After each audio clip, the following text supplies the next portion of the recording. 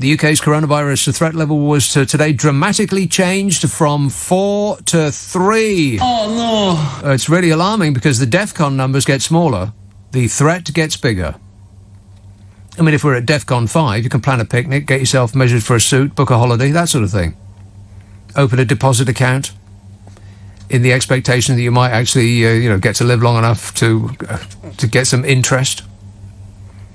That's at DEFCON 5. If it's DEFCON 3, then you might not be allowed out of the country because the Air Force will have taken all the landing slots at Heathrow, and you just might, have time to binge-watch The Sopranos at DEFCON 3. If it's DEFCON 1, then you better paint your windows white and hide under the table.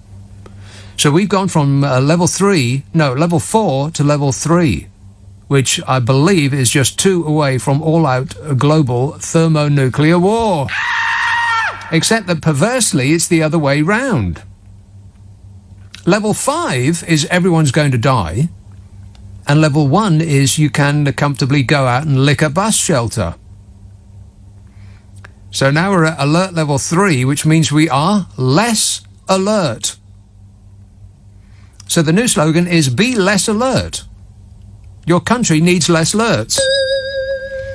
And now, because this creek we paddle ourselves up is threatening to drown us, Boris Johnson has hinted at an imminent shift on the 2-metre rule. Which is odd, because the virus hasn't gone away. It's still there. You can still catch it and die from it, and other countries that have lifted their lockdowns have experienced a resurgence.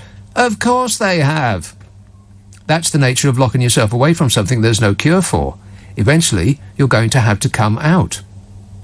Or we could have done as Sweden and never gone in the first place. But now the Joint Biosecurity Centre has concluded that transmission is no longer high or rising exponentially. Wow, that sounds really comforting, doesn't it? The Joint Biosecurity Centre. I bet they've got experts in there. But the reason that transmission is no longer high or rising exponentially is because we've been shut indoors like parrots in a cage. The move was approved by the Chief Medical Officers for England, Scotland, Wales and Northern Ireland. And it was hailed by the Health Secretary Matt Hancock as a big moment that showed that the government plan is working. What a sense of humour. He really is very funny. Which is not really what you want in a Health Secretary, but, top marks for cheering us up in this time of crisis. Excellent work, Matt Hancock. If you could just deliver your lines without looking petrified all the time, that would be better. He stands at that lectern looking as though it's about to deliver him an electric shock. The government's plan is working, said the well-known health expert Matt Hancock. I didn't know the government had a plan. Did you? But now we know it's working. Happy days. The reduction in transmission is now paving the way for relaxing social distancing curbs that have been increasingly ignored ever since Gollum went to Durham. My precious. Some backbench Tories have been demanding the 2-metre rule is loosened immediately, warning that schools and the hospitality sector cannot function while it remains, and they're right. The problem is that if you frighten the nation into scurrying indoors for months, it might be hard to get us to come back outside. Particularly if you are constantly reminded that the virus is still out there. It still might get you. There's still no cure, no vaccine. We're being run by people who have fashioned the worst response to it in the world, with the exception of, it really is the sole exception of the baby tornado. Oh, shut up! Only he has done a worse job. And yet the people who have fashioned this catastrophic response are telling us to trust them now. They have a plan and it's all working tremendously well. Here we go, says Boris. Here we go. Okay. Yeah, follow me, he says. Figures out today showed the UK debt is now bigger than the whole economy for the first time in 57 years. GDP has plunged, dropped off a cliff it has. Millions of people face unemployment. And that is clearly terrible. speaking to Sky News, Boris Johnson said, on social distancing measures, watch this space. He says, we'll be putting in further changes as the science allows. Still going on about the science, he is. As though it's written down and beyond interpretation like the Ten Commandments, in stone. He said, I think that's what the public wants to see. They want to see us working with the reality, whatever that means. He said, we've started the thinking of a world in which we are less apprehensive about this disease, as though that's going to help. Being less apprehensive means taking less precautions, doesn't it? I've seen no end of less apprehensive people packing together in parks over barbecues and beers. I mean, it wasn't a particularly nice evening, and the parks were still packed full. No one's social distancing anymore, as far as I can see. I mean, I saw queues of people out, outside fast food joints, which will probably, in and of themselves, hasten their demise. And that 2 metre rule, it's gone to me. And what is a 1 metre rule? I mean, think about that for a moment. A 1 metre rule. I mean, how close would you ordinarily get to somebody you aren't, physically intimate with? Somebody who you wouldn't lick their face. Disgusting. You wouldn't get nearer than a metre, would you? So a 1 metre rule is a no rule. Bozo said, we're starting to make some real progress with test and trace. No, we're not. No, we're not. He said, we're making real progress with treatments for the disease. There are no treatments for this disease. He said, I hope as we go forward into the autumn, people will be much, much more confident. Well, let's think that through, shall we? As the autumn comes and the ordinary flu season is upon us, experts say the virus will make a comeback. I very much doubt people will be much, much more confident. That seems like wishful thinking. Our leader seems prone to wishful thinking. Thinking that the EU would give us anything we want in a deal because we're British, damn it. Thinking that Brexit would give the NHS £350 million extra a week. Thinking that being Prime Minister would be a boffo wheeze, that kind of wishful thinking. The Scientific Advisory Group for Emergencies last week said the UK's R rate was between 0.7 and 0.9, although in some areas it might be slightly higher, they said. Adding a little bit of specificity on the end to make it sound as though what they were saying actually meant anything. How do they know it's between 0.7 and 0.9? We haven't got a track and trace system. We've got no idea where it is. It's rather hard to imagine how they have confidently come up with that figure. Seriously, how do they know what the reinfection rate is if they don't know who's got it? But as we don't have a track and trace system, it's rather hard to imagine how they can say that it's 0.7 to 0.9. I'd love to be confident enough to trust that they all know what they're doing. That we can rely on them with our lives. But has anything that's happened so far given you that feeling? I'll take that as a no. Matt Hancock said the lowering of the COVID-19 alert level was a big moment for the UK and showed the government's plan is working. Like a Jedi mind trick. These are not the droids you're looking for. Your picture again. It's a radio show, dear.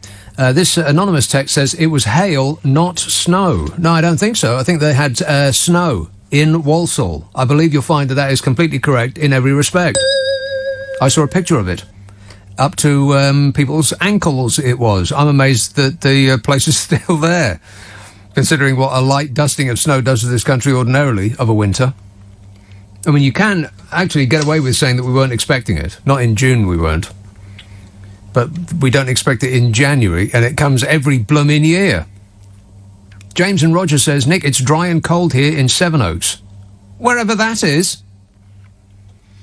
Beverly, Mike. Hi, Nick. How are you? Great, mate. Good. Couple of bits of things. Did you see the wonderful Donny this week when he summoned all the governors to come for a meeting to congratulate him on how well coronavirus was going? What? Only two turned up. No. So he filled the meeting with backside lickers, and they spent half an hour praising him one after another. I did And not he got see so that. I did not see that. Oh, you need to watch this. It is absolutely hilarious. You get these people standing up and saying, would you agree how wonderfully you've handled this project? Yeah. And it goes on for half an hour, and towards the end, he even got so bored, he started tweeting about what sanctions he was going to take against China and sending the tweets out while this meeting was actually going on. You've got to look it up, it's unbelievable. Well, I've seen him do that to his cabinet to go round the table, and it's unbelievable is the correct terminology. It is beyond credibility, really, that a grown man would get other grown, mostly men, to tell him how marvellous he is, one after the other. And he sits there with his arms folded, and they go on about what a marvellous human being he is, and thank God personally for gifting the human race his enormous fabulousness. And then when one finishes, he looks to the next one to say, right, your turn. Oh my God! I'm not joking. It is really worth looking at. But the other thing I was going to say, with Matt Hancock stands up again and says that we've been riding two horses, the Google and the Apple, and our own one. And we were going to give Google and Apple something that would improve their system. Yeah. And then Google and Apple come out this morning and say, we have no idea what he's talking about. Yeah, exactly. And you can't hybridise two apps. I used to teach IT years ago. It's totally impossible to hybridise two apps. And he stood there telling us this. I mean, laughing Matt Hancock, dear me. Every day in every way, it just keeps getting worse and worse, doesn't it? Yeah, but at least the threat level has gone down to 3. Yeah, please panic now to avoid a crush later. Thanks a lot, Matt, Mike. Can I call you Matt, Mike? Graham in Bradford says, Britain's like living in a Marxist hippie commune now. Veganism, drugs, right on politics, demos, bring back the birch. Absolutely. Veganism? I don't think veganism is... I mean, isn't there a suggestion that eating meat will actually... or eating meat and dairy has some sort of protective effect against the virus? It's a vitamin D thing. Are vegans lacking in vitamin D? I've got absolutely no idea. But there's probably an enormous amount of vegans who are yelling at the radio right now. Stop yelling at me! Oldbury, Ranjit. Nick, how are you? I am super. Thanks for asking. I'm good. You know, the House Secretary, Matt Hancock. Yeah. When he's in front of the TV cameras, doesn't he remind you of a rabbit in front of traffic? You know, your headlights. He looks permanently petrified. He looks petrified, yeah. But the thing is, you know, as a man in my middle 50s, right, I would be ashamed to tell so many blatant lies, yeah, and try and make people believe. Right? What is it about the people that they still believe in these people? That when they what lies are you referring to? Okay, for example, when he says, "Oh, we got one testing thing going on," and they say, "Hang on, you got two of them. Which one are you going to use?" "Oh, no, we've only got one. And they say, "Hang on, you've got two. You got one with Apple, one of your own," and then they get proven every time. You got too many comings and goings. How can you go and drive to a castle, right? How can you go and drive to a castle to test your eyesight? Yeah, and you're blatantly telling people, "I went there to test." Hang on. You are saying something to intelligent people, and how do you expect to believe them? Now, are they so convinced that they are right? I mean, you got that Priti Patel, yeah, for example. She thinks she's so elite that everybody's below her. And when she talks to people, she talks down to as if she's talking to people who are 5-year-olds. Is it the constant smirking that makes you think that? Well, yes. Yes, it is constant smirking, right? She's saying, listen, I need to be careful what I'm going to say.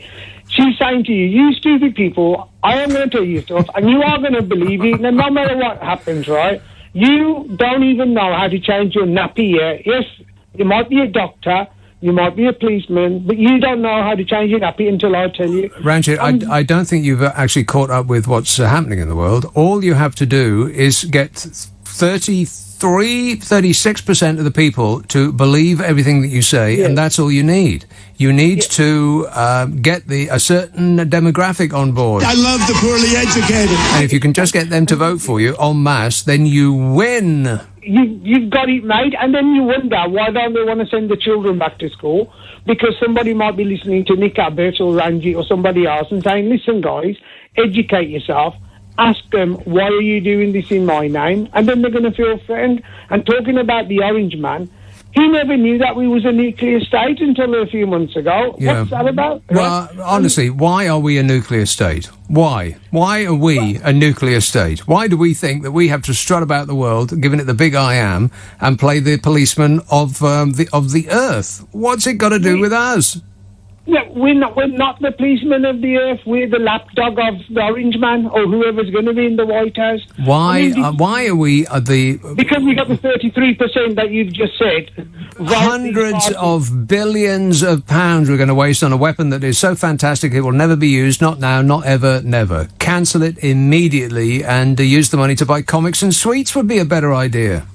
Yeah, but then, look, the thing is, look at the orange man, yeah? The other day, he thought he was Moses because he parted the rioters, stood in front of that church and held up the Bible, and who did he think he was? And these people worship him. If you want further proof that God does not exist, just look at that picture of Donald Trump holding the Bible in his hand and not bursting into flames.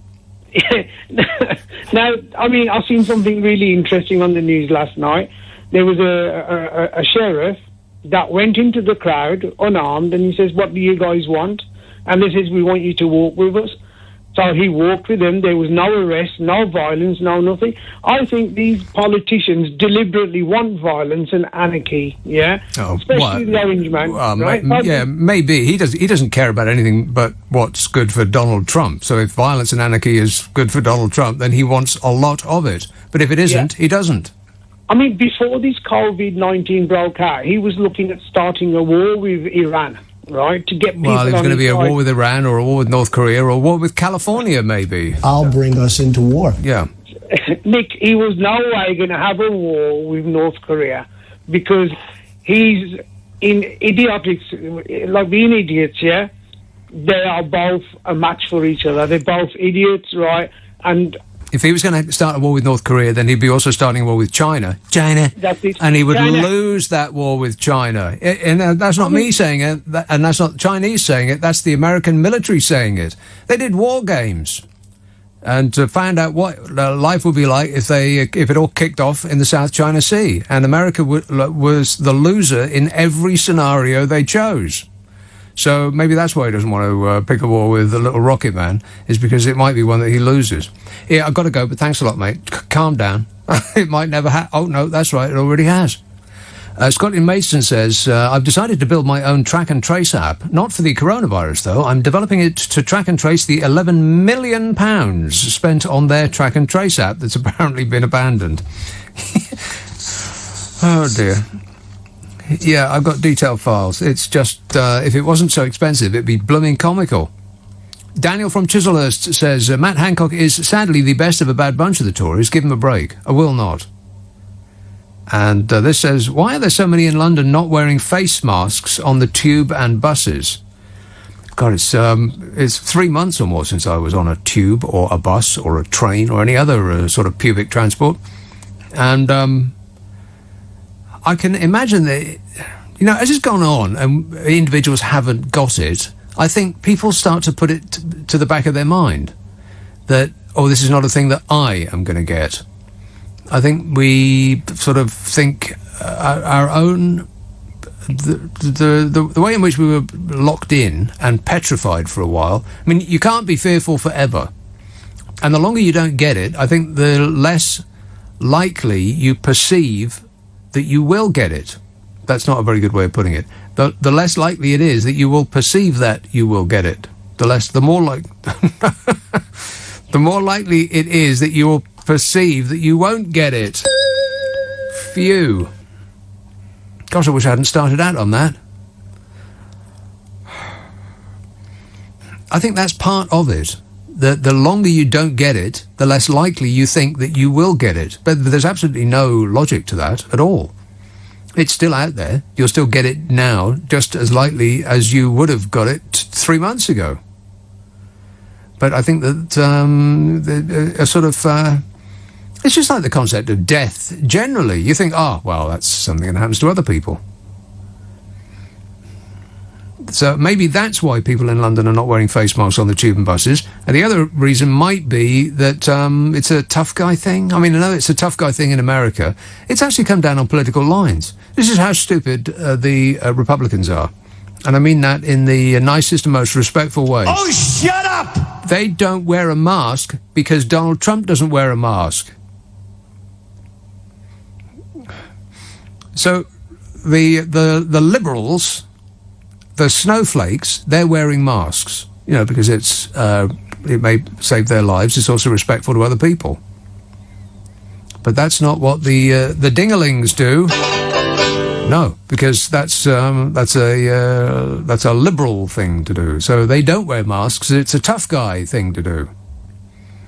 When Donald Trump has one of his demented yeehaw rallies and he crams 100,000 people into one of those arenas, that is essentially shooting himself in the foot, because there'll be a considerable number of those people that will die before the election in November.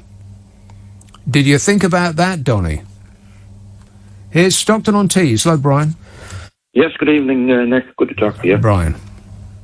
Hey, the last time I phoned you, Nick, we'll have to keep the decibels down tonight. Bloke from the other end of the road complained about the noise. We must have had a right ding dong, did we? Is that you shouting again? Probably both of us. I very much doubt it. I remain calm and serene throughout. Let's try to keep it that way.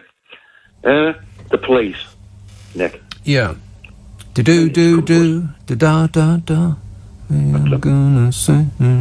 It's come to a situation now where who wants to be a policeman anymore? Oh, those police. It looks now as though the police have to have their handcuffs on rather than the villains. That's the situation they're in at the moment. They have to think twice about going and beating somebody up, yeah. They have to think twice about beating somebody up. Anybody or anything, haven't they? Beating somebody up who doesn't deserve it, yes. Well, we have the best police in the world. By what measure? Best law in the world. Best law in the world? What on earth does that? What on earth does that mean? And it's trying to be broke down by people. We have the best law in the world. What does that mean? And it's been trying to be taken away. By what measure do we have the best police in the world? I'm just curious. I'm not disputing that fact. I'm just curious as to how you come to that conclusion, other than we're British, damn it. We don't have guns. Well, how is that a good thing? Almost every other country on earth has guns. I think it's us, New Zealand, and Canada. No, wait, Canadians have guns, don't they? We don't. I know, just us. Well, what's what we're saying? This country can normally... Yeah, well, okay, we don't have guns, but how's the crime rate? Are you completely satisfied with the crime rate? People have given up on the police solving crimes. They don't bother calling anymore. Because that's what I'm telling you. The handcuffs has been put on them by lefties in the street. Now, what do you mean by the handcuffs have been put on? So the police aren't allowed to investigate crimes? Is that what you're saying? Or they're not allowed to beat up innocent people now? You just said it yourself, not me. You just said that they're letting crimes go because,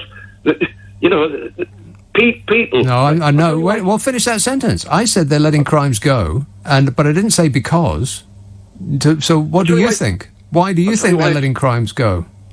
I'll tell you why. I'll tell you why it's all happening, shall I? Yeah. Right? All you get now is protests on the streets for anything and everything. That's not true. You've got teachers. There's a woman in the news this week, right? Julie Reid, the caller. You keep throwing out these things that make no sense and are untrue. And then when I question you about them, then you bowl... God, would you like to be the President of the United States of America? It's like talking to Donald Trump. You keep lying, and then when questioned about your lie, you just bowl on to the next one. Then. So she never made a video, this Julie Reid. Who did? She never made a video. Who is Julie Reid? Just a second. A Labour councillor, right? She's made a video saying, this is the problem, saying that I don't like kids being off school because the parents at home are teaching them to be far right. The parents are teaching me far right. So she wants them back at school. Right. Well, what has this got to do? What has this got to do with the police? God, you're all over the shop. You need an A to Z to figure out where you're going. I'm telling you why. It's the left on the streets. You've got teachers. The left on the streets. Well, what about the right on the streets? Not that this has anything to do with the police's inability to solve crimes. By the way. Right. You've had Khan, right? London, the mayor.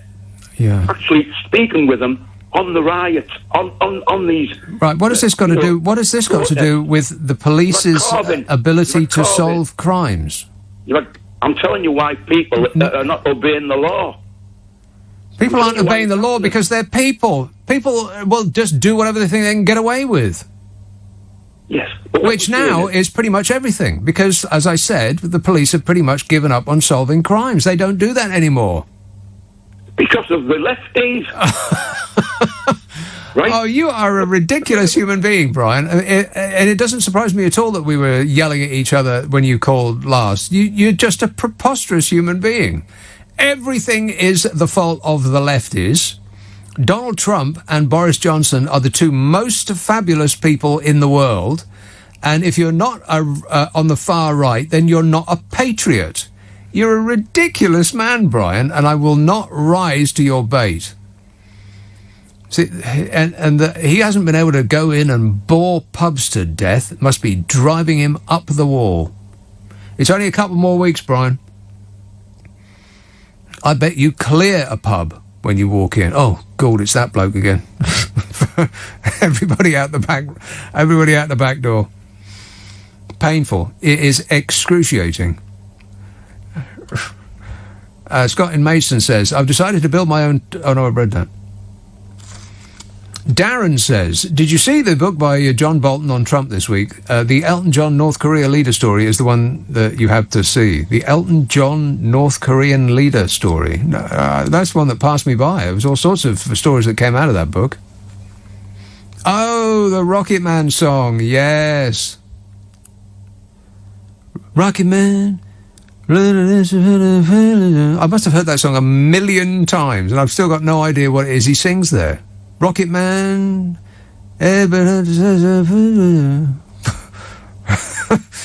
Excellent work, Elton. Rock and roll! Got no idea what you're on about. Donald Trump was... This is the story. Donald Trump was reportedly obsessed with sending a CD of the song Rocket Man, signed by Elton John himself, to the Korean leader Kim Jong-un, according to a new book that the White House is trying to block, because it's got truth in it. The only thing that the White House is interested in is things with that disseminate misinformation. Liar! Exactly. If it ain't lying, then it ain't true. That's the topsy-turvy world we live in now. A summit on denuclearization of the Korean Peninsula was held in Singapore on June 2018, when Donald Trump wanted Mr. Pompeo to deliver the CD during a trip to North Korea in October of that year, in an apparent attempt to convince Kim that Little Rocket Man was a term of affection meant as a compliment rather than an insult. Oh my God. Donald Trump is trying the Jedi mind trick himself. I think you have to have a mind before you attempt that, Donnie. No offence. 0345 6060 973. Let's have Wanstead, Sophie. Hello, Nick. Was that an exasperated sigh? Yeah, a little bit, yeah. How are you doing, Another Sophie? man who's trying to avoid me. Yeah. I'm fine. How are you? Oh, I'm great, mate.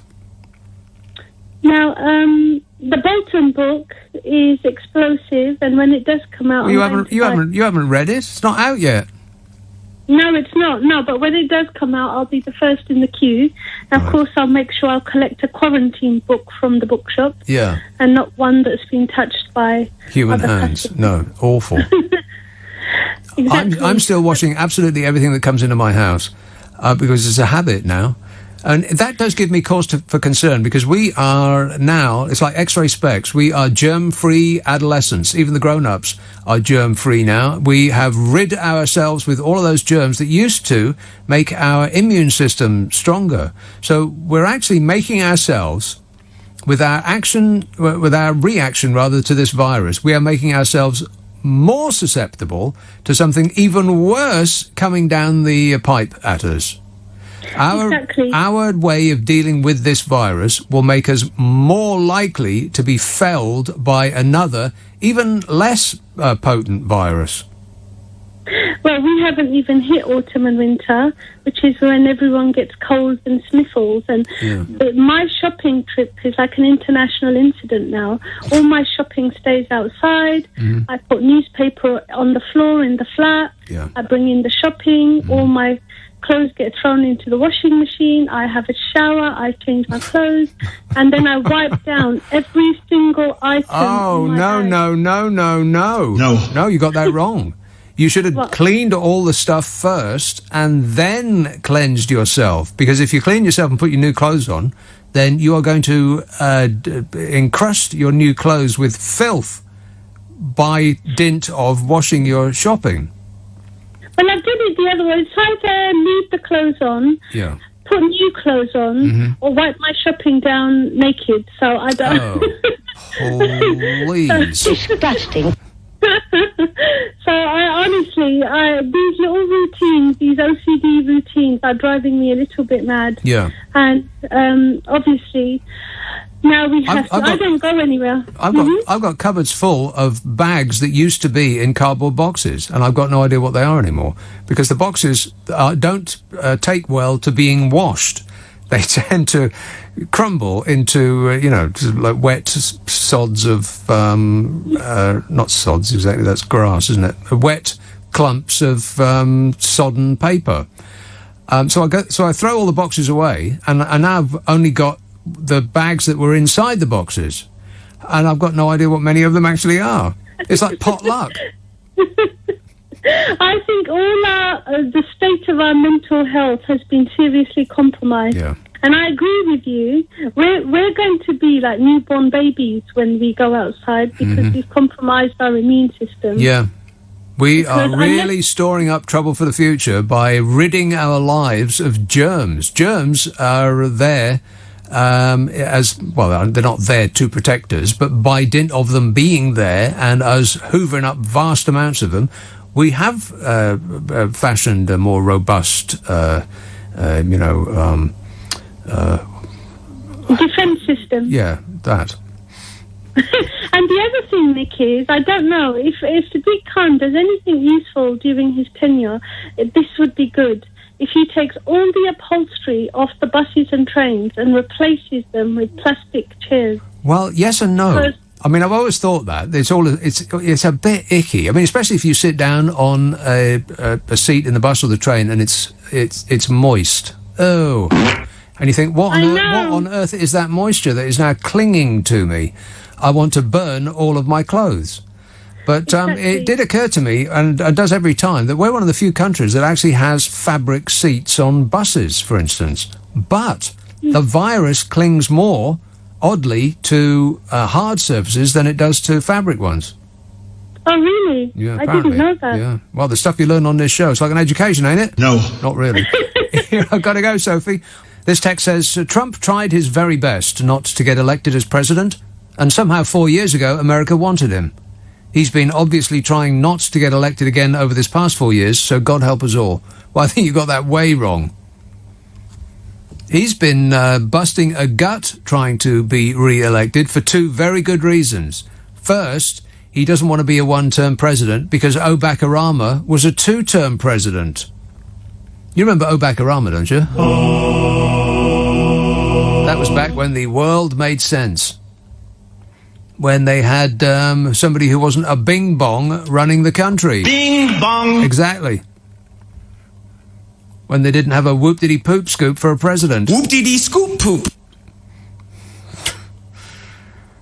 And the second is that if he, the moment he ceases to become president, he's very likely to get a wall built around him. I'm building a wall, okay? I'm building a wall. I'm building a wall, okay? I'm building a wall. It'll have a door with a big lock that they will lock with a key and then chuck it away. He doesn't want to go to jail, and he doesn't want to get fined, and he definitely, absolutely and totally doesn't want to be president for less than Barack Obama, his nemesis. And all because he made fun of him at that White House Correspondents' Dinner. That's the reason that we've got that man as the leader of the free world. Because he's a thin-skinned baby. 0345 6060 973. Monica in Coventry says, I'm making my own masks. Each hand-sewn and made from any old material lying around. My loveliest one, which I'm still working on, is silk, and probably won't be much help against the virus, but it is gorgeous. I've got one for each day of the week, says Monica. Well, that's fantastic, Monica. Please keep me updated. Here's Southall, Munesh. Hello there, Nick. How are you? Hello there, Munesh. I'm here. This just things gets worse and worse and worse with this app. And what is this government thinking, my friend? Well, thinking may not be their strong point. Well, look, here's my insight into this. Sometimes when you try and think to yourself, you're going to be the expert and design your own app and become like the next Bill Gates. You want to do some kind of practical assessment study or an economic feasibility to see if it works. Who are the kind of people that you're trying to protect? Who's the main people that are affected by this? Old people. How many pensioners do you know that can use an app? Yes. They haven't thought this through, have they, really? There is that, yeah.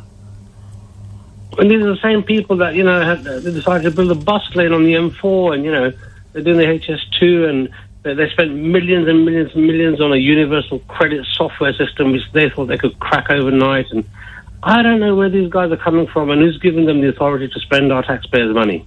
If they had just come to me, I would have told them not to try to fashion a complicated computer system themselves. I would have said no. And furthermore... No. They'd have saved themselves, by extent us, poor dopes who pay taxes, an enormous amount of money. If they'd just asked me, do I think that this is a good idea? No. I would have said.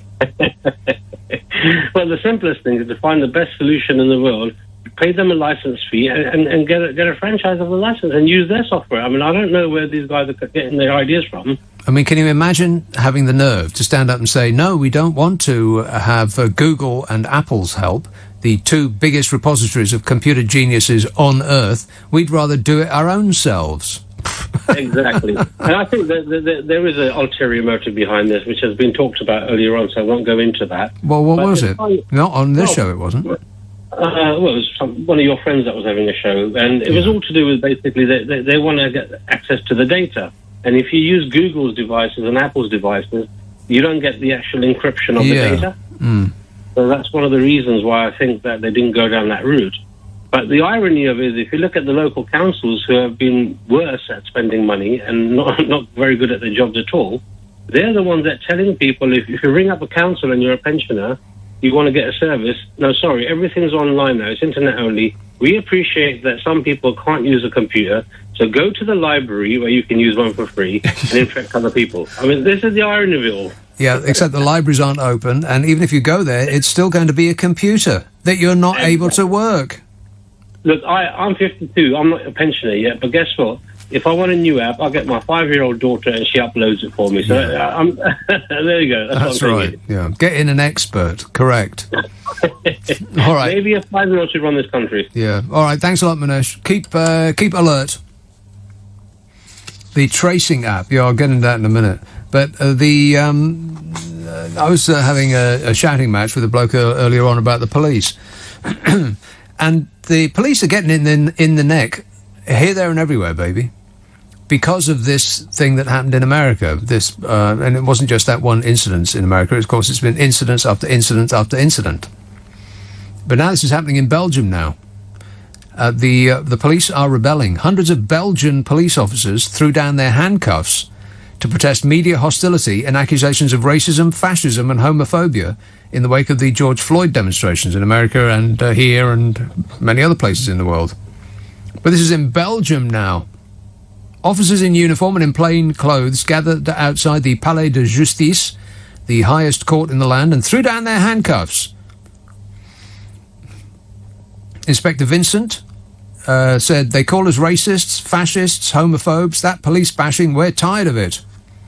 That's what he said. Stop whining. He said, since George Floyd's death in the US, Belgian agents have been tarred with the same brush. That's not fair, he said. We got nothing to do with the American police. And that's true.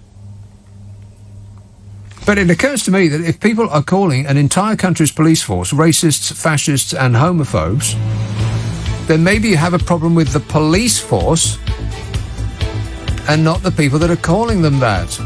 I mean, don't shoot the messenger. I mean, literally, don't shoot the messenger. You like me? Match of the Day is going to be back this weekend, isn't it? And I think that they're planning on playing fake noise. Oh, that's it. That's me. I think they're planning on playing fake noise, a fake crowd noise in, and I think the reason that they're giving is, to give it more atmosphere. Otherwise, it'll just sound weird. That's not the reason that they're going to do it. The reason that they're going to be playing fake crowd noise, I reckon, is to drown out the constant swearing of the players on the pitch. Because otherwise, it'll have an X certificate. Swearing and swearing and swearing. Disgusting. Is what they do. But it's normally drowned out by the much louder but indistinct swearing of the crowd. Without that, you'd be able to hear every single little thing they said to each other. And they don't want that. This says, what has ruined the rule of law is mainly the original 20,000 police shortfall before Theresa May's cut of another 20,000. No wonder no one wants to join up. We are doomed, says Michael in Greenford. Now, I'm not having to go at the police, but it was just the assertion of that fellow that I was talking to some while ago, that we have the best police force in the world. And when questioned on that, he said, well, we have the best law in the world, neither of which make any sense of any kind whatsoever, unless you can back them up with some kind of proof or evidence. But I think his whole point is that everything in this country is the best of its particular type because we're British, damn it. Let's have Fife. Hello, Andy. Hello there, Nick. How are you? I'm great, mate. I spoke to you last Saturday. A completely different topic tonight. What I'm asking, Nick, right, I see on Facebook, I know that's not one of your biggest fans, you don't really like it that much, I don't think, but I see that an awful lot of people, when I put an article, I put a status last Saturday saying, condemning the violence by the right-wing thugs. Now, I know it was saying that, it's on both sides this happens, there's violence, but why do I not see on Facebook people condemning the right wing? Like, people go out, like, the right wing, and they obviously go out in the name of defending statues. Maybe some of them do, but they do it, I think, under the guise of this. But obviously they're out to they're out to cause problems and all the rest of it, and they want to defend statues. They're doing it in aid of Great Britain and all this. Yeah, and, I question whether their motive was actually going out and protecting statues rather than going out and having an exciting fight or just a good day out. Yeah, I mean, it's like a lot of people can, in the old days with the BNP and stuff like that, they would actually be blatant racism, wouldn't there be, in the 70s and 80s? They'd come out and say things. Now you get guys in suits that come out and say, well, I'm not against black people. I've got a friend who's black. I just want to protect England for the English. Yeah, sure. And we see this all the time, what I mean? And they put it under different guise because they wouldn't get away with it now. If you hear the phrase, I'm not racist, but... then you need hear no more. Just smile and back away, quickly. Exactly. It's like as well, Nick, when you get people who say, and I've had arguments because about people who say, I don't believe in homosexuality and stuff like that. I don't think it's right what they do. But I have a gay friend. My best friend was gay. I mean, it's a bit like saying that, well, you know, Hitler loved his mum, so he was a nice person. You know what I mean? It's you know what I mean? Yeah. But that is a good point. Yeah, I mean, I find it so different. I'm just saying, I've lost a friend on Facebook because I came out. Because I condemned the right for what they were doing. Now, maybe he said, "Oh, I've never once heard you condemn the Black Lives Matter." I says, "Well, I would do if they were out on that Saturday, but you know, I do condemn. I'm the same as yourself." It's these what about people? What about this and what about that and what about Hillary's emails and what about? It's like bursting into a courtroom and saying, "Your Honour, this man should be released immediately, even though he is absolutely totally guilty of murder. Because what about all the other murders that he didn't commit?" It's like I was having a discussion today on Facebook, and I noticed I'm mentioning Facebook a lot now, but somebody come on. It was actually, and they were talking about the British Empire being so great, and I says, well, there was a lot of things about British Empire that wasn't good. Yeah. And he says, but we taught the English taught other countries. It was English language, and we taught other countries. You know, we brought that to other countries. Yeah, and whether they liked it or not. Whether they liked it or not, exactly, and that's the whole point. I mean, it's like, you know, people. I do find a lot of people try to defend, you know, the British Empire. You know, the sun never set on the British Empire and but Great Britannia and all this kind of thing. But they never look about all the atrocities, and they seem to forget all that. It just bugs me, you know. I just find that why I see all these posts and I see people going on about Black Lives Matter, but I never hear anybody really going on about all the right-wing thugs. There's very few people that come on, and even on your programme you got all the, you know, the sort of people, Little Englanders and people defending the empire and all that, but I never hear people coming on, mostly, unless there has been. I stand corrected, Nick. Well, I don't know, that might be selective hearing on your part, but one thing that does shine through what you are saying is spend less time on Facebook. Absolutely. Promise me you'll do that. All right, thanks a lot, mate. 0345 6060 what is it? What is it? 0345 6060 973. Correct. Wow, that is alarming. 0345 6060 973. I know that.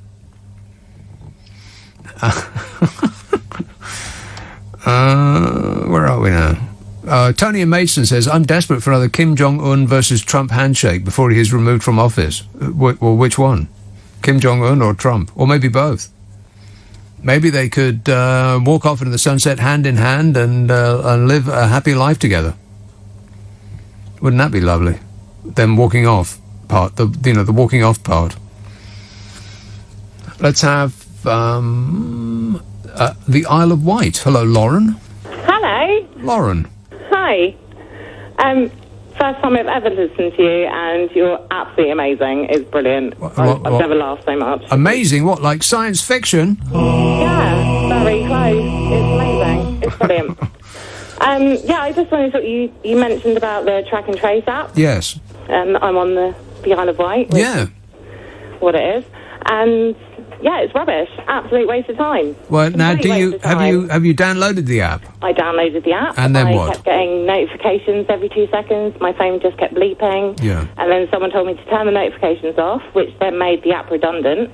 So I haven't left the house. So, you know, I spent 3 months in quarantine, and so is pretty much everyone else. So, of course, living on the Isle of Wight is pretty much like being in quarantine anyway, isn't it? I know, right? It's awful. Yeah. But it's a case of, it's not like we're in the middle of London where, you know, I am a key worker. I have been off because I've been shielding because of my daughter and things like that. So I've just returned to work this week. But if my app beeps, I mean, like they said, it could be my neighbour next door. Because of the okay, so talk me through this, because almost nobody has actually had this. You on the Isle of Wight were you were the testing ground. So you download the app, and then what happens? So you download the app, and it basically says, have you got symptoms? And if you haven't got symptoms, then you don't put anything else in. Right. And that's it. But, of course, you could actually have it without having symptoms. Well, yeah, of course. Which, if you're asymptomatic, then what's the point? Yeah. Or if if you're about to get symptoms, but you don't get them for the 2 weeks that you're just continuing to spread it around. Or in my family's case, my daughter developed the loss of taste and smell, and she had that strange thing where her fingers swelled up and they had a rash, but it was before the government, acknowledged what the WHO was saying about the loss of taste and smell. I didn't know about the fingers thing. Is that... Yeah, I think it's Kawasaki disease or something. Really? But thankfully it didn't develop into anything more serious. She developed a rash, and I was like, well, most kids, if they've had a virus or something, viral, then it is quite common to develop a rash afterwards. Is it? So, yeah, it is. But she's got a compromised immune system because she's got a rare genetic disorder. Right. So I've been shielding because of her. But how do you shield from her? Well, you can't. I work at a supermarket, so I stopped working at a supermarket. I withdrew them from school the week before they shut the schools. Yeah. I've been washing, like the lady that phoned up earlier, I've been washing everything that comes through the house. Do you take eggs out of their cartons and wash the eggs individually? No. I do not. I think I should though. Well, maybe. Think of it. You're going to think about it now. Maybe I should. Yeah. Oh, but you can How get about some fruit? How about fruit? Do you take fruit out of the bag and wash them? Yeah. Oranges? Do you do not oranges? Hot water and soapy water, obviously. No? Well, what do you mean? Obviously. But we don't wash things in hot and soapy water. Well, I do. What, fruit and vegetables? Yeah. I imagine you have a very mushy, lovely salad. Well, I don't get I wash the soap off and then dry them, of course. Have you tried white vinegar? Because that will remove, the wax from fruit, and it will obviously remove all the other nasty. Well, yeah, but so does washing up liquid. Yeah, I imagine it would. Yeah. But also, I wanted to mention the fact that our wonderful MP on the Isle of Wight decided to also breach lockdown at the same time, and he put that on Facebook. He went to a barbecue for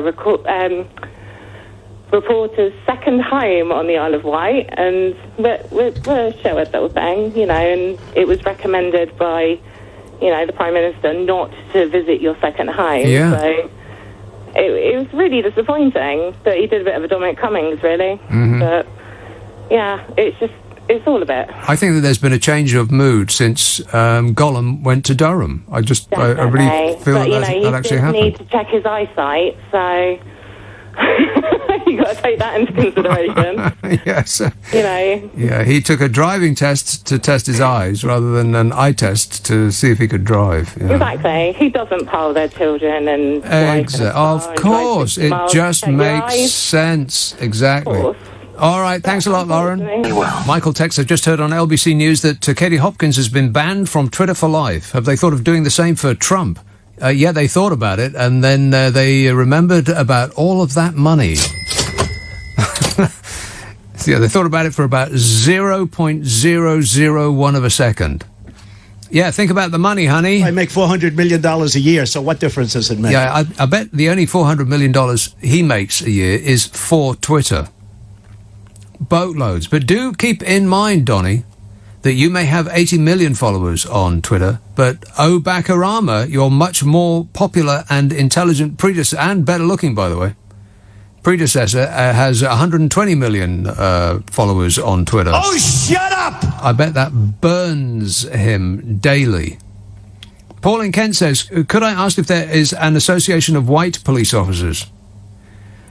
Paul, there doesn't need to be.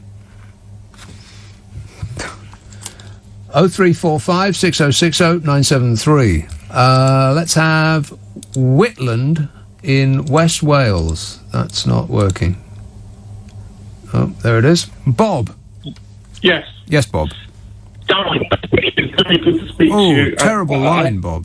Can you lean out the window or go to higher ground? It sounds like you're talking from underwater. I'm on the high point of a peninsula, the West Wales Peninsula. I'm in the middle of that peninsula. Right. I'm on the high ground. And yes, and it's so interesting, this epidemic. But this and from the, it's happening. Okay. Do you have a landline? Please call us back on a landline. Mobile phones don't work as phones. It did sound like you were drowning. He's not on the peninsula, but he can see the peninsula from where he is at sea. 0345 6060 973. Let's have Norfolk. Alan. Hi, Nick. Alan. What you said a few minutes ago about the football, I'm not a football fan, to be honest with you, but my missus says, well, how are they going to do it? I said, well, I don't know, let's have a look. So we put it on. It was Norwich versus some other team, because she's saying, well, how are they going to stand, how are they going to tackle each other? I said, well, I don't know, let's have a look. And they played the game as normal, and they dubbed on the cheering and everything. And the first thing that struck me is they're still spitting all over the place. It's funny, isn't it? But only footballers spit. Like rugby players don't spit. Cricketers don't spit. People who run races, sprinters and marathon runners don't spit. Just footballers. When I was younger, I'd done a bit of sport, and all I ever wanted to do was get a drink of water. The last thing I wanted to do was guts. I won't say the G word. To actually to get rid of moisture. Yeah. I mean, spitting is one of the best ways of passing on TB. I would think so. You've got all these guys going on a pitch, and I thought it was hilarious. There used to be a sign on the bus that said "No spitting." You remember that? No spitting. No spitting, and you can only smoke in the back part of the upper deck. Yeah, there were signs up in the council flats where we were. No spitting. No spitting. And yet, we're I've renamed it, by the way. It's called Insane Virus.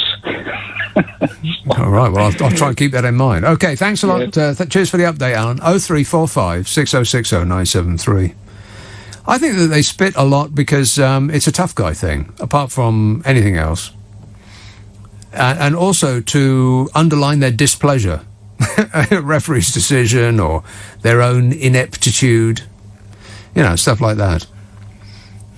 But mostly it's a tough guy thing. Now, let's do the apps. Because this is comical. The government could actually save itself and, by extension, us, poor dopes who pay taxes, a vast amount of money if they just ask me before they do something stupid. Just ask me. Britain's lockdown exit strategy hit yet another setback this week as ministers admitted that they were scrapping their tracing app, which is surprising on just one count, that we apparently have a strategy. Britain's lockdown exit strategy hit a setback. Really, we've got a strategy rather than just being blown about on the wind like a rudderless ship.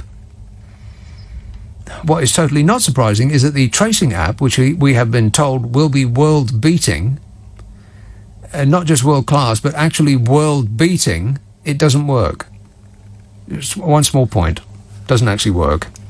Who could have predicted that a massively complex and expensive computer system put together by the government would not work, apart from everyone who knows anything about the government and computers? Government computer systems never work. They always cost £100 million and they arrive late and broke. Why this council of geniuses thought that they could make a better app than the people who do this for a living at Google and Apple, the actual top brains in the world at doing this, is beyond belief, really. I mean, I think it's that Dunning-Kruger effect again, in which people believe that they are smarter and more capable than they really are. Newsflash, for Her Majesty's government, the only people who think you are smart and clever are you. The Health Secretary and social distance breaking backslapper Matt Hancock said, did you see that? After telling us for 3 months to keep our distance, the first time that we see him not behind a lectern, he's presenting himself at Her Majesty's pleasure in the lower chamber. And the absolute first thing he does was cozy up to one of his mates and put his arm around him. I am stunned. So Matt Hancock said that the system that the government had spent months developing would not work on millions of phones. Wouldn't work. Instead, he said that the NHS would be reverting to a new technology used in other countries, which ministers had previously dismissed. Think about that for a second. The people who have run this country like a circus clown's car thought themselves so utterly unspeakably brilliant that they could outcompute Apple and Google. That's like me thinking I could outbox Anthony Joshua just because I've got two hands. So the world-beating British app, made by British Britain for British people, the one that would patriotically beat the world in appness, just because it's got the Union Jack on it, doesn't work. So we're going to have to forget that and go back to what we should have done in the first place. Ask people who actually know what they're doing for help, rather than rely on good old British pluck and gumption or whatever harumphing nonsense that Boris Johnson will come out with next. It's an exact parallel to how the virus has been fought from the start in this country, don't you think? Bozo went down one route, the taking it on the chin route, panicked when he thought it wouldn't work, and then switched tack to lockdown too late. Well, they're doing it again. I mean, they say that people don't learn from history, but you'd think that the brightest of the brightest that run this country would learn from the right now. What a way to run a country, eh? Dreadful. So we're back to the beginning. But don't fear, because the government have released the information about when this contact tracing app will be up and running. And the information is that they don't know. They said, not a clue. It's the latest in a long line of failures on protective equipment that they didn't have, despite a government report saying we needed a stockpile of protective equipment. That report came out last year, and they didn't do anything about it. And then there was the disastrous order of gowns and masks from Turkey, the details of which have mysteriously disappeared. Like a magic trick. And then there was the small error in letting people with the disease go from hospital into care homes, where the virus ran amok, as any fool could have told them it would. And then there was the incident when Gollum went to Durham, at which point the cooperation of vast numbers of the public vanished into the air like barbecue smoke in the park. And the incredible fact that 20 million people have come into this country from all of the world's virus hotspots, and we didn't track or test or stop or isolate any of them.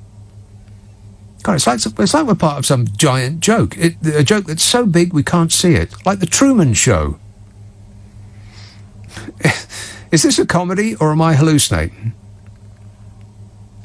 So the actual leader of the country, Boris Johnson, promised that his app would be a world-beating test and trace system. He rejected the one that the world's top experts in the field were designing because, I don't know, that's what Churchill would have done. I don't know anything about history, or anything else for that matter. But I bet that Churchill would not have spurned the help of the world's top experts in designing something fiendishly complex in favour of doing it in-house. I bet that Churchill would have opened a bottle of Pol Roger, sparked up a cigar and let somebody else do it. Someone who, actually knew what they were doing. I know he fancies himself as the new Churchill, but if Bozo had been the PM during the war, we'd be wearing leather shorts and eating bratwurst and sauerkraut. Disgusting. And it's not like they didn't have the warning that the testing regime wouldn't work. God, I lost count of the number of articles in the papers of interviews with contact tracers who hadn't a clue what they were supposed to be doing, or who were idle all day, or whose equipment didn't work. But you didn't need to read those articles, because any fool could have told you that a government IT system would not work. I mean, just recently we had the system to integrate 46 standalone fire departments into 9 regional centres, which our own National Audit Office said was one of the worst cases of project failure ever seen. It was planned to be a £100 million project, originally initiated in March 2004, slated to be completed November 2007, cancelled in December 2010 after £720 million had been spent on it. And that was one of the largest IT project failures of any kind, anywhere, ever. That was the UK National Health Service's attempt to create a national electronic health record system. The project cancelled in September 2011 after blowing through at least £9.8 billion and having realised only 2% of the promised benefits. And that was replaced by a proposed paperless system that has so far cost us £12.9 billion. And it won't be fully ready until the winds stop blowing and the seas stop flowing and the sun is extinguished in the sky. But when we get there, it'll be beautiful. So they've given up on doing it themselves. Literally the world's worst DIY catastrophe, and they've decided to get a man in. Or a woman. Sexist. And so now we've turned a corner, apparently. Right, so you remember where we left off, the last exciting episode of the government trying to fashion an IT system. So they've admitted defeat and given up trying to do it themselves. Amazing that they... I mean, really, what were they thinking? I mean, I get that the conspiracy theory is that the government wanted to collate all of the information that it could on us to use the virus as an excuse to, maintain or increase, rather, surveillance. And so they wanted the information collated centrally rather than privately on people's individual phones. The information about, who you see, where you go, what you do. What awful and disgusting things you do when you get there. So they've given up that dream and have now put their lot in with people who actually know what they're doing. Computer experts. Officials confirmed the problems this week and announced that they would be switching the technology to one that is jointly provided in part by Apple. So they're switching from the technology run by the Health Service's digital arm to a version of the tracing app jointly provided in part by Apple. And Apple immediately said, eh? They did. They released a statement that said... What? It couldn't be more funny. I mean, if it wasn't so blooming serious, it'd be hilarious. And the reason that the Health Secretary and non-socially distancing hugger Matt Hancock said that the reason that his app would not work is because officials had stumbled what they described as a technical barrier. I mean, if he was being honest, he might have said that the technical barrier is that neither he nor anyone tasked with doing this is much good at technology. It's the same kind of technical barrier that prevents me from knowing how to transfer my iTunes from one computer to the next without ending up with 10,000 songs all labelled only by their track numbers. That happened to me. I've still not quite got over it. No albums, no track names, all nameless songs. I've got 10,000 songs marked 1.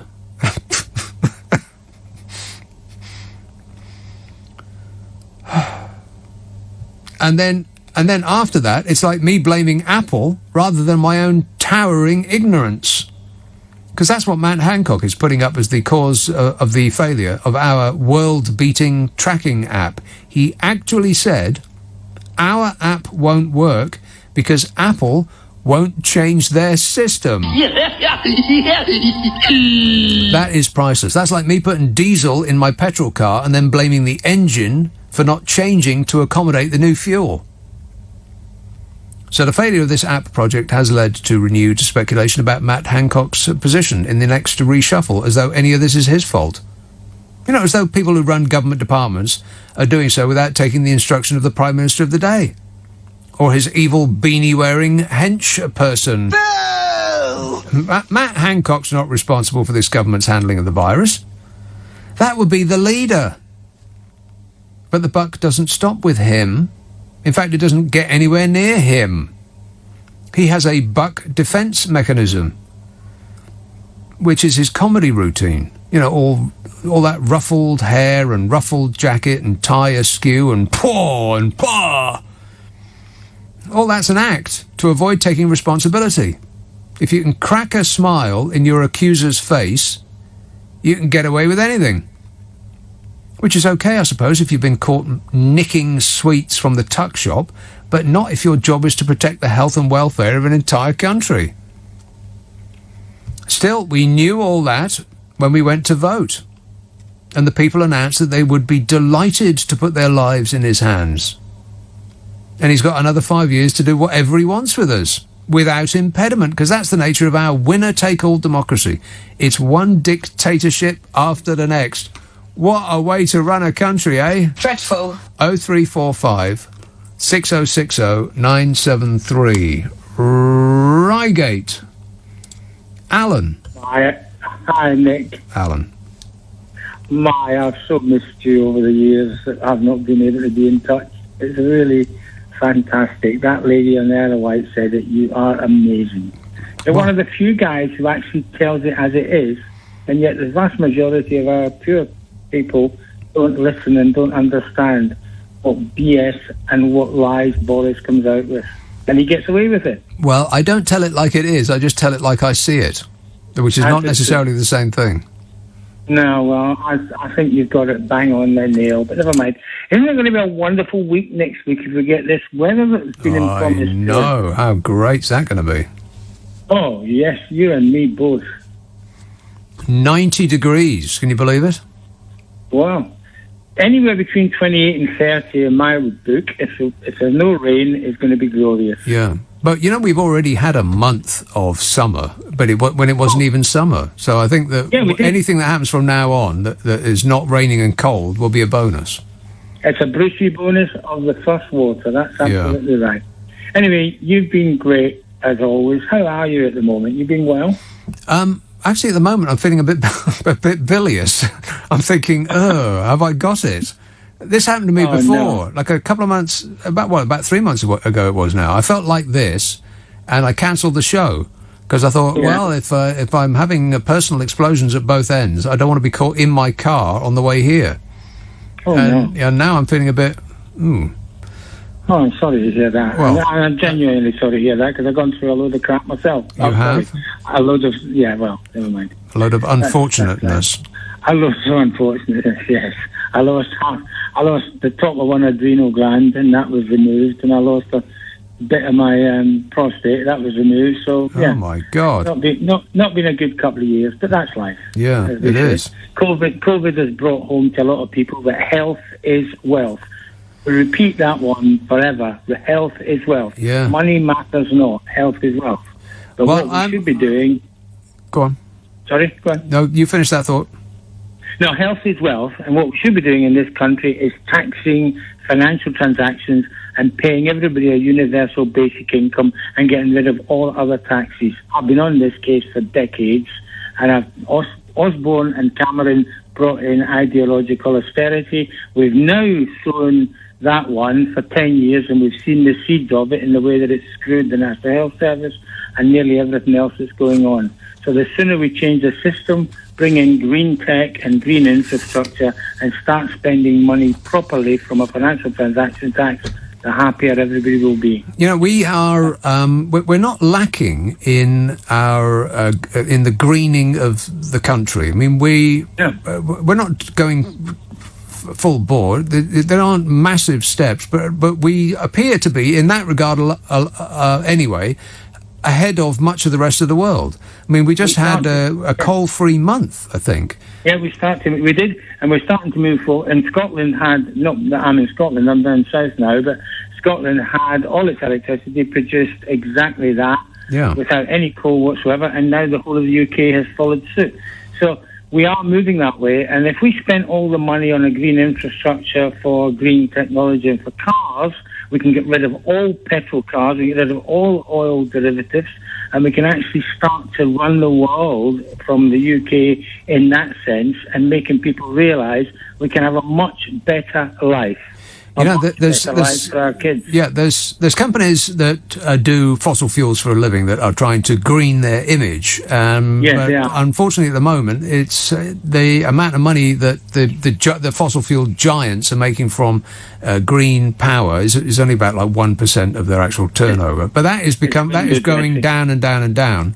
And the people with the money, the hedge funds and the sovereign wealth funds, they're getting out of fossil fuels because there's no growth left in there anymore. The real growth... Saudi Arabia's gone bust. In about 10 years, they may not have a way to make a living anymore, which is, of course, why they're diverging into tourism. But for the last decade, I've been involved in trying to get them to green the desert. They could have used hydroponics, they could have used desalination, they could have used green technologies, they could have used all the money they had in the petrodollar to make the world a better place. But of course, they haven't. I wonder why that could be. It couldn't be because they're all saving the money for themselves. Well, like the bankers do. Yeah, doesn't everybody? I mean, that's just no, come on, that's Nick. just human beings. That is. That's greed. You know that. Yeah, but that's why we're number one, because we're aggressive and greedy. We rule this planet not because we're nice and sharing, it's because we're aggressive and greedy. Yeah, but anyway, sharing is caring and health is wealth, and the day that anybody forgets that, we're all in real trouble. Well, it's easier to remember stuff as long as it rhymes. Spread the message. Yeah. Exactly. Right. Well, it's funny, you know that. That's what Cummings used to get Brexit done. Yeah, it's called a mnemonic device. Yeah, you're absolutely right. I try nice ones. Thanks a lot, Alan. 0345 6060 973. The universal basic income. Its time has arrived. It's going to be millions and millions and millions of people who won't have a job. It almost feels as though it hasn't happened yet. That real life has been put on hold. Like the cogs have been released and from their they're not touching anymore. I don't know what the technical term for that is, but we're in neutral. When we come out eventually, and that's going to happen within the next couple of weeks, people are going to emerge from their holes and they're going to go back to their businesses and find that they're not there anymore. That the shops are permanently closed, that the theatres will not reopen, that the cinemas are shut down, and so on and so forth. And so what are those people going to do? Because if all of those jobs are now no more, then what are they going to do for a living? Cancel all social security, pay everybody a universal basic income, and instead of trying to rescue the economy by pouring money all over the banks, who will do the exact same thing that they did last time, say, oh, thanks very much, we'll take that. And then instead of lending it out, which was the idea, they bought their own shares back, thereby increasing the value of those shares, thereby increasing the value of their bonuses. That's what they did with the money last time. Share buybacks. So instead of that, instead of just disappearing the money, instead of a trickle-up economy from all of us poor dopes who pay taxes to the yacht-owning class, give it to the people. Save a lot of money by not means testing anybody. Just give everybody a check. And what they will do with that money, regardless of their income really, is spend it. They'll go and buy stuff. And as long as they don't buy things from a giant internet corporation that exists for tax purposes as a mist of invisible, see, this is, I am feeling a bit funny. As an invisible cloud circling Venus, as long as you don't spend it there, then it will benefit everybody. Doesn't that make a lot of sense? Yes. I think I am actually making sense, despite it all. Graham texts, don't classify thugs as right or left wing. A thug is a thug, a knuckle dragger, a bully and a coward. Nothing more, nothing less. Yeah, well, I'll take the opposite approach to Donald Trump. There are bad people on both sides. Sue in Greenford says, where does Boris Johnson think we are going to get back all this money he's giving away? The furlough scheme is a farce, and people are taking advantage of it. Along with paying more taxes, I think that they will be taking the money from pensioners. Well, they'll probably cancel that triple lock.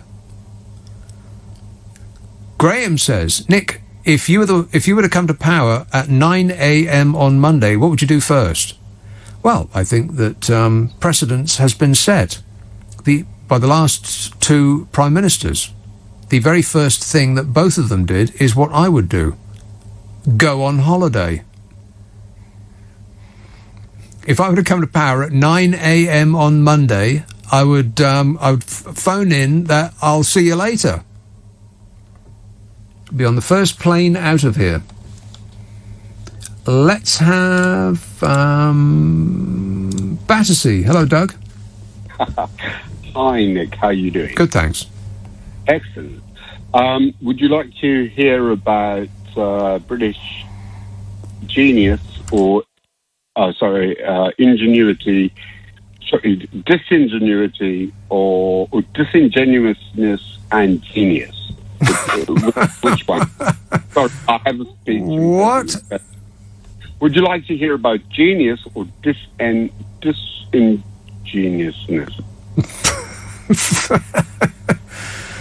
I would like disingenuity, Nick. Give me a break. I would like to hear about disingenuousness.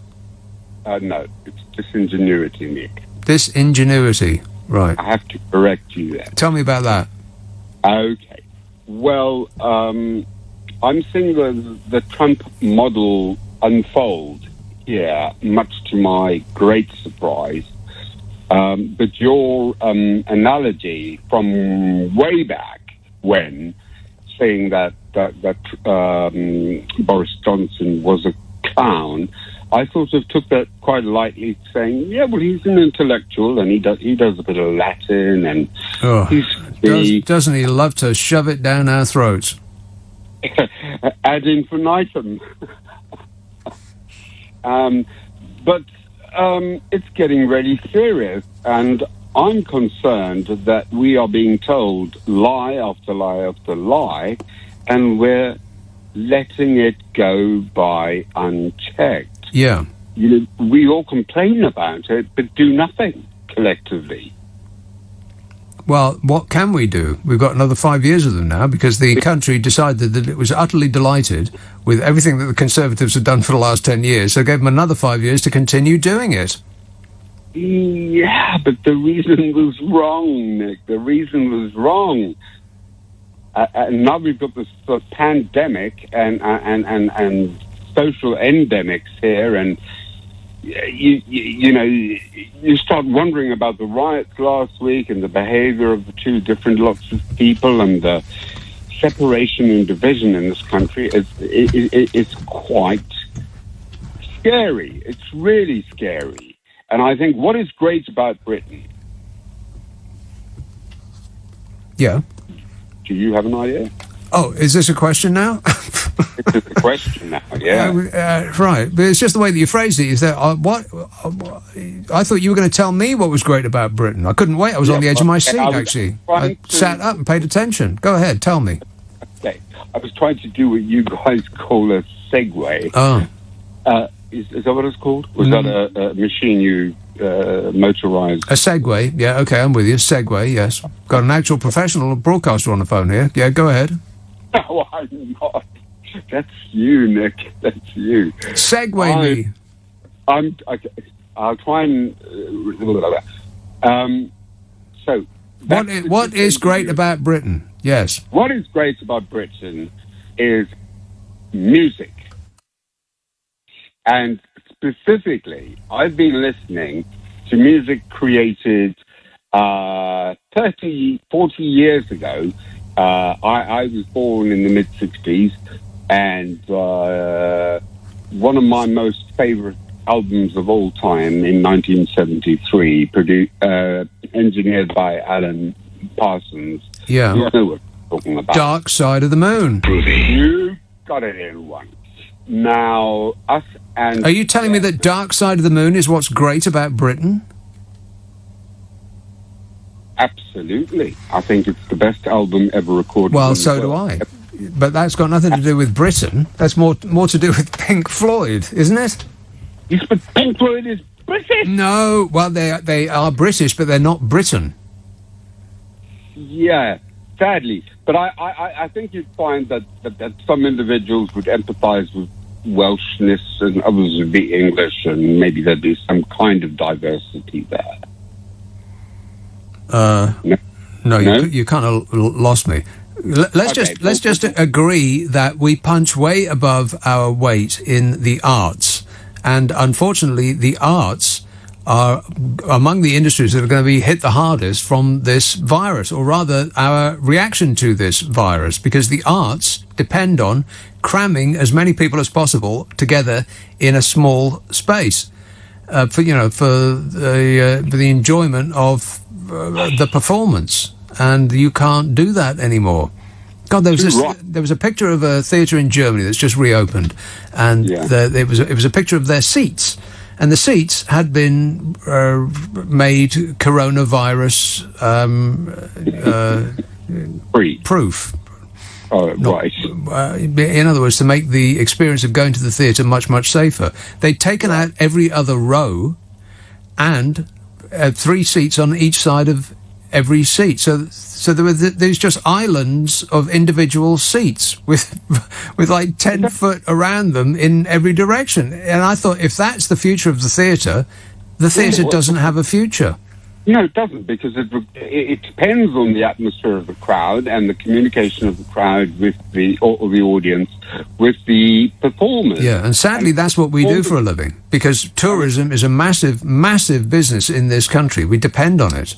And if people aren't coming, and people don't come here because Her Majesty the Queen, don't believe a word of that. People come here for the theatre, they come here for the museums and the galleries, the culture. That's what people come here for. But culture is over. I can't imagine how it's going to reopen. How will it reopen? Culture, bacterial culture. Last weekend was an absolute example of that. Nick, I am embarrassed, ashamed, and angry. I don't want to get into that, into colonialism and the empire, because the empire is dead. We no longer rule the world. I don't know where that came from, but I'm talking about music. And if you can't go to the theatre, then how are you going to go to a concert? How are you going to go to a nightclub? How are nightclubs ever going to come back? Well, we have innovators in the Midlands who are doing forest. Dancing in a field. Yeah.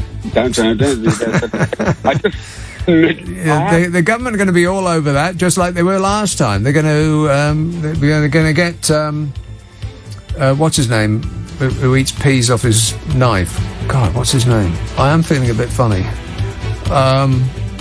John Major. They're going to drag him out, and he's going to complain about music with a repetitive beat. Yeah, that's out. No more dancing in a field. I'll lend you an ear. Anybody know what that's from? He is a very sick and dangerous man. Gary in Bristol says, why do we need an app? You know, this track and trace app? Can't we just ring our friends in China? Don't they know where we are all the time? Well, that is a good point, yeah. We could just call our friends in China. Martin says, I believe Boris has indeed assumed the qualities of Churchill. You know, the one with the nodding head on the rear windowsill. That Churchill. Nobody has those anymore. They used to have... Why? I've got no idea. Why do they have them? On the rear shelf of your car, people used to put a dog with a head that magically used to nod up and down. Like it was unconnected to the rest of its body. S texts, anything Europe can do, Britain can do better, according to a government so drunk on Brexit they can't even think straight, if they were ever thinking at all. And Sam in Hyde says, Nick, every year since 2016 has got madder and madder. Can you imagine what the next one has in store? Oh. Yeah. Wait a minute. It defies my imagination. I've got no idea. I can't conceive of it. You know, I remember at the beginning of the year going on about 2020. Write that down. Doesn't that look great? 2020. Apart from anything else, it looks like the future. But it also looks really benign, I thought. Gosh, this year is really going to be great. How wrong you can be. Glasgow. Hello, Eric. Hello. Eric. Yes, hello. Eric. How are we? I'm fine. How are you? Great, Nick. Do you know what? First of all, I won't keep you long tonight. I've been dying to get on to speak to you since this whole COVID started. Oh, yes. You know that? And I've been listening to you, and I've had some... You took off one night, and you had me in stitches for, like, an hour. Right, man? It was... Well, thanks. Everybody was getting slated. You're amazing. Anyway, Mr. Trump, I'm just wanting to say a couple of things with you. This poor 16-year, the American Marine is getting a 16-year jail sentence in Moscow. Is it nearly 60 years old, and he's getting a 16-year sentence where he's going to have to do hard labour. He was an American Marine. He was a part of the American military. I'm unfamiliar with this. Who are you talking about? Yeah, it's an American Marine that got caught in Russia, espionage. Right. Yeah, and just before I go, I know the world's in a bit of a state at the minute with all things. I'm a bit of an ex-forces guy, but I'm going to let you go and see when I look at the lovely blue screen and reading Britain's conversation. Remember Vera Lynn, and she was something else, by the way. Yeah, okay. Okay, man. All right, thanks a lot. Yeah, Bluebird's over. Petra says, watching the government at the moment is like watching an episode of The Apprentice, but unfortunately without the clear common sense of Srallan. Am I the only person in the country that has never seen an episode of The Apprentice? I don't watch any of those shows, any of those ridiculous programmes. And I promise you, if you stop watching those ridiculous programmes, they will stop making them. That's true. You have the power. Use it. Patrick in Guildford says, if you're feeling bilious, you should stop washing your eggs until you're about to use them. They have a natural invisible coating which, if removed by scrubbing, leaves them prone to dangerous pathogens passing through the shell to contaminate the contents. I feel like my contents have been contaminated. Oh, no. But okay, excellent advice there, Patrick. Too late. Let's have Clacton. Hello, Ben. Hello. Ben. There's been 3 outbreaks in schools, and one during the time that they had the children looked after, the special needs children that were looked after in schools. There was one outbreak during that time. It was never publicised. The latest one is in Epsom. How do you know this, if it was never publicised? I never, because I watched the news for it to see there was 2 in Leeds, in the Leeds area, and there was another one in the north, which was looking after the children of workers who were needed to work. Right, so you're saying that there was an outbreak of, in cases of children or teachers? Ago. It was, they said it was an external worker. Right. That came into the school. Obviously, it sounds like an agency worker. Right. Okay, so I've got the story here about Epsom. Epsom Primary School was forced to close this week after an external staff member contacted COVID-19 coronavirus. Okay, so there was... so it was somebody who was not actually in the school. It wasn't there wasn't the children who got it. It was some worker. That's right. Now, the thing is... That's not really an outbreak, though, is it? If they've closed the school for 2 weeks... Well, it's it's another overreaction. We seem to be hooked on overreacting to everything. No, it's not overreaction. Don't you think? If you're worried about your children... Yeah, no, I get that. They need to investigate swiftly and come up with some answers. Yeah, but the answer surely is that children don't get this. Ensure it doesn't happen again. Well, how can you ensure it doesn't happen again?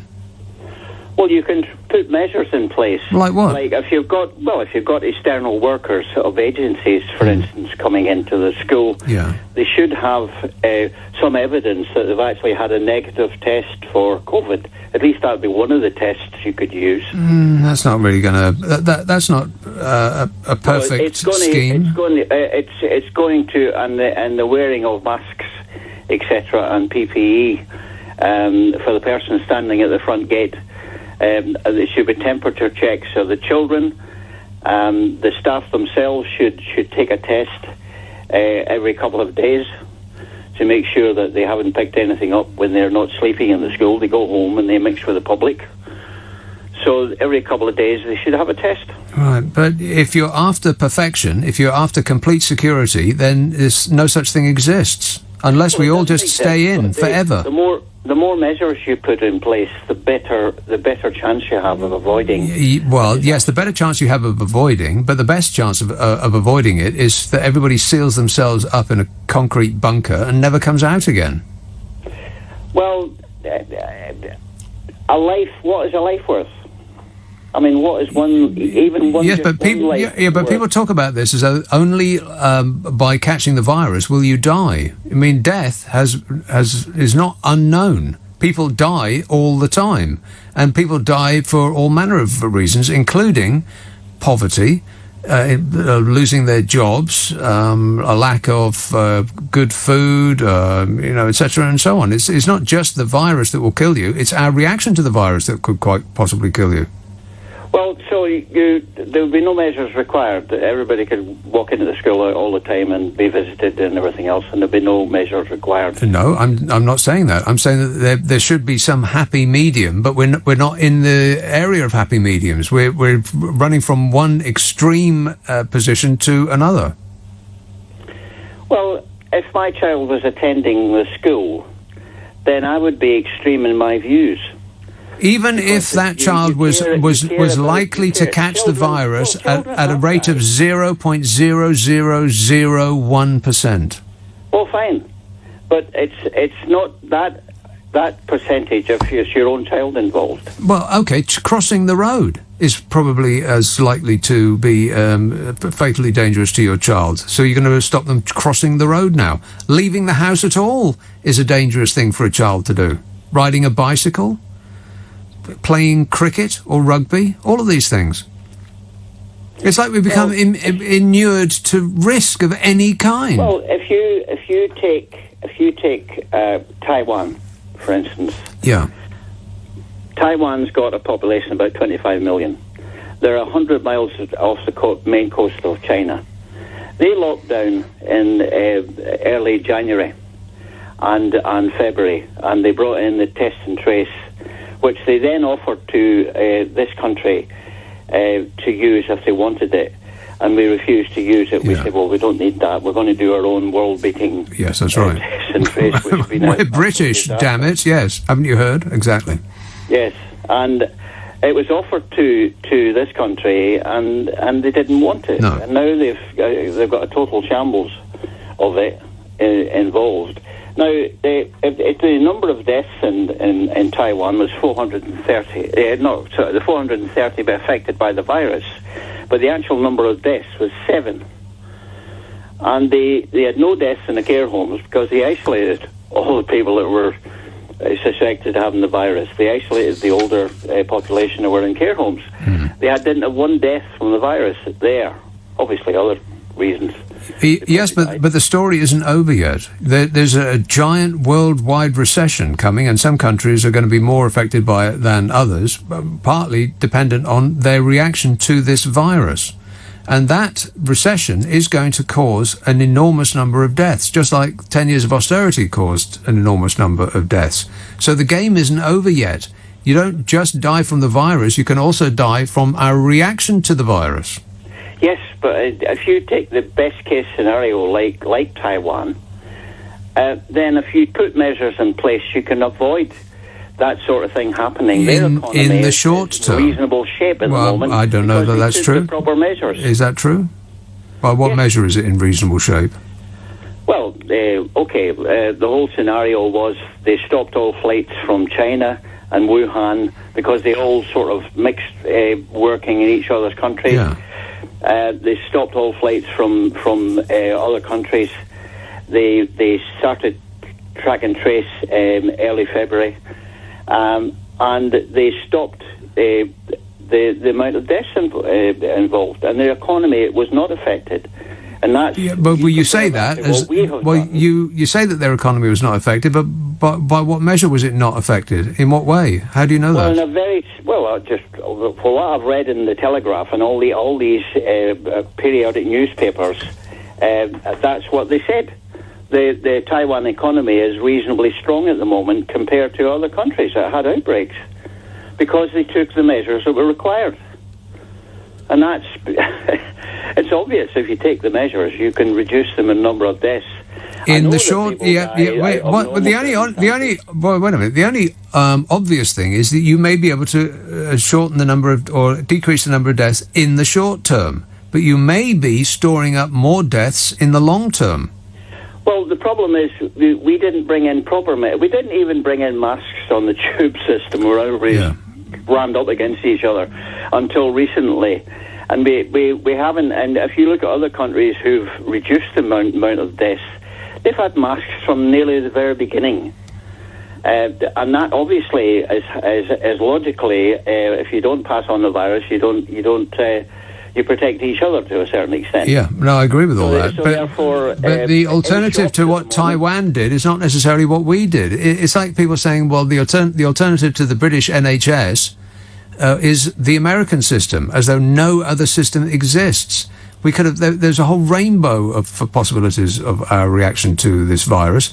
Ours being among the worst. Yes.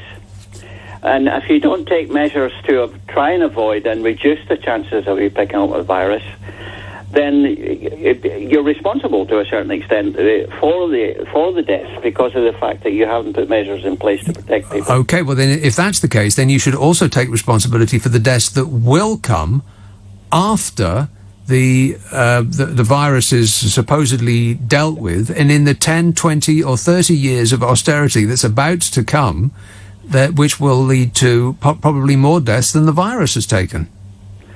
Well, we don't know that yet. Well, we can make an assumption based on the last 10 years. The financial reports I heard today, because money is so cheap to borrow now at the moment, then it shouldn't be such a disaster. Are you kidding? As it would be in normal circumstances. Well, regardless of how cheap money is to borrow, there won't be any jobs for people to do. I mean, there's going to be millions and millions and millions of people unemployed. I mean, it's a good time to borrow money, but but the bank is not just going to give it away like sweets. They're going to need some sort of proof that you have the ability to pay it back. So not everybody will be able to access that money. Because they won't have any collateral. They won't have a house. The renting generation are going to be affected more seriously than older people. It's the wealthy and the old that will come through this relatively unscathed. Everybody else is screwed. And you can make an inference of how many people will be killed by our reaction to this virus by looking at how many were killed by the last 10 years of austerity. 120,000 extra deaths because of austerity. Exactly. That's what they reckoned. Yes. Which is significantly more than the amount of people that have been killed by the virus. Well, the politicians are basing their comparison to deaths only over the last 5 years, which included the 120,000 that are already killed by austerity. Now, that's part of the problem. The politicians are not honest. They're lying all the time, and people are losing trust. And when people lose trust, they'll go onto the beach and they'll do what they like, and you'll end up with another wave. Well, we're going to have another wave, whatever happens. I mean, when people come out of being indoors for 3 months, of course we're going to have another wave. Every country that's opened up since the lockdown has had just that. I mean, it doesn't make any sense that there wouldn't be another wave. Plus, we've got winter coming as well. So it's and what we're going to do in that circumstance, God, it's frightening to contemplate it. We're going to get locked in again? How is that even possible? Nice talking to you about. Yeah, we're reacting to this thing like death has not been experienced before, like it's a new phenomenon. You know how many people die every year on Earth? 60 million people. What? 60 million people. Can that actually be true? I did look that up, but I think that's actually a fact. I bet my glamorous assistant is on the case looking that up straight away, just to checking my work. I think it's 60 million people die every year. So what we've had at the moment is not even 1% extra.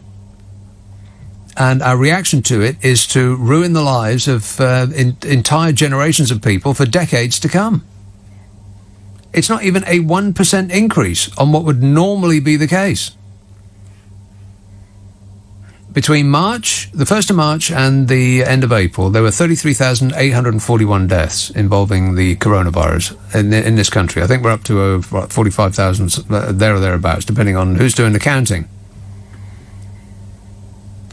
Of the deaths involving COVID-19, 90% had pre-existing conditions, of which dementia and Alzheimer's disease was the most common. So the overall death rate per 100,000 people is an average of 587 deaths per 100,000 people. And those figures only go up past a 1% mortality rate after the age of 70. And it about doubles with every 5-year increase in age. So we've got a virus that kills almost solely people nearing the age that they would ordinarily be expected to die anyway, who already have medical complications that would make them more likely to die even without the virus. Now, the age expectancy in the UK is 79 years old. That's what you're shooting for, 79, 81 for women. Those aged 90 and over make up the largest proportion of COVID deaths.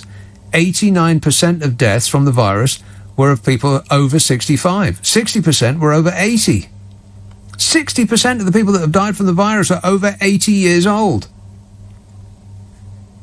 We have torpedoed the lives of every young and middle-aged person in the country to extend for a short time the lives of those over 80. I've said it before. I think that historians will look back on this as the biggest overreaction to anything in history. I mean, the last recession, 2007 and 8, was so bad that we suffered 10 years of austerity to recover from it. After which time, by the way, we owed more money than we did at the start of austerity. And that was due to the economy shrinking by 6%. A devastatingly large amount at the time. That meant 8.4% unemployment, earnings flatlining for 10 years, businesses bust, misery all round. That was with a 6% drop in GDP, the amount that we make as a country. Well, the recession that we're about to experience is, 6 times as bad? And the British Medical Journal linked, just like that last guy said, 120,000 extra deaths to the recession of 2007 and the 10 years of austerity that followed it. 120,000 extra deaths for a recession caused by the shrinking of the economy of 6%. Well, we're looking at a shrinking of the economy of about 30%. So you do the math. If 6% led to 120,000 extra deaths, what's 30% going to lead to? Even if it's just 120,000, causing a recession will cause more deaths than the virus that we're trying to avoid. It's not just people are talking about the death rate as though this is the end of the game. The game's not over yet. Won't be over for decades. We have hurtled into the worst economic crisis of all time in 3 months to extend for a short time the lives of those who are already mostly dying. It is the biggest overreaction to any threat in history. It's like we found rising damp in the basement and set the house on fire to cure it. 0345 6060 973. Yeah, see, there you are. There's the fact right on my screen there. 60 million people die every year on Earth. I was completely correct in every respect. And so far, it's something like 400,000 people have died in the world from the virus. Not 1%. Not 1% extra. It's a tiny blip. And the entire planet's been freaking out. The cure, and I am siding with people in whose company I do not feel comfortable, people like Donald Trump, who doesn't know anything about anything. What do I know about it? All I know is what's on the internet. The cure is potentially worse than the virus. It's just that it will. The negative effects of the cure will be felt long term, and the human race is not very good at acting for the long term. We're very good at avoiding a threat in the immediate future. You know, we'll run away from a tiger or a lion, and we'll take our hand out of the fire. But we're not very good at dealing with a slow-moving threat, like obesity, for instance, or smoking, or sitting, not exercising. All of these things that will do for you in the end, quite likely, but not immediately. It'll take a long time. And so we don't do anything about it. But then we do the opposite of doing nothing. We overreact like mad if there's an immediate threat, ignoring the potential of it being worse, but in the long term. L texts. Nick, it's one dog's dinner after another. And why do people think it's funny that billions are being wasted on pipe dreams while adults and kids go hungry? Well, who thinks it's funny? Who thinks that's funny? I don't know how they can look at themselves in the mirror. Surely it's got to stop, says L. What's got to stop? Billions being wasted on pipe dreams? Well, which pipe dreams are you talking about? You're talking about the HS2. That pipe dream. Nuclear weapons, which is absolutely, completely and totally insane, that we're still even considering updating our nuclear weapons system. What for? Why do we need one? Belgium hasn't got one. Why do we need one? We don't run the world anymore. We lost. Get over it. Hello, good evening. I agreed with everything you said about the statistics there, about how this lockdown is killing... Yeah, it will kill more people in the long run. Possible, What I want to talk to you about is you were saying earlier on before midnight about killing the arts. Yeah, I'm very passionate about the arts because I play music. Yeah. I'm involved in several wind bands and an orchestra. Yes, wait a minute. You're involved in several wind bands? Yeah, concert bands. Right. I've never heard them described like that. A wind band? Yeah, concert bands. Right. Yeah. What kind of instrument do you play? I play the oboe. Blimey, the oboe. Why did you pick the oboe? It's so massive.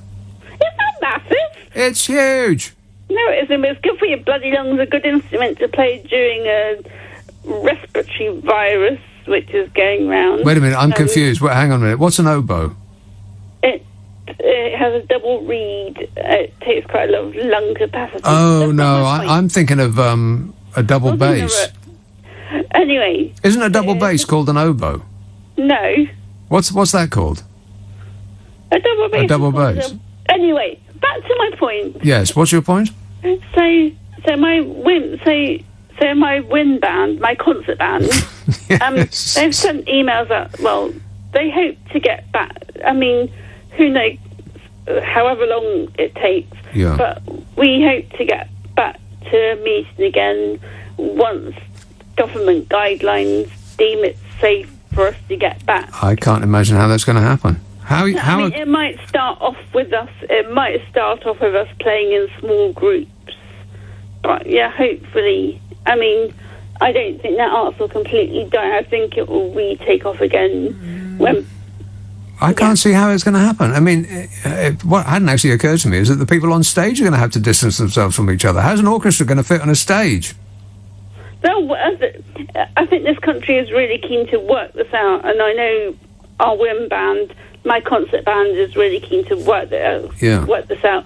We are very keen not to let this die. I know that through talking through what our committees kind of discuss. Right. I'm looking at a picture of an oboe on my screen. It looks very complicated. Are you sure you know what you're doing? Yeah. No, definitely. I'm sure concert bands, I'm sure music will take off again. It looks like it's got too many buttons. Could you do with fewer buttons? No. Right. We need all those. You need all of them. Okay. I mean, while lockdown is going on, I'm having over lessons on Zoom, so I'm keeping playing sort of thing. Right. music. Like this country thrives on that. Yes, it does. It thrives on music. So we can't possibly let it die. Correctamundo. That's what tourists do when they come here. They do arts. That's why they come here. I heard a very sad thing earlier on one of your earlier programmes about the Royal Albert Hall. The what? The Royal Albert Hall, yeah. Which is a charity and it relies on large audiences. Yeah. And we must not let that venue close down. We must keep... Well, I think of all the venues that are likely to close down, the Royal Albert Hall will be the last on the list. I mean, it's just too iconic. I just heard it on the news earlier, and I was very sad when I heard that. Well, the news said that Royal Albert Hall is going to close down. No, they didn't say it was, but it said unless it gets the funding. It was in one of the earlier... Yeah, don't worry about it. The Royal Albert Hall will get all the funding it needs. Yeah. You can relax about that. I actually play... One of my orchestras plays in that venue every year. The Wind Band? No, another orchestra. Right, I play two instruments. I play the oboe and the violin, but not at the same time. You should try doing that at the same time. That would be a sensation. I'd pay a lot of money to see that. You reckon? Maybe one day. Yeah. All right. Okay. Practice. Thanks a lot, Leslie. 0345 6060 973. Yeah, that's the thing is you look at the list of the attractions that tourists go to when they come here, and it's all the arts, from top to bottom. Almost nothing else is on those lists. The top 20 attractions, both free and paid for, are museums and galleries, all the way down the list. That's what people love. Theatres. I mean, obviously, they love a bit of the theatre. Because when you go to a foreign country, you're using funny money. And so if you spend 100 quid on a seat to go and see some theatrical show, it doesn't seem like you're paying, a king's ransom, because it's in funny money. It's all monopoly money when you're abroad. So, yeah, that's who is packing our theatres, tourists. And if the theatres aren't open, then the tourists will be less likely to come here. And if the galleries aren't open and the museums aren't open and all the rest of that stuff that they would come here for, then, they probably won't come here. Unless all of those people that keep ringing me up all the time saying that all the tourists come here because of Her Majesty the Queen, which is why we must continue to pour £350 million a year of money that we haven't got over one of the richest women in the world. They keep saying it over and over. Tourists, they come here for Her Majesty the Queen. Because they think they might actually bump into her and get invited for tea. Like, that's a possibility. Of course not. They come here for the British Museum and all that goes with that. How are they going to reopen? I can't imagine it. Unless we just go back to taking it on the chin. I mean, when we all come out, as we're about to do, and we go blinking into the light, the virus is just going to sweep through us again. Isn't it bound to? I mean, doesn't that just make sense? Or have I completely lost my mind?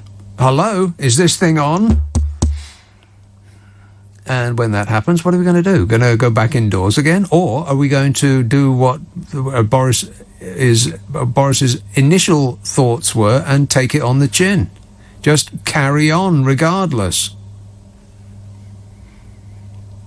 This text says, Nick, you are relying on Conservative cohesion if you think that Boris Johnson will still be PM in 2025. He will be ousted by Gove before 2024.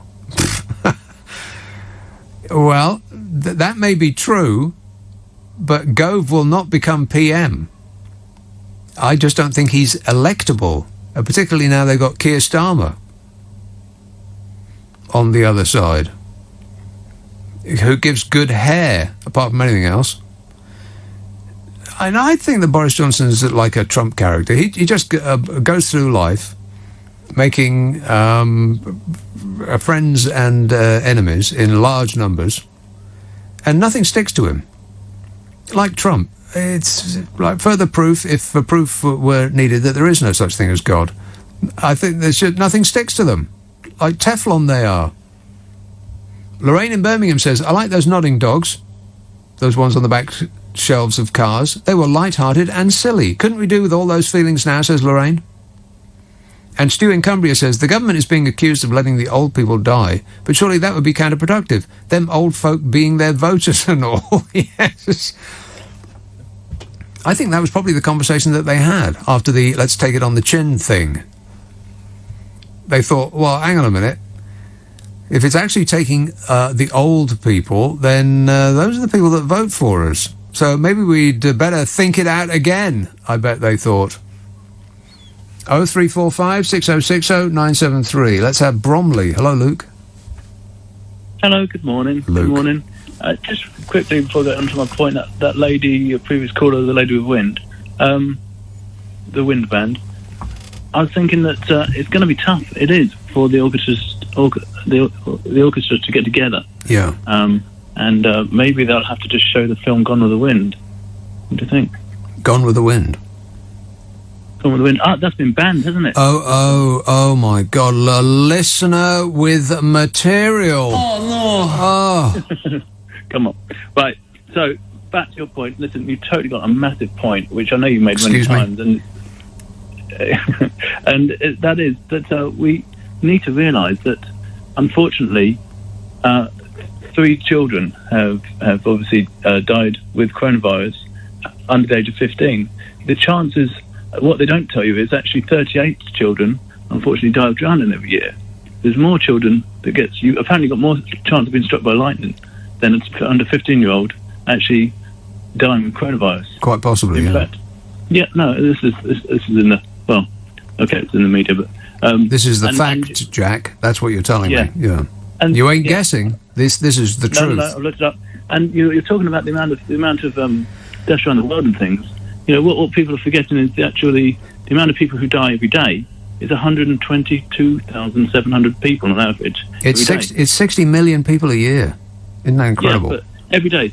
So when they say that 450,000 people around the world have died of coronavirus, that's basically 3 days of death. Right. Okay. The extra deaths from the coronavirus does not amount to 1% of the number of people that die anyway.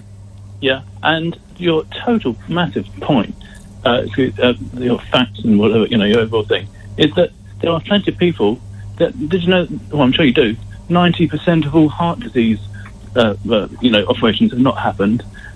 Similar figure of the amount of people who normally have brain surgeries have not happened. Cancer, untreated. People have not been having their eyes tested, which obviously reveals things that hopefully saves people long term. Teeth, ditto. And I would like to think about all the children, unfortunately, who are probably having a bit of a hard time with their, daddy's not very nice or something because they're stuck in the house. These are not being picked up by teachers and things, because they're not obviously there. And I think that we need to get back to school quickly. I know that they say that this thing, well, it's not the children then, what about the people that you're going to pass it on to? Well, fine, keep the schools very clean. Let's just not pass it on through the children back to the home of a vulnerable person. But I do think more people are going to suffer because they can't afford to pay the taxes, which means the NHS isn't going to be so good, which means it's not going to save so many lives on the other end. And it goes on, doesn't it? Yeah, precisely right. People are talking about this virus as though to save one life from locking us all in for 3 months is worth it. Yeah. But it isn't if by doing that you create more deaths in the future. Well, correct. And you know what? I mean, I sort of give quite a bit of work to my company to people of low incomes, cleaners. And they, in turn, actually pay a lot of money back to people back home, as they say, back in their countries of Africa and wherever else. Now, as long as they're not working because the economy's shot, they're not actually sending that money back home, which actually keeps a lot of families alive with food and things like that and medicine.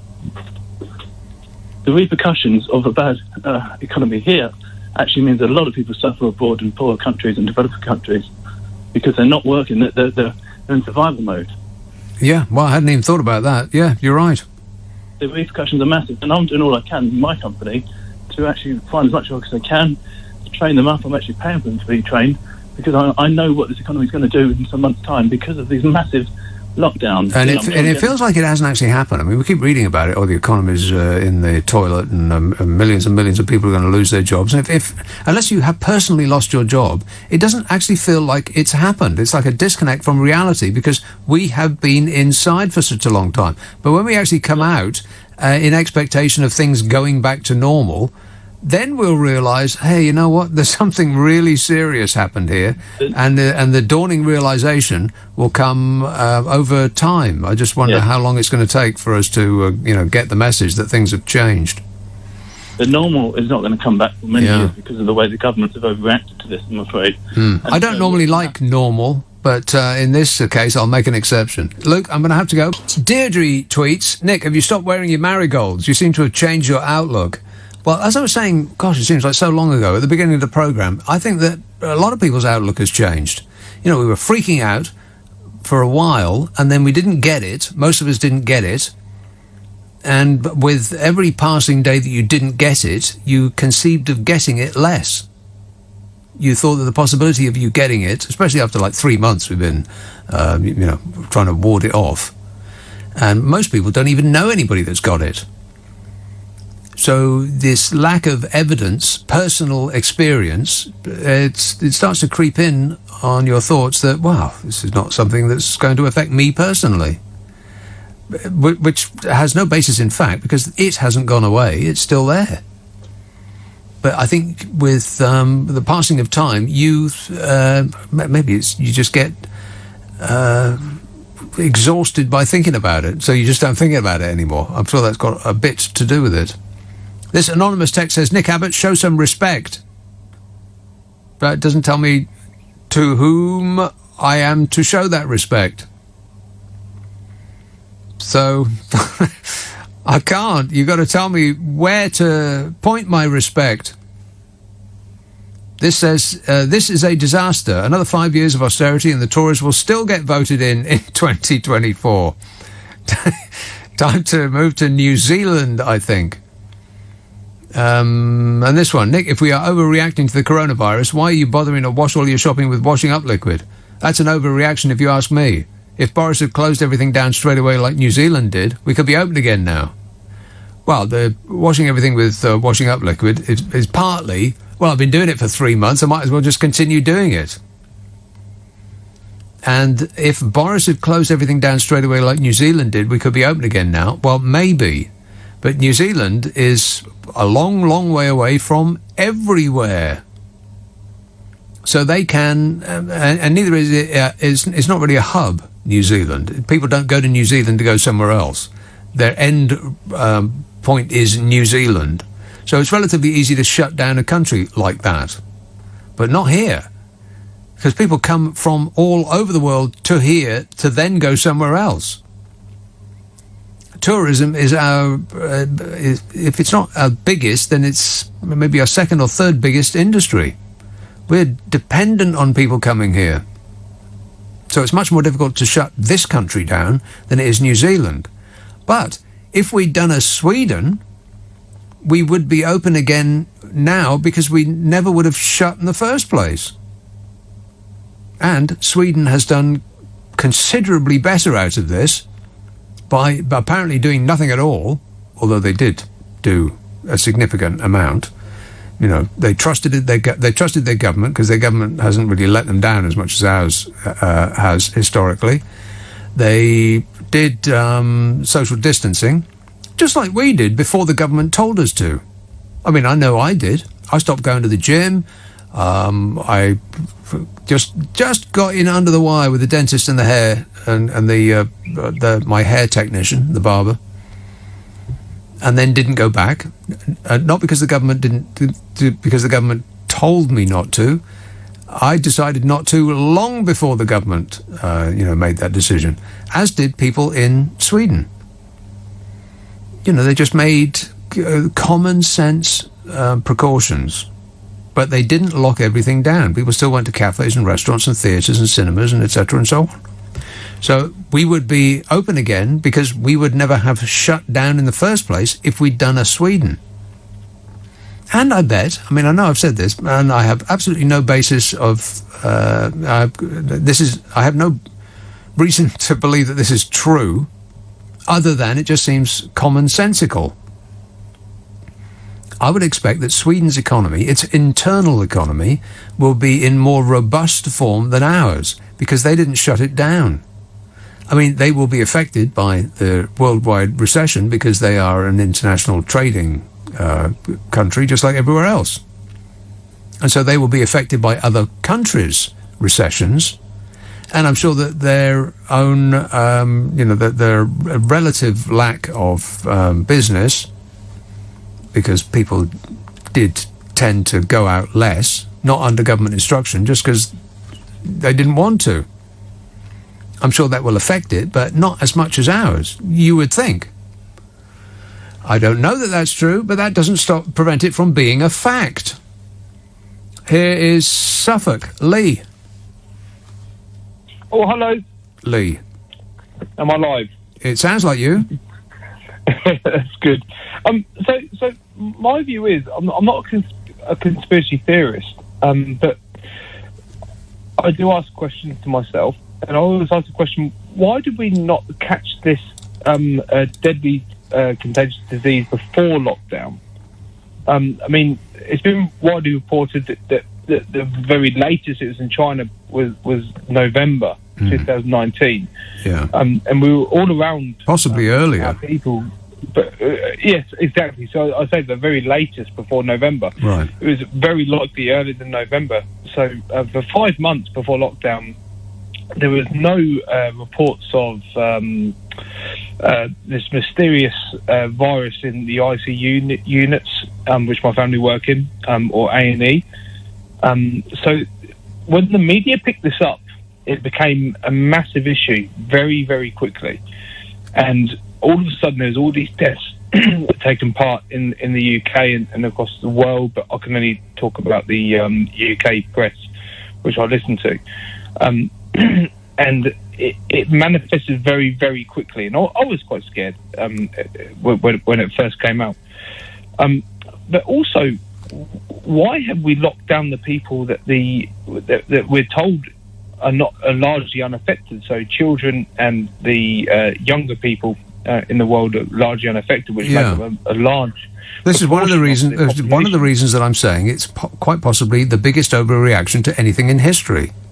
Yes, because it's just so blanket. I've listened to you tonight, and I would never have the confidence to call it normally, but I really support your view completely. I'm a business owner. I own a business, and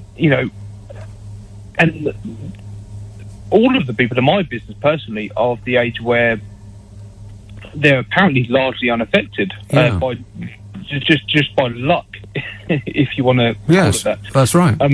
So if you look at the deaths across the whole world, it's the equivalent of roughly 0.6% of the UK population. Now, if you look at the deaths in 2017 from heart disease, the World Health Organization declared that 17.9 million people died of heart disease. I know. World Health Organization. Exactly. Well, let me finish that thought. Heart disease, obesity, smoking, drinking, sitting is dangerous, not exercising, all of these things that we don't do because they don't kill you immediately, they kill you in the long term. Human beings are very bad at preventing death in the long term, but we freak out if it has the potential, the very, very small potential of killing you in the near term. That's why it's such an overreaction. Lee, I'm sorry, but I'm out of time. But thanks for that. I've just got time for 2 more tweets. Campbell tweets, Nick, it's disappointing that you have joined the alt-right in your anti-lockdown rants. Let me guess, you object to wearing a mask too because it offends your civil liberties. No. No, I do not object to wearing a mask because it offends my civil liberties. I object to wearing it because the world can't see my beautiful face. And finally, this one says, Nick, this is a conversation Hitler would be proud of. Let the old and the vulnerable die. It's their fault for being overweight or having diabetes or asthma. All I'm saying is, it might not be the best plan to prevent 1 death in the short term that causes 10 deaths in the long term. But I guess that makes me a Nazi. Well, whatever happens between now and the 10 o'clock of this evening, well, just a fair blows my mind. But whatever it is, we'll chew it up and we'll spit it out then, eh? If you stick around, I think Steve Allen will set you straight at 5, but right now it's Matt Stadler. Hello, Nick. I think I might have to set you straight very briefly, because I want to talk about Jose, more importantly. But these virus deaths that you are comparing to the resulting deaths of the cure... What? They're not taking into account how many people might have died or would have died. You know, your mind is a little bit, you know what I mean, three-dimensional. Thanks. Boris Johnson told Brighton city leaders to show some guts and welcome visitors back to Brighton and Hove. Yeah, how's that going, by the way? Oh, fabulous. The Prime Minister was responding to a... I'll never get used to that. In much the same way as I'll never get used to Donald Trump being the President of the United States of America. I'm President! Can you believe it? I don't think he's used to it himself. But Boris Johnson is the Prime Minister of this country. Can you believe that? Here we go. Okay. The Prime Minister was responding to a question from Hove and Portslade MP Peter Kyle after announcing the easing of lockdown measures on July the 4th, Independence Day. Freedom! The MP for Hove and Portslade, Peter Kyle, asked Boris Johnson what the government was going to do to make sure tourist destinations such as Brighton and Hove were extra safe when attractions reopen. And Boris Johnson just said, show some guts. We're doomed. Oh, it is painful. Is this real life or am I hallucinating? Mr. Johnson implored him and other city leaders to, quotes, show some guts. You know, show some good old-fashioned British pluck. Because only by utilising our reserves of gumption and oomph will we truly beat this virus by ignoring it and hoping it will go away. By showing it some British guts, it will meekly run away to infect some other non-British land. Or we will never surrender. The MP for Hove and Portslade, Peter Kyle, later told the local newspaper The Argus, I've got the guts to try and lead a community through these difficult times. Boris Johnson just wants to be popular. That's the difference between him and me. And the most surprising thing about that is that there is still a local newspaper in Brighton called The Argus. Can you believe that? No. I wonder which newspaper is going to fold first, because at the end of this year, there can't possibly be the same choice, the same selection on the newsstands that we have at the moment. Who's it going to be? Place your bets. Because apart from anything else, I haven't really heard this from anybody. Maybe it's just I'm not listening. But have you considered the prospect of newspapers? Because ordinarily people pick them up first thing in the morning as they go onto the train or the bus. It's just in order to avoid looking at their fellow travellers. I mean, it's either the phone or the newspaper. And the newspaper was being overtaken by the phone quite considerably, even before this. But now, are they selling any? Almost makes you feel sorry for the tax-avoiding foreign billionaires who own them, doesn't it? No. Not really, no. Hove and Portslade MP Peter Kyle said, I want our businesses to start selling and thriving more than any, but not at the cost of people's lives. As we take these steps forward, we need to make sure that we get each step right, otherwise we'll go backwards. Are you dancing? I'm asking. He says, the fact that pubs are opening before schools just shows what a shambolic situation has been created in Britain. Correctamundo. And to think that we got a shambolic situation by voting in a man whose primary characteristic is being shambolic. That is literally his thing. Being disorganised is the face that he has shown to us his entire life, Boris Johnson. And we voted for him because he said he was the man to trust in times of great strife. Which at the time was just the Brexit to shambles. Well, how's that decision looking now, Britain? Are you still happy with your decision? Yeah. Wait a minute. I wonder if he is. Are you enjoying yourself yet, Boris? I'll assume that the answer is no. Speaking in Parliament, Hove and Portslade MP Peter Kyle said, it's good news that people can start socialising and meeting in public again, pooping in public again, apparently. If you listen to Andrew's show, pooping and peeing in public. It's the British way.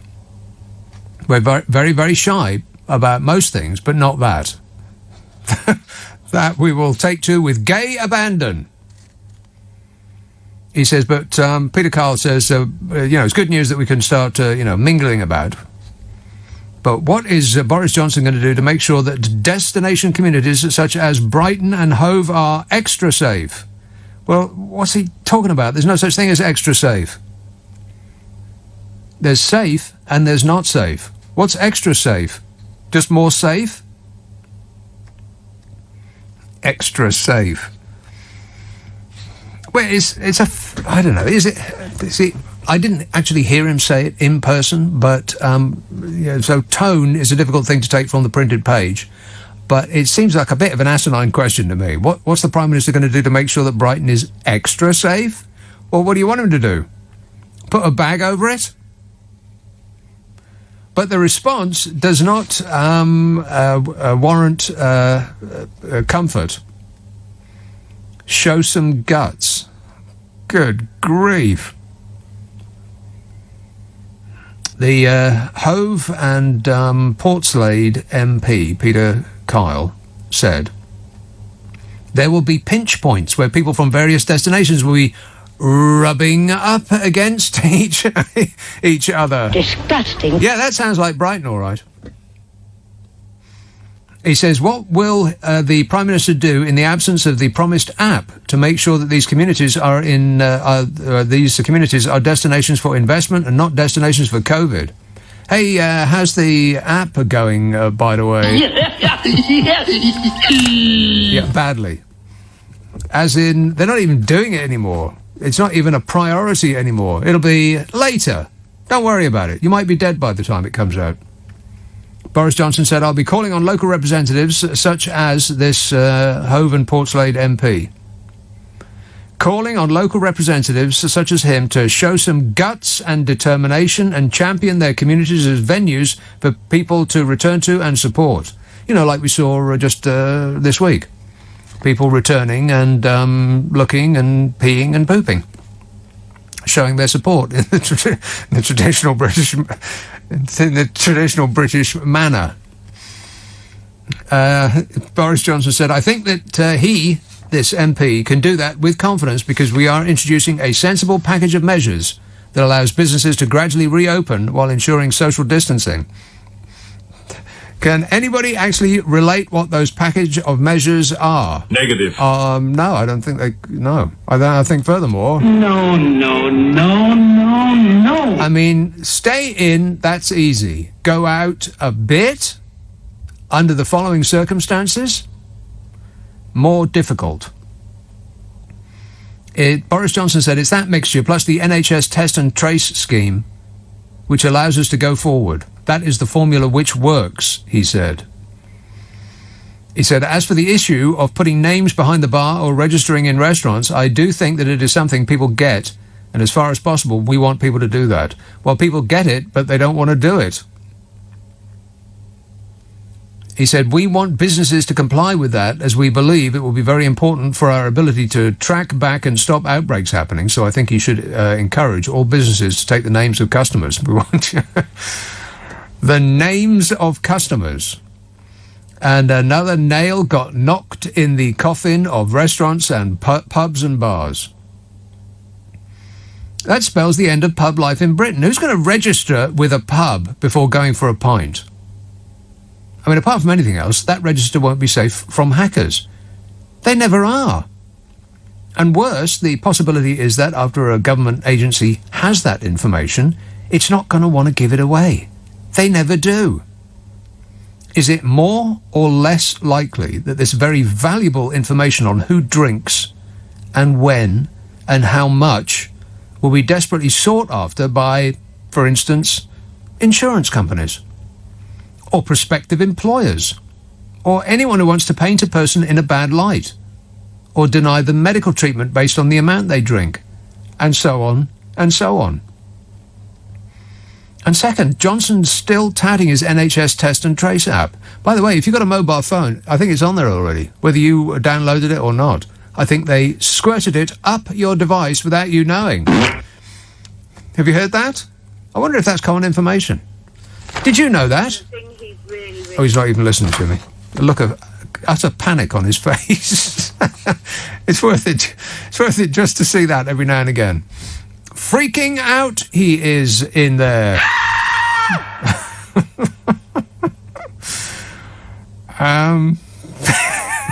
That's funny. Sort of a mad scramble for headphones. Oh my God, what's he asking me now? Relax, everything's calm. Take your shoes off, put your feet up. Relax, you deserve it. So this NHS Test and Trace app, Boris Johnson, the actual quote was,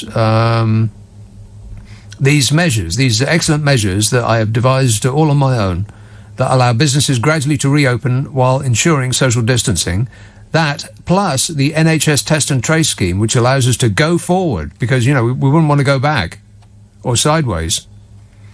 Only forwards. Those are the only gears he's got. But unless I'm sadly mistaken, which is very likely, we ain't got no Test and Trace app up and working, do we? What NHS Test and Trace app? I mean, first off, they thought they could do a better job than the actual experts at this, Google and Apple. I mean, really. It's extraordinary. By the way, I've got an error message in here. Nothing to worry about. Everything's fine. He said, I'll get it. No doubt, I'll press a button and nothing will happen in a minute. But don't worry about it. I'm a professional and I'll work through it. So, the government didn't want the information held secretly and privately on people's own phones. This was the reason that they didn't want to go down the Apple-Google route. Because Apple and Google know a thing about, a thing or two about computers and mobile phones particularly. Do they not? Of course they do. It's what they do for a living. The government, on the other hand, has, to my knowledge, never been able to launch an IT project successfully. Not now, not ever, never. They spend £100 million on them, and they arrive late and not working. And then they throw their hands up in the air and they say, oh, well, forget it. Go back to paper, pens and paper. It's just incredible that the government thought that they could do a better job on this than Google and Apple. I mean, really, come on. So, they wanted the information to be held in a central government database. Of course they did. For purely munificent reasons, I'm sure. The Google and Apple app held the information privately and securely on your own personal device. Well, our government didn't want that. They wanted to see it. They wanted to see the information, they wanted to touch it and squeeze it and sniff it. And their app didn't work. What a major surprise, no? No. And so they went back to the beginning again and lost time again. It seems to be their thing. Making the wrong decision initially, wasting a vast amount of time, and then coming to what may have been the right decision had they originally taken it about a month ago. It's their thing. So when their app didn't work, as anyone who knows anything about government computer systems could have told you that it wouldn't, including me, and I don't know anything about anything, the government conceded defeat while telling us that they were winning. This is what he said, is that mixture of the NHS test, the mixture of the very clear and important social distancing rules that I have now changed, that everybody has memorised off pat, and the NHS test and trace scheme that allows us to go forward. That is the formula which works, he said. It's a bit like the knight in the Monty Python film who has his arms and legs chopped off and still talks like he's winning the battle. We still don't know when the contact tracing app will be running, and yet we're told by the Prime Minister that it's already a tremendous success. I think that's called gaslighting, isn't it? Telling you something you know to be false, but insisting that it's true, so you lose the thread of what's real. Well, I've lost the thread, all right. And it's causing a noise in my head. Make it stop. And maybe the Prime Minister should listen to his Health Secretary, or vice versa, because they don't seem to have their stories straight. Matt Hancock said that the NHS app will be launched as soon as mid-May. You know, the one that was going to be world-beating, so we were told. But on June the 17th, the government health minister said the app won't be ready until winter and, quotes, isn't the priority at the moment. And yet the PM implies that it's working already. So that's the plan, it seems. Rely on phony calls for patriotic guts and inventing stories about success. Who does that remind you of? I'm president. Can you believe it? This is LBC. FX texts, I don't hate the Tories, I pity them. I pity the philosophy of the ascendancy of me and mine, but I wouldn't go to the other extreme and be obsessed with the state. What? This text says, most visitors left their... Oh, dear. I don't think I'm going to read that. That's awful. It's a little bit too graphic.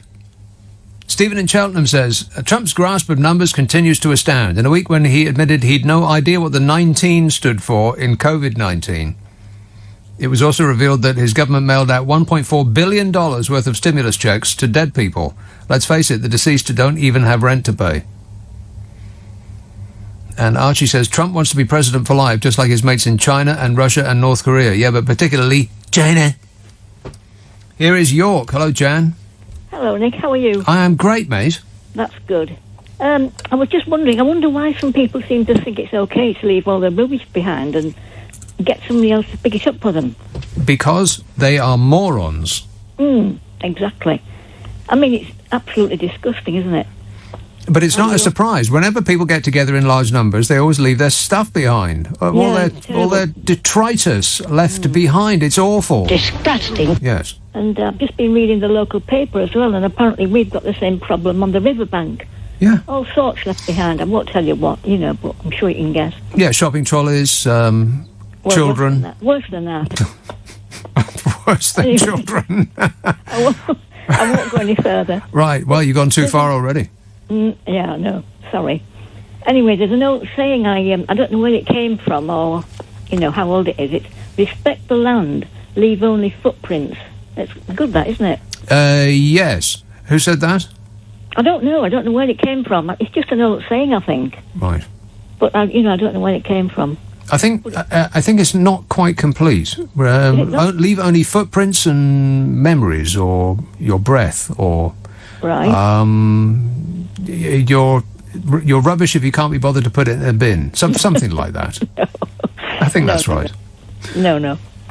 All right, keep it clean, Jan. Cheers, my dear. 0345 6060 973. It's the same everywhere.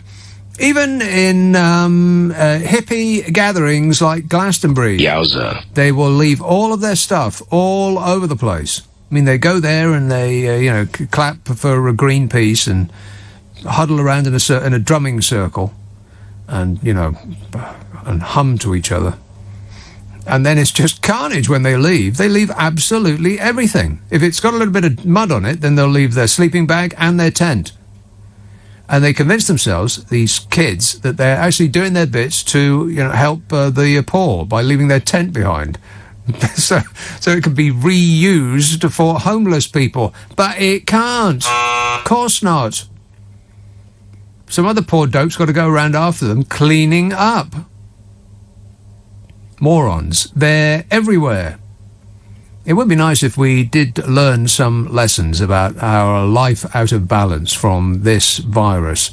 It's given us a unique opportunity to actually examine our place in the world, but I don't expect that anybody will ruminate on that for a single solitary second. We'll just hurtle back to the old life as fast as we possibly can and try to refashion what we had before, as broken as it was. I mean, there's people calling for a green revolution. I'll get onto that maybe a little bit later, but I think that they're whistling in the wind. You've got no chance. People we're dealing with. Here's Beverly. Hello, Mike. Hi, Nick. The gut speech from Johnson, I think it's an admission of failure, because he said we're going to relax the rules and everything's okay and it's totally safe and people can go 1 metre, etc., etc. Yeah. Well, if everything's safe, why do you tell people that they have to have guts to take on the onslaught that's coming towards them? if there's no onslaught and there isn't a problem, why do you need guts? Well, what I can't really fathom is what's changed. So before, we couldn't go out, we couldn't go to a restaurant or a cafe or a bar or a pub, and we couldn't go to the cinema or the theatre, and we couldn't go to the gym, and we couldn't go and meet people that we know. We couldn't go to see our parents, and we couldn't go see our grandparents, and we absolutely flat out and totally couldn't go to the park or the pool or any of these places because of the imminent possibility of catching a virulent disease that we could die from. What's changed? What's changed is that when he relaxes the rules, you get an onslaught of 500,000 turning up in Bournemouth, and the people there need guts to withstand it. Well, he said people in coastal resorts should have guts and welcome the people. Well, what do you need guts for if you're not defending yourself? It's an admission that they are going to be under onslaught of people arriving in their places. And they have to defend themselves against it, because when you need guts, you need to defend yourself. Arm yourselves, you good people of Brighton, because we're on the way. I mean, you ought to learn from Donny. I mean, Donny said this week that I told them to test less, because then the positive cases will go down. Yes, I mean, and then claimed that he was joking at the time. But you know what? He doesn't really joke. He doesn't do but jokes. Then 2 days later, when he was interviewed, he said he wasn't joking. Yeah, quite amazing. But you said about the apps thing, Nick. Just to nip in quick, the German app is open access coding. We could pick the German app up tomorrow and implement it. It's totally there, sat on the shelf, ready to go. And our lot are still fannying about, trying to make their own. Yes, well, yes, I think they're trying to now do a cross-pollination between their own super-duper idea and whatever rubbish that Google and Apple can come up with. Because the government... But the German one's there, sat ready to go. I'm sure it is, but it's a European. And we don't want anything to do with Europe anymore, even if it will save our lives. We'd rather die. We don't care if we do die.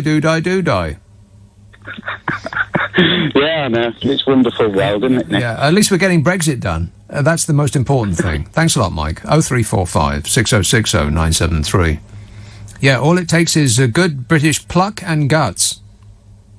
Stephen in Cheltenham says... I read that. John in Manchester says, did you see the PMQs on Wednesday? He didn't answer a single question. Good luck for the next 4 years. I don't expect him to answer a single question in the entire time that he is in at number 10.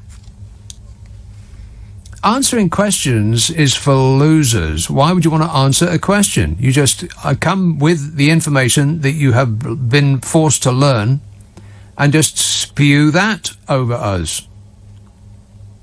Adam in Leeds says, I think the Express will be first to go, especially judging by the age of most of their readers. Well, it's going to be one of them. I mean, maybe my glamorous assistant can get me the the ABC figures for the newspapers, and we'll see which one is just clinging on by its fingernails. I bet he wants to do that straight away, if not sooner.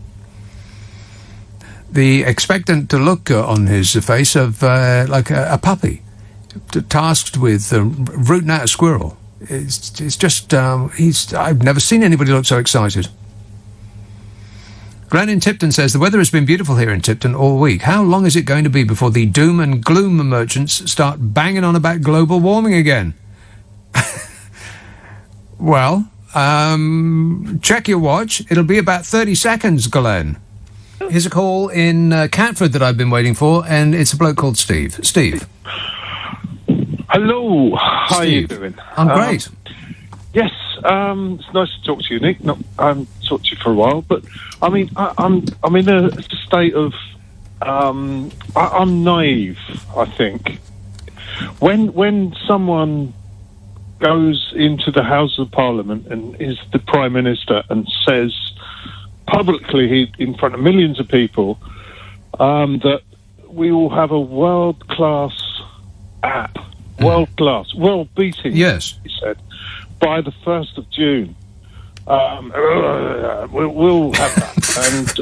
And yes, and it doesn't happen. Then is that a lie, or was he deliberate? See, this is where my naivety comes in. Yeah. He also said that £1 billion will be spent on children that aren't, underprivileged or whatever the term is, will be given. I mean, is that going to happen, or did he just say it? And does he know it's a lie?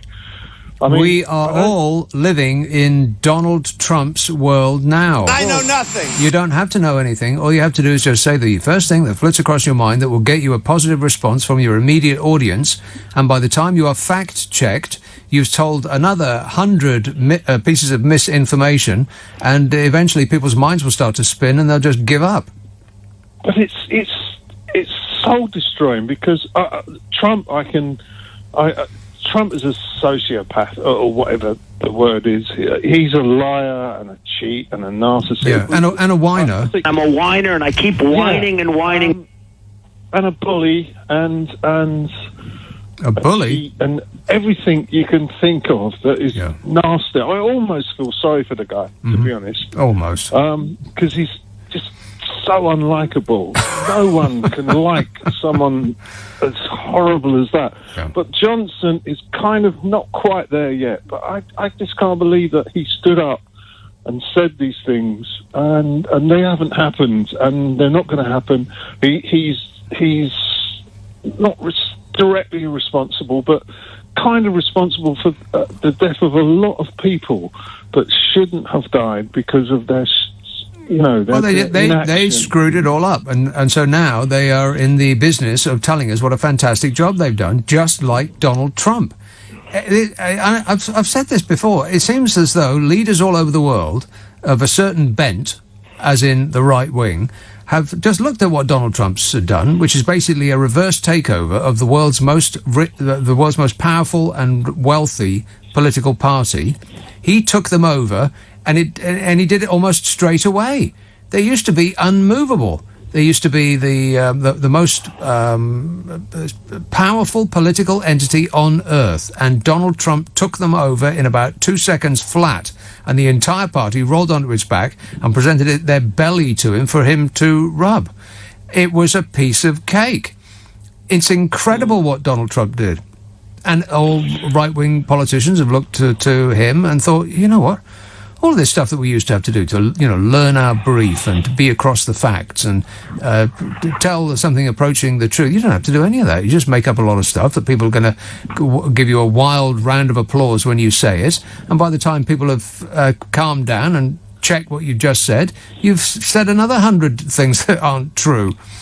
So people will just give up, which is what the left have done, essentially. Fact-checking Donald Trump's a complete waste of time. Because by the time you check one fact and found it to be a lie, he's told 20 other lies in the last 5 minutes. Well, Nick, that is thoroughly and utterly, and I know what you're saying because I know it, but it's depressing. But surely it can't happen. Surely this is not going to happen to us. It's happened already. We're there. We're all living in Donald Trump's world now. The stuff that happens in America seems to happen. Well, it used to happen 10 years later. Do you remember this, like, way before the internet? It seemed like what happened in America happened 10 years later in this country. I remember that. And then it started to speed up, and, it would be 6 months later, and now it's instantaneous. Whatever nonsense comes out of Donald Trump's mouth also, coincidentally, seems to come out of Boris Johnson's mouth. Then they seem to be acting in consort. But Boris Johnson, Trump, forget Trump, he's just inexcusable, but Johnson at least is. I fell for it 10 years ago. All that bluster, on that show. Yeah, I thought, oh, he's a funny guy. He's the funny guy off the telly. Yes, just like Donald Trump was. Yeah, it's true. But surely there's too many of us, Nick. We are too powerful. There are too many people that. I've got 7 O-levels, Can you remember what they're in? God, no. I'm fairly sure I've got 7, but if you ask me what they were, I very much doubt I'll be able to tell you all 7. I've got no idea. And never mind about retaining any information from any of those subjects. I studied psychology for 4 years. I don't remember a single thing about it. Well, I did English literature, which is equally... but what I mean, surely there's a vast majority of us must know this is going on. No. It's like... Doesn't make any difference. All you need is to get a third of the population behind you, and you will win. If you can get 33%, you win. You know, Donald Trump... Some statistician was running the numbers and figured out that Donald Trump could lose the popular vote by 16%. Remember, Hillary lost it by 3 million. Donald Trump could lose it by 16 million. No, that's not 16%. There's 16 million people. He could lose the popular vote by 16 million people and still win. Well, I mean, Joe Biden doesn't fill me with... Oh, God, no. I think I'm probably repeating myself, but he looks like they just pulled him out of a pyramid. I mean, it looks like he died 2,000 years ago. Why did it have to be him? Why does the left wing always find a way to shoot itself in the foot? They really do. It's like they're desperate to lose. Yes, but, I mean, the figures look good. I heard something today on LBC saying that, Trump is plummeting. Tanking, and so what he'll do is he'll send out another stimulus check to people, and he'll put his smiling face on the actual check. Because last time he put his name on the check, this time he'll have his face on the check, I bet you. Or he'll change money to have his face on it. He'll just give away billions and billions and billions. And start a war with, I don't know, who's going to be the lucky recipient of a war with America? China, or probably not China, because America would probably lose. So maybe North Korea, or France, perhaps. I'll bring us into war. Maybe it'll be France. Or us, maybe. Yeah, perhaps, When he finds out that Boris Johnson said... I think Donald Trump is clearly out of his mind. Then, I think it'll be incoming. Paint your windows white. Avoid the rush. But, I don't know. We are in a strange period no kidding. Of history, and it's like we're living in a film, like a bad film, like a film that you just can't wait till it ends. I mean, it's like now I know that this now has connotations which I didn't realise before, but it has some sort of far right connotations. Did you take the blue pill or the red pill? And I honestly can't remember which one makes you a Nazi, which one doesn't. So I'll say I'll take the mauve one. I'll have the white pill, please. Those are my favourite. Or in case that is perceived as being racist, I'll take the grey one. There you go. You can't do wrong with that. I'll take the grey pill, please. Thank you. Yeah, but is this...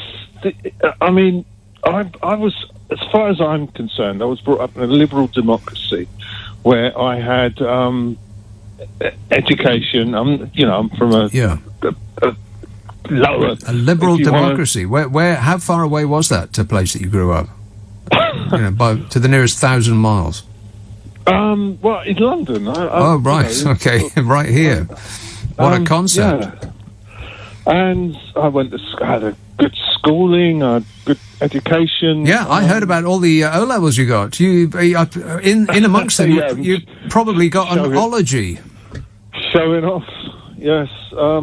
And I kind of still, in me, thinks, well, this can't be true. Yeah. You can't No, lie. this is real life. You are not hallucinating. This is happening to you right now. Yeah, and I feel, as I said when I first started, naive and stupid, almost. But no, this cannot happen. You cannot vote for this person because he's a liar and a cheat and everything else. Yeah, but get Brexit done, though. Yeah. Build the wall. Push them back out to sea. Let them drown. That kind of thing. The most horrible stuff has happened in this country in the last 3 or 4 years. And I used to kind of think James O'Brien was it's just a bit over the top. But now I am his brother and his sister and his son and his daughter, because he's correct. And you are. To be honest to you, right? Don't lump me in with James O'Brien, because he's got a mind like a scalpel, and I'm just a dope who plays car noises on the radio. No. Yes, but you have been at the forefront of this. Yes, I wasn't expecting you to agree with me. On that disappointing note, Steve, I've got to go. Cheer up, mate. It might never oh no, that's right. It already has. Lewisham. Hello, Jane. Hi there. Hello there. Was you at the seaside? Oh my God, you're so loud. Can you back off the phone a couple of feet? No. Was you at the seaside yesterday? Was I? No, I was not. The day before?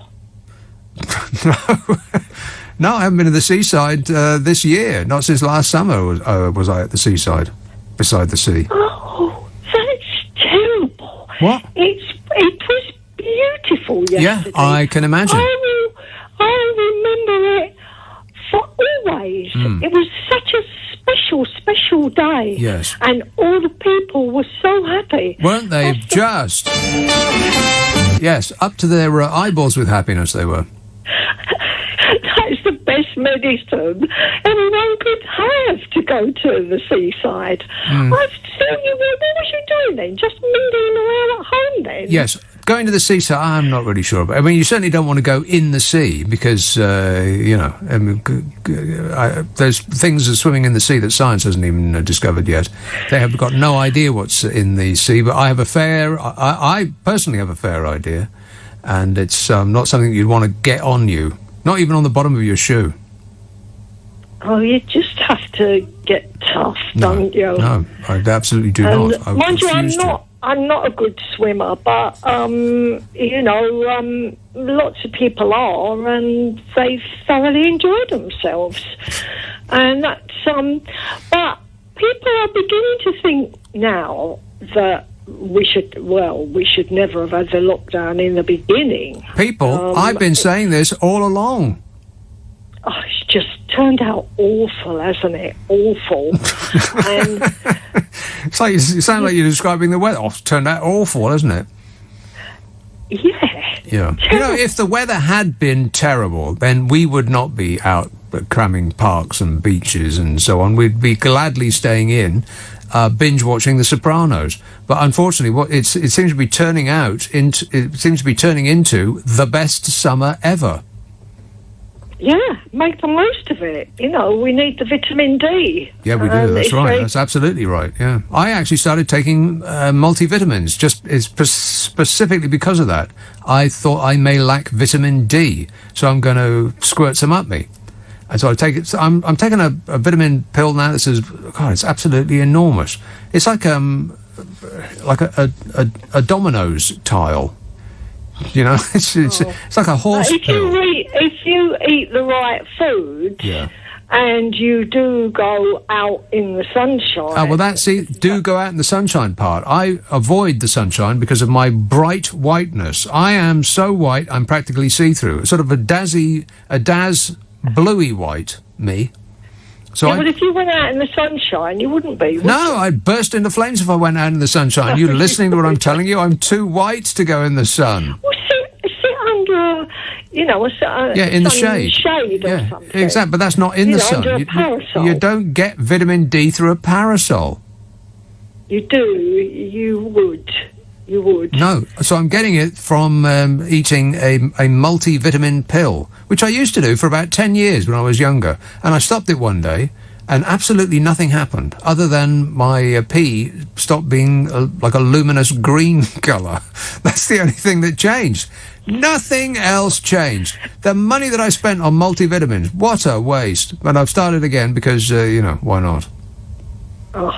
Yeah. So that's it. So we've decided the lockdown is just absolutely awful for everyone. And they can't take it anymore. Certain people that are are liable to get the COVID-19, and then they didn't look after them. They've just done the whole thing wrong. The people that they should have looked after, they didn't, and then they locked up all the rest of us, all the healthy people. Yeah. And they allowed 20 million people to pour in from every virus hotspot on Earth with no checks to mingle among us. It's just, but do you think now that the only way forward is, for most people, it is very mild. you know, you might get a cough, you might get sneezing, like a cold or mild flu for most people. So the way forward is for everyone to get it and get over it and build up an immunity to it. Yeah, unfortunately, if we'd started out like that and used our common sense, of which there seems to be a certain lacking, but if we'd done a Sweden... In us. Absolutely in us, in everybody. It's a part of the human condition. But if we'd done a Sweden, then we would not be in the mess that we're in at the moment. That seems to be obvious to me. I mean, there have still been a lot of deaths, but deaths is not a new phenomenon. People die all the time. And you could have looked after the people that needed looking after extra. Yes. You'd just be looking after them, wouldn't you? Yes. Not the rest. Not that didn't everybody. need looking after. Yes, I'll say it again.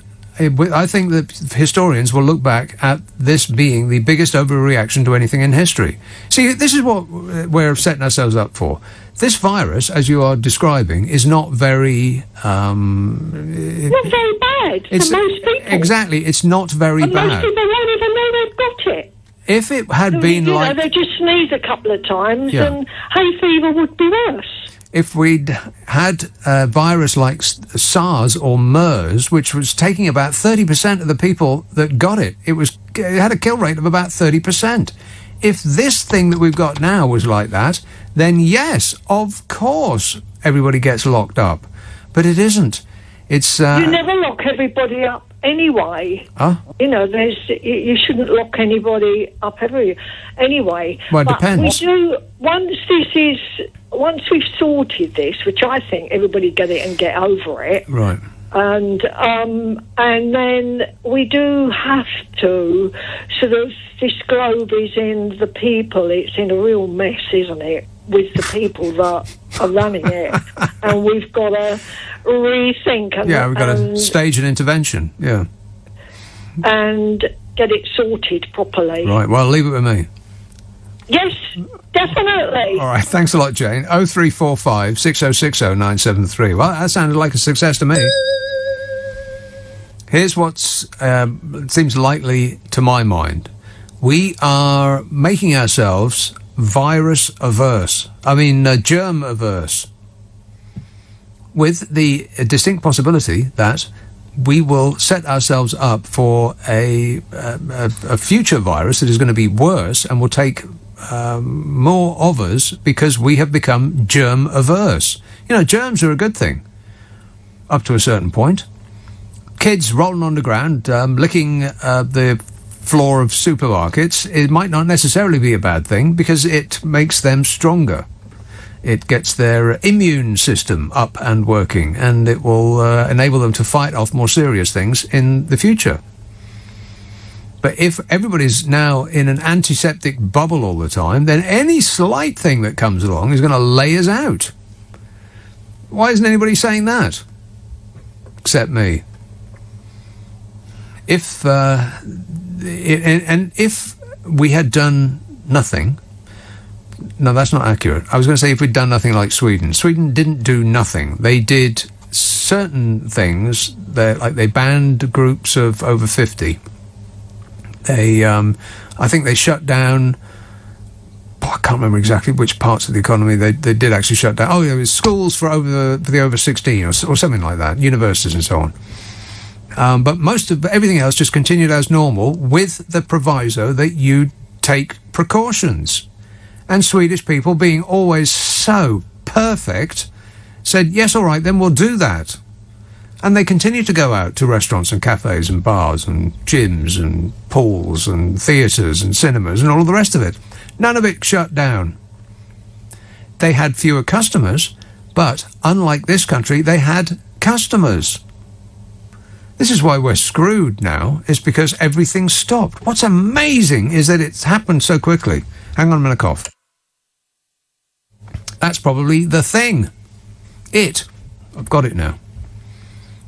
Well, isn't it incredible how quickly our everything that we thought was solid with the world has been turned upside down, shattered, broken on the floor in a billion little bits.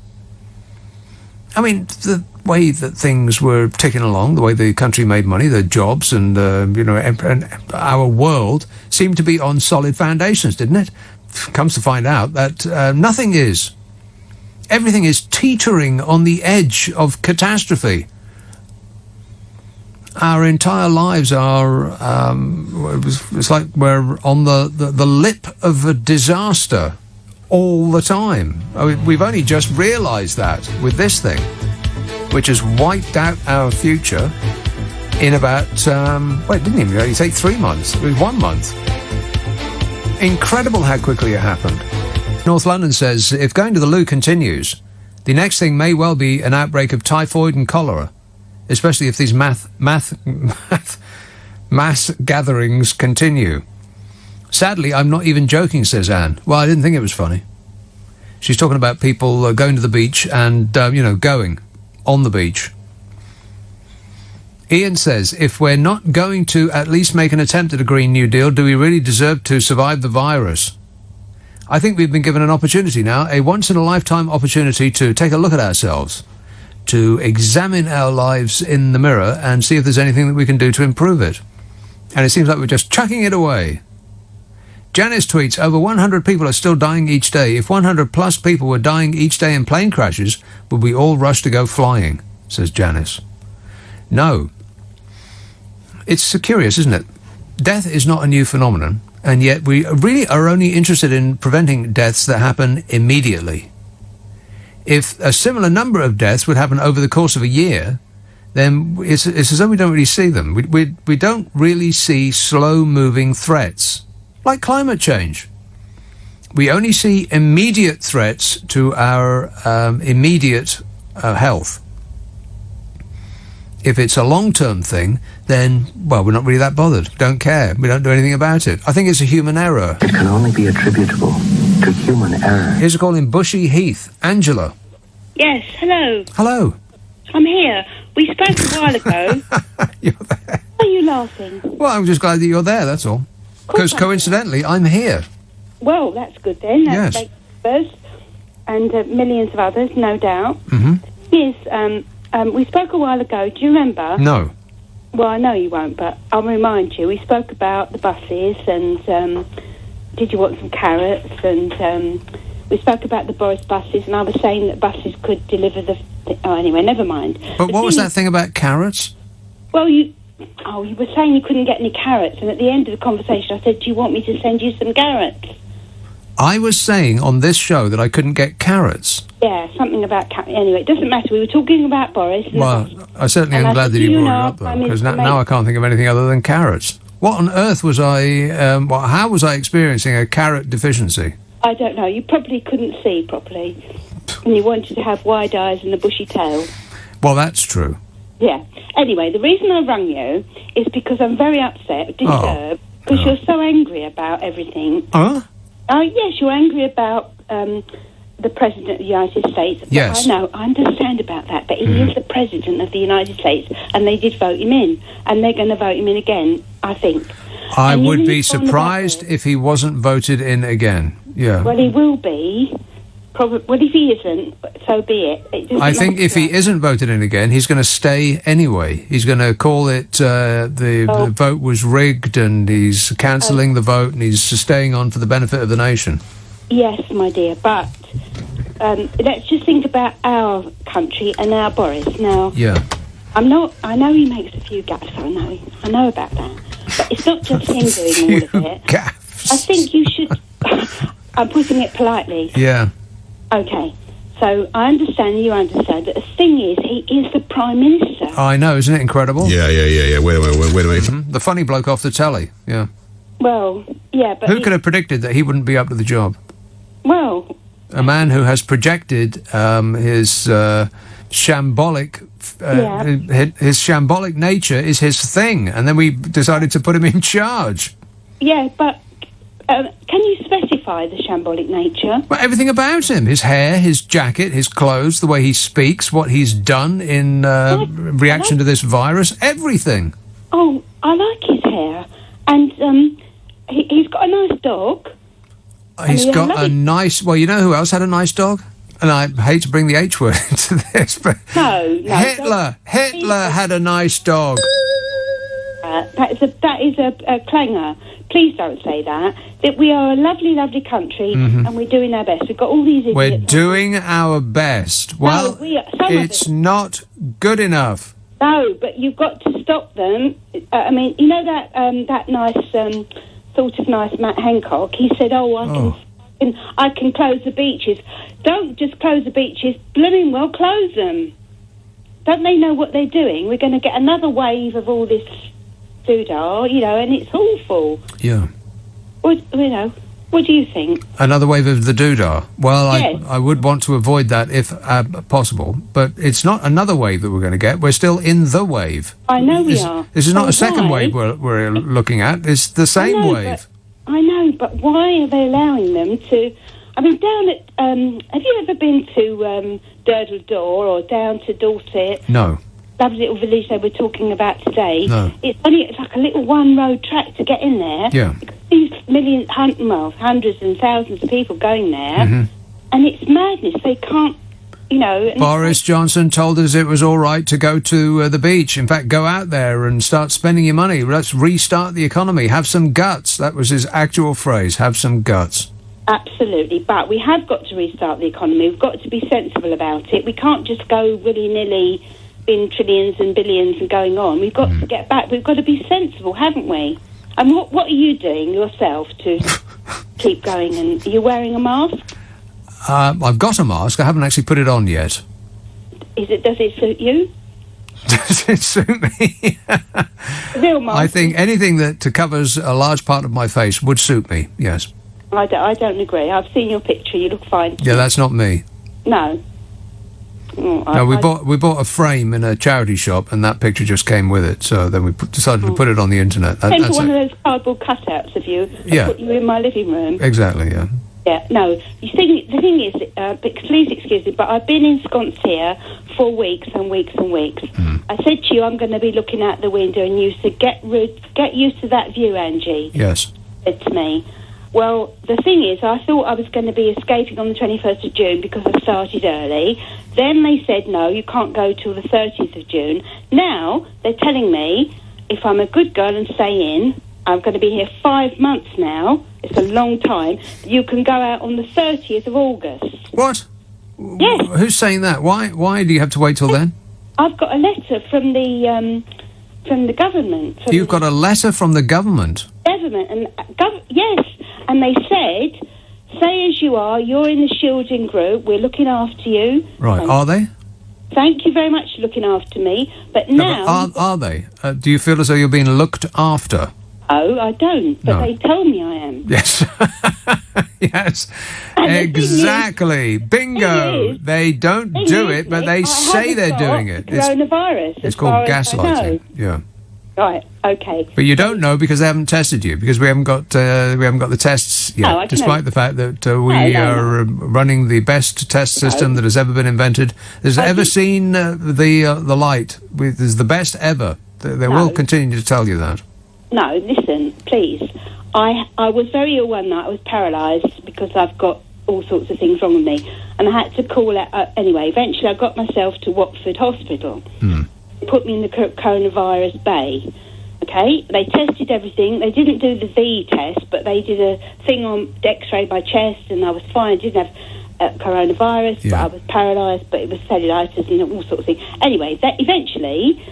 because I'm a very strong, capable person, I drove myself home the next morning, and I'm ensconced here. So I've had lots of experience of all sorts of things. Yeah. But the thing is now, my letter that came just a few days ago tells me that I've got to be here, well, at the moment, they might change their minds and make it later, till the 30th of August. Oh, my God. I know. So what do you suggest I take up now? I've learnt to play the guitar, I'm cooking, and I listen to a lot of LBC, obviously. Of course. And I'm sorry to tell you, What? Nick Ferrari is my favourite. Nick Ferrari is my favourite, so that's I know. just... So there you go. A lovely voice. Yeah. Yeah. Well, it's more than just a voice, but he has got a great voice, yeah. Has got a great voice. Well, maybe you could take up creating a vaccine. Could you create a vaccine for us in your spare time? Well, I've got the perfect thing to do. Yeah. All you need to do is if you go out, get some Vaseline or some of that Vic Vaseline stuff. The Vapor Rub, yeah. Well, yes, but you just put that by your nose and around. By it? And it gets onto the little hairs and the bits in the nose. Mm-hmm. And when you go out, even if you've got a mask on or not, if the little so-and-sos of the coronavirus attack you, they get stuck there. So when you get to your destination, you clean all that away, you blow your nose and wash. I'm sorry, I know it's that. You wash the inside of your nose. Is that wise? Well, yes, because anybody knows that. If you stop the little things getting into the nose, yes, trapped on. I mean, well, I've got a better idea. Take a large freezer bag. Yes. Put it over your head and tie it tightly at the neck, and then no thing will get up your nose. Oh dear, that's the best laugh I've had today. Probably all week. All right, well, I'll leave you with that. We'll end on that note of success. Excellent work. Thanks a lot, Angela. And pop that vaccine in the post as soon as you come up with it. All right. Angela tweets, Nick, in Dubai, when you land, you have to download their app, which works on iPhones and Android. If you become ill, you add details on the app. It's the law, and it works, apparently. Yeah, the only bad part about that scenario is that you have to actually go to Dubai. Why would anybody want to do that? Seriously, you're flying over Italy to go to Dubai to take a holiday? It's so hot there, you step outside of the air-conditioned hotel and you burst into flames. What are you going there for, people? All those celebrities that you see in the newspapers on holiday in Dubai and places like that, they've been given freebies. That's why they're there. D in London says, what's going on in Australia? They've been pretty much wiped out. They have pretty much wiped out the virus, but people are now panic buying toilet paper. Do they know something we don't? I have got no idea. Phil in Bournemouth says, the British just cannot grasp how insane the political system of the USA truly is. Well, our political system is pretty insane. It's not really a democracy. It's a 5-year dictatorship. I mean, that's what Boris Johnson and the Conservative parties now find themselves enjoying. They can do anything they blooming well like for the next 5 years. Anything they like. God, did you see the that vote that they had on the amendment? God, that was just embarrassing. Maybe I'll come to that later. Sydenham. Hello, Paul. Hey, what's up? Welcome to the Germaverse. Yeah. That's what you said, isn't it? Welcome. Before I start, can I just welcome to the do you what? mind saying hello to my friend to everyone who knows you. in West Norwood? Oh, of course, yeah. Hello, Michelle. Hello. Oh, brilliant. Thank you. Thank you. I just wanted to speak about sort of all the overcrowdings of the beach. I know you've been speaking to it, obviously, in the first wave of the doodah, as the lady before me. Mm-hmm. Doodah day. Eloquently expressed. I think it's obviously a shame that people are sitting too close together, but it's good to see that people are back out and doing things.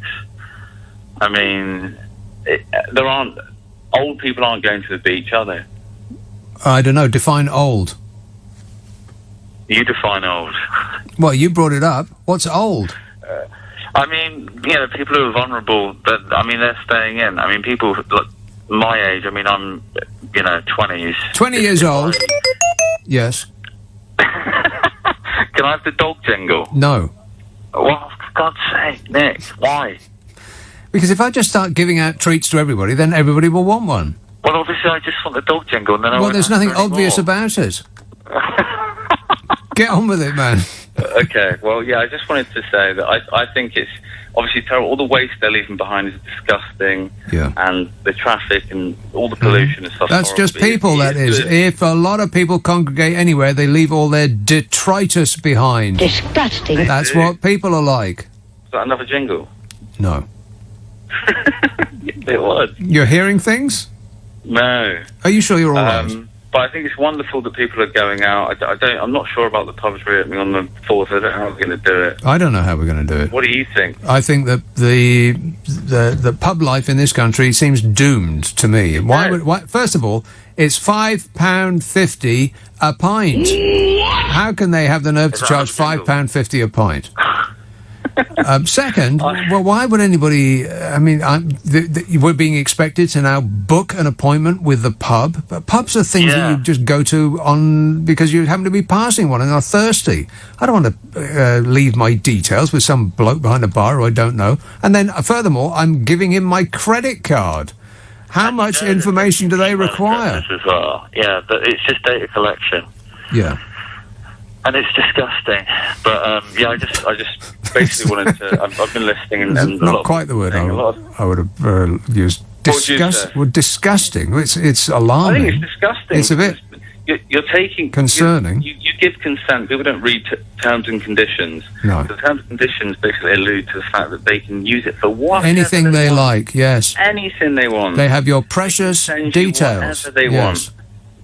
And it is important. And and furthermore, with recognition technology, they have your face, your beautiful face. Got a mask on. Well, that's true. Exactly. Does your mask fit? I don't know. I haven't taken it out of the bag yet. I asked that earlier. What was that about? Does your mask fit? I'll try it on and pop a picture in the post. Thanks a lot, mate. 0345 6060 973. This text says, what war has Trump started? Obama bombed Syria and Libya. Bush lied to us about Iraq. So what are you talking about? Oh, God, another one of these whatabouts. Yeah, Trump is the greatest president in history because he hasn't bombed anybody yet. Yeah, absolutely. Yeah, you're right. Okay, I'll give in. It's true. Dennis tweets, I think you should get a spray tan. I won't sunbathe again. I got sunburnt last year and the skin on my neck was falling off. Too much information. A spray tan. What for? This is the colour I am. Like it or lump it. I know it's a little bit frightening and I do glow in the dark. I'm a little bit luminous. But this is the colour that I am. This says, I went to see some family in Switzerland last week. Upon arriving back at Heathrow, I had to submit my details for the 14-day self-quarantine. Since arriving back on Monday, I've been called 2 to 3 times per day and had 2 knocks on the door from PC Plod to make sure I'm adhering to it. Really? I must say it's unbelievable the amount of contact I've had, and ironically Switzerland has one of the lowest number of cases. I wasn't quarantined there. Well, I find that rather surprising. And if that is true, I wonder if that's the case with many people that have come back. Maybe you have just been selected for close scrutiny. And if that kind of scrutiny is now common, then that does rather suggest making up for lost time, doesn't it? Because 20 million people flooded in from the most affected corners of the world before anybody even had the notion of asking people if they wouldn't mind, pretty please with sugar on top, not killing us all. I do find that a little bit surprising. But, in the absence of other information, I'll believe you. I suppose so. 0345 6060 973. Here is Portobello Road. Sharif. Hello. Sorry, it's Sheriff, by the way. Sheriff. Yes, hello. Hello, Mr. Abbott. Mm-hmm. Do you know, I'm slightly bewildered by the fact that, we talk about Boris Johnson and there's a sense of warped patriotism going on here. I just want an example of what he has done, or the government has done, during the pandemic, where they've called the right decision once. Because it's been a disaster after disaster, and it's catching up after catching up after catching up. They make mistakes one after another. And it's just like, and the moment you criticise them, they're saying to you, "Oh, you're running our country down." Why can't you be more supportive and patriotic? I find it's absolutely amazing to me. It's just like, we've got we're the second worst in the world in terms of our pandemic. We have got, Matt Hancock blatantly being mendacious, saying we. Wow, you were really falling over yourself, not to say lying, weren't you? Good job there, that man. Yes, but he's saying, "Oh, we've got the stuff on the. It's on the tarmac. It's coming in. Yeah, we're going to hit the 100,000. Exactly. Yeah. In fact, we've done it already. What a fantastic job we're doing. Don't let the facts get in the way of the information that we're giving you about how tremendous we are doing. And this is it, Nick. And the thing is, my wife is like, my wife's a teacher, right? And she's on Shield, right? And she's been told the same thing as one of your last callers. Apparently, the arbitrary figure is on the 1st of August, she's safe to go back to work. Right. It does seem very arbitrary. Is a good word. Arbitrary seems to be the way all of this is being run. They're just making it up as they go along. Let's say the 4th of July. Why not? Why not the 10th of July or the 1st of July? Why the 4th? This is exactly it. And this is the point. They're treating us like children, and they're lying to us. I shouldn't say that because mendacious is probably a better way of putting it. Mendacity. But they're not being straight with us. But at the same time, I hear a whole swathe of people believing this stuff. Stop having a go at Boris. He's trying to do his best. Well, I think that, like in America, people who have voted for Trump, just like people who have voted for Boris in this country, Johnson. Stop calling him Boris. Yeah. He's not our friend. He's not. He's not our pet dog. Alexander Johnson. Tiffel. Yeah, DeFeffel. Yeah. Tiffel Johnson. Yes. Yes. Yeah, exactly. And they refuse to countenance the notion that they have perhaps been hoodwinked, because that would be too much loss of face. So they dig their heels in ever more and shout down anybody that brings up the notion that perhaps they're not as smart as they thought they were by voting for somebody who has they're basically gaslighting them. There's that phrase again. Look it up. I think it's telling people that something that they know isn't true and insisting that it is. We have done fantastically well with this virus. Nobody has done better than we have. People keep asking me, why have you done so well on the virus? How is it, Mr. President, sir, that you know so much about this? And they've done on and on and on. And people's heads start to spin. And and they believe it. Well, the people who believe it, and the people who don't believe it, they just give up after this onslaught of mendacity. I mean, obviously, I need to go and test my COVIDness by getting into a car and testing my eye test. Yes. And driving up to Durham. Obviously, that's what... I mean, their credibility has totally gone down the toilet. It doesn't really matter because they've got 5 years now to do whatever they want. So they can have zero credibility. It won't make the slightest bit of difference. They are now in pole position to do anything they want for the next 5 years. And, I mean, Nick, can I ask you a question? Well, the evidence suggests that if they do their worst, we'll still vote for them in 5 years' time. I mean, Nick, can I ask you a question? Yes. Explain this to me, because I don't understand it. Apparently, right, very soon, on the 4th, I can go to the pub with my wife and my children, but she can't go because she's shielded, but I can go with my family members, right? And I can sit in a pub with all of them, right? As long as you take your own bubbles. But if I go home to my mother, apparently, I have to make sure there aren't many of us in my mother's house. Now, how is a pub more safe than my mother's house? I don't understand. It doesn't make any sense to me. I've got enough restraint to not hug my mother, and to not actually be.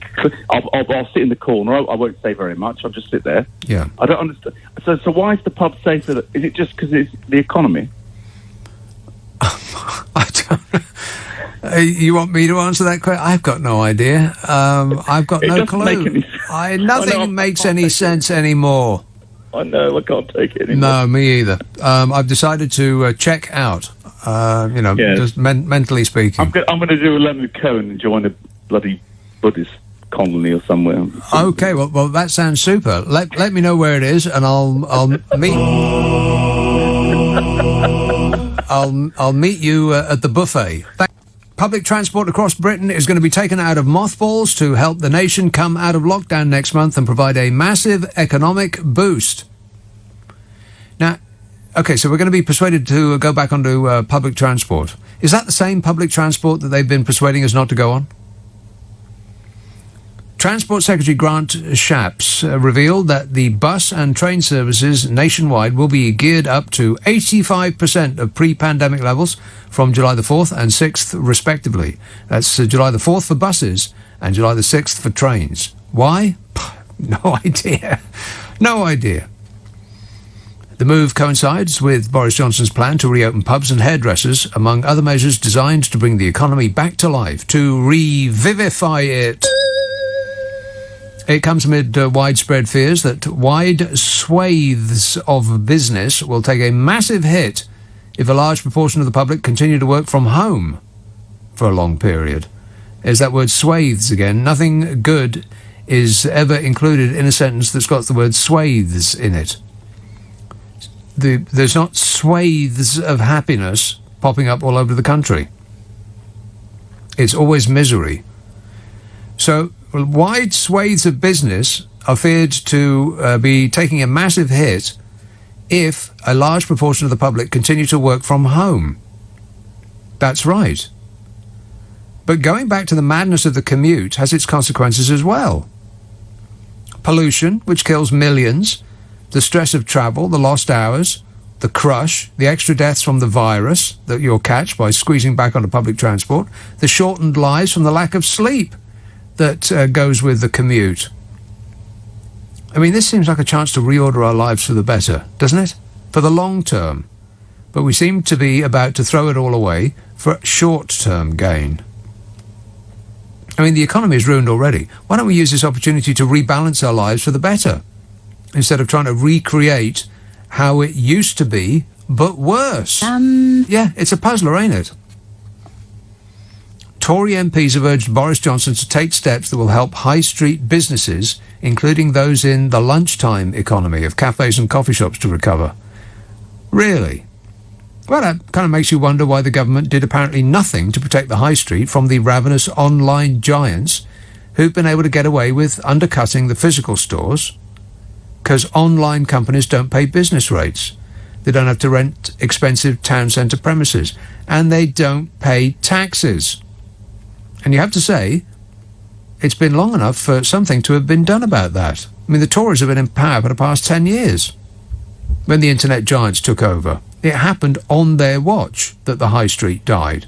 Where was the support for small family-run businesses that were run out of town by a mega corporation based in a mist surrounding a moon on Jupiter for tax reasons? Now the government wants to support local businesses. Well, it's a bit late.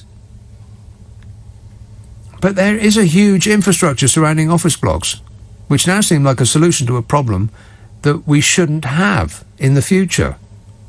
I mean, office blocks exist to cram workers together because workers aren't trusted to work at home. I mean, traditionally, a boss would have thought that you don't let your workers work from home because they won't work. They'll get into the Stella straight after breakfast and spend all day watching Jeremy Kyle on the television. He's not on anymore, is he? Well, whatever is in his place. I mean, office buildings cost a massive amount to rent and run and insure and secure, and they put all the assets of the companies, you know, their staff, at risk of something like a virus by cramming them all together, or even a cold, or the flu, because everyone's in close proximity. I mean, it's asking for it, really. But the infrastructure that's grown up like ivy round these concentrations of workers is doomed unless we all go back. You know, the sandwich shops and the business persons' clothing shops. You know, genuine made in China British business persons' shirts. 2 for £49, those kind of places. And bars and flower sellers and food shops and, you know, the shops that people buy microwave ping food to eat at home. Jewellers, you know, all of that stuff that clings to where office blocks are. All of those could disappear. But the government let businesses disappear from the high street under unfair foreign competition. They allowed it to happen. Didn't do anything about it. So it makes you wonder why they're so concerned now. I mean, isn't it true that the daily commute is insane? What are we doing? I mean, now that we've tried working at home, we should hold on to that progress and enjoy more time to ourselves, more wealth. Because travelling itself is very expensive, as anyone who's bought a season ticket will tell you. And, of course, less pollution. And actually, we'll have more time to work. Because if the trip in is an hour, and a considerable number of people travel for much longer than that, but if it's an hour, that's 2 hours a day. That's an extra day a week. And people, rather than doing less when they're given, labour-saving devices, people actually, turns out, they do more. You know, that computer in your pocket, that mobile phone, hasn't actually made your workday shorter, has it? Now that you don't have to look everything up in a library that you need to figure out, or calculate it work out your sums with a pencil. You can do it in a millisecond on your phone. It hasn't shortened your working day. It's actually made it longer. So if you didn't have to travel for 2 hours a day, in and out of work, there's another 2 hours you'd be able to work. So there's that. And, of course, better health. People would be able to sleep better. And now we're being encouraged to throw that great advancement in our lives away, to save some sandwich shops and coffee stores owned by foreign companies and hedge funds who are famously averse to paying their taxes. I mean, the government seems to be making one stupid mistake after the next. We're risking our lives, our wealth, and our happiness by going back to the daily mass commute, which is what they're encouraging us to do now. Get back on public transport, you know, the thing we've been telling you not to use for the past 4 months. And a survey by the Office for National Statistics found that more than 4 in 10 of us believe that the lockdown has made our lives better in some ways. And the most popular of all the ways in which it's improved our lives is working from home. We like that the best. And now we're being persuaded to go back out there to save some foreign-owned coffee shops. I mean, I know they won't like it, but I think it's worth losing a few coffee shops for the benefit of all mankind. I mean, it's not like every other shop in the road is a blooming coffee shop. We could survive with a few fewer. A few fewer places that sell buckets of flavoured milk. Who's with me? 0345 6060 973. East Sussex. Hello, Margaret. Oh, hello, Nick. You're so wise. My suggestion pales into insignificance. Go on then. Lay it on me, baby. All right, love. Now, I think Mr. Johnson, having found COVID so very important, he started the evening briefing. Well, when he stopped it, what does that say? What does that say to everybody? It doesn't matter. Well, COVID's over. Problem solved. It's not important. We won't get it. Mm. And the last briefing I noticed, it was approximately 51. Yesterday, 149. Today, 186. That sounds like I thought, well, wouldn't it be good if we had the 5:30? We go back to having not the people behind the government twits behind the lecterns. We won't have them.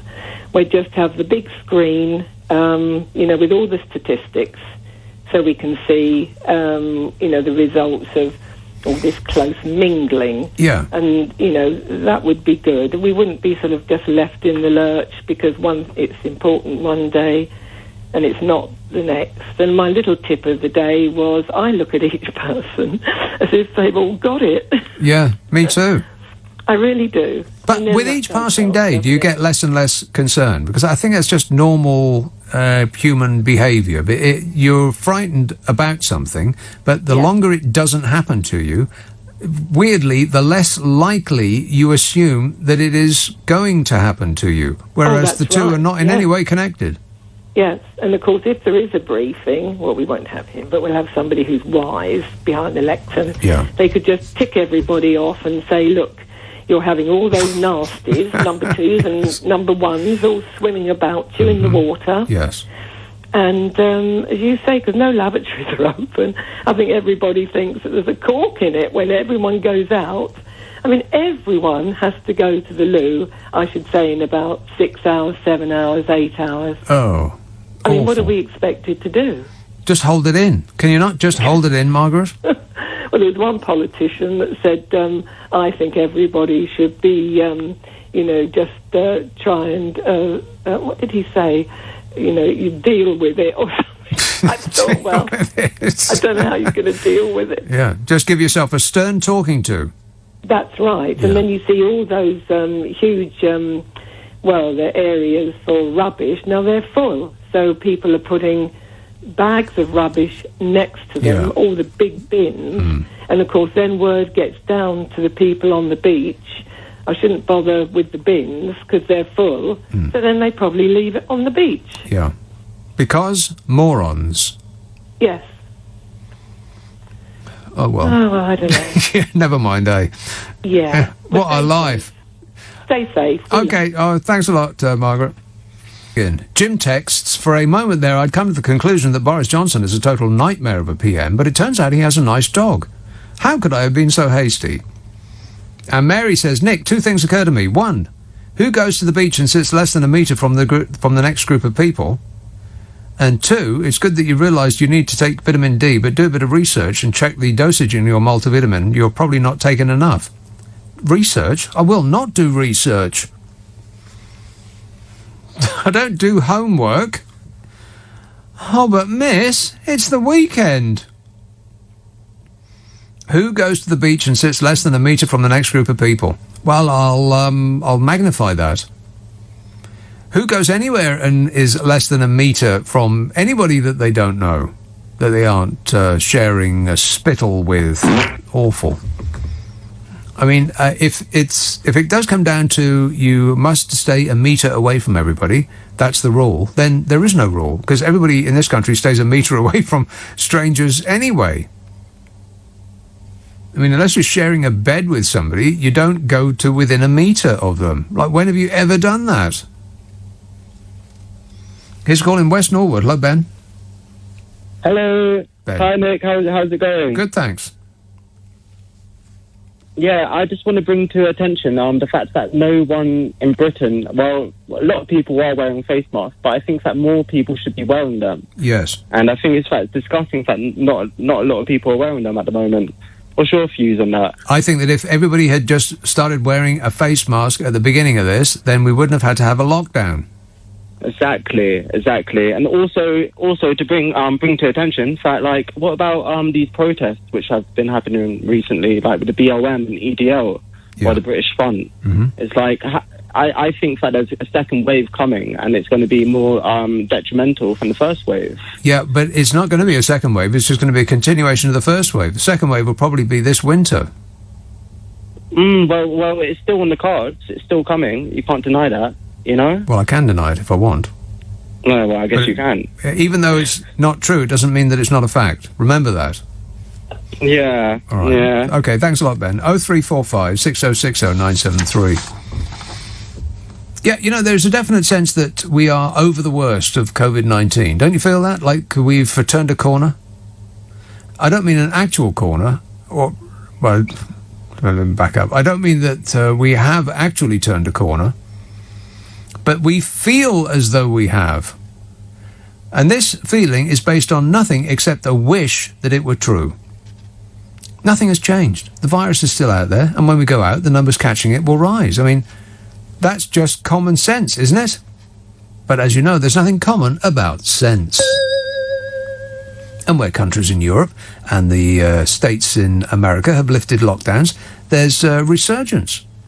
But you would have to be an oaf to think that wouldn't happen. Yeah. Wait a minute. Far from retreating, the coronavirus outbreak is actually getting worse. The pandemic is accelerating. warned Dr. Tedros, the Director General of the World Health Organization. He gave the impression of someone who is trying to find new ways to explain that things continue to get worse to a world that seems to have stopped listening. We've all got our fingers in our ears and we're not listening anymore. Every few days, the number of new cases reported globally breaks records. 183,000 in just 24 hours this week. New cases. In the first month of the outbreak, 10,000 cases were reported in January. 10,000 in January. Last month, 4 million. By the end of this week, 10 million confirmed cases globally. This is what the World Health Organization has predicted. Dr. Tedros, out of the WHO, not that WHO, the World Health Organization, not the WHO. He said the world is in a new and dangerous phase. The virus is still spreading fast, it's still deadly, and most people are still susceptible. But, as he is an expert in possession of facts, no one is remotely interested in his opinion. He is an actual doctor. But we would prefer somebody who is not a doctor. I'm not a doctor. That's who we're taking our advice from. A man who knows everything about the virus. This, whatever they want to call it, you can call it a germ, you can call it a flu, you can call it a virus, you can call it many different names. I'm not sure anybody even knows what it is. We actually seem to be being led by Donald Trump, or in this case, a mini-Trump. I mean, Trump gutted the governmental organization that would have overseen a pandemic in America, and so did we here. Trump ignored the warnings of a lack of preparedness in America, and so did we here. Trump reacted way too late, so did we. Trump spurns the wearing of masks, and so did we. We're all living in Donald Trump's world now. And it's a disgrace. It's frankly a real disgrace. It's a disgrace. You can say that again. On Wednesday this week, 33 countries reported their highest numbers of new daily cases so far, including, but not limited to, the United States and Brazil, which had the highest numbers of new cases globally. And people in the US and Brazil and everywhere else on Earth don't tend to stay where they are. They travel, and they take the virus with them. If only we had evidence from recent experience that that's what happens. Oh yeah, we do. When we let in 20 million people into this country during the worst health crisis of our lifetimes just a few months ago, and we're still doing it. Am I hallucinating? Or do we seem to have had the worst of all reactions to this? First a denial that we should do anything, then a late lockdown after the horse had bolted, now an early reopening ignoring the inevitable consequences which will probably make the lockdown pointless. But I suppose the government knows what it's doing. Oh, here we go. Okay. 0345 6060 973. Exeter. John. Oh, hello. Is that, hello? Yes, John. How are you? Great, mate. Excellent. Listen, I agree with a lot of what you've been saying. I think that there's a real and present danger and the infection is spreading. I mean, I, for one, I've been caught up in it. I'm a big fan of James O'Brien as well. And I think it's incurable. It is incurable. But also, I agree with a lot of what you've been saying about people going to the beach. But what I think is that British innovation will win. They will find different ways for people to pee in the sea, and different plastic bags will be invented. Right. Okay, well, I'll look forward to that.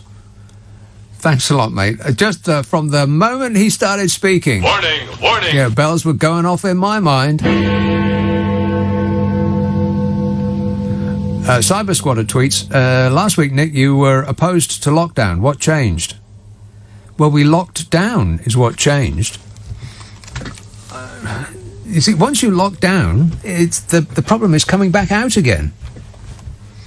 I think that we've been incredibly good. I mean, I know that the newspapers are full of stories about us being incredibly bad and leaving our rubbish all over the place and peeing where we shouldn't ought to, and worse than that. Disgusting. But, really, I think we have taken this incredibly well, don't you think? I mean, I know I keep saying this for week after week, but it just continues to surprise me how well we're doing. We've all done very well. Considering that we've had our lives taken from us, and have been told to shut up and sit down and stay in the corner and don't go out on what is looking to what's sort of working out to be the best summer ever for weather, and there's no riots in the streets, there's no general unlawfulness. Not really. I think we've done extremely well, and we appreciate it. Thank you. Thank you to us. I know I've said this before, but if I had asked you last year how we would have reacted as a country to being locked in on house arrest, pretty much, for 3 months, while our lives were taken from us, our future, our pensions, our the future of the younger generations, everything that we knew, felt secure about, has just been upended and removed from us. No Theory tweets, the pictures of the packed beaches were taken from an angle that made them look more busy than they were. Great proof that the MSN fake the news makes me feel sick, says that person. Of course they did.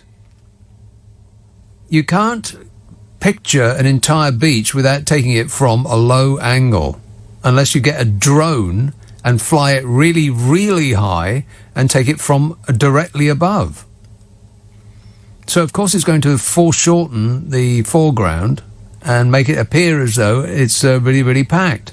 But in the defence of the MSN fake news, it was really, really packed. Look at all those blooming people there. You can't fake that. John in Rill says, there are more reported cases each week because testing is increasing everywhere in the world each week. It's obvious. Oh, God.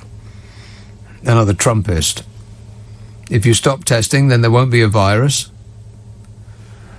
0345 6060 973. Oh, my God, it can't be true. Again, Stockton-on-Tees. Hello, Brian. Yeah, good evening, Nick. Brian. Good to talk to you. Come on, summer's here and the time is right for dancing in the street. Yeah. It's got to happen, hasn't it? Are you dancing? It's got to happen. Are you dancing? No, I'm dancing because you've got to go out. No. Back up. Are you dancing? If you want me to. No. Don't you know it? Are you dancing?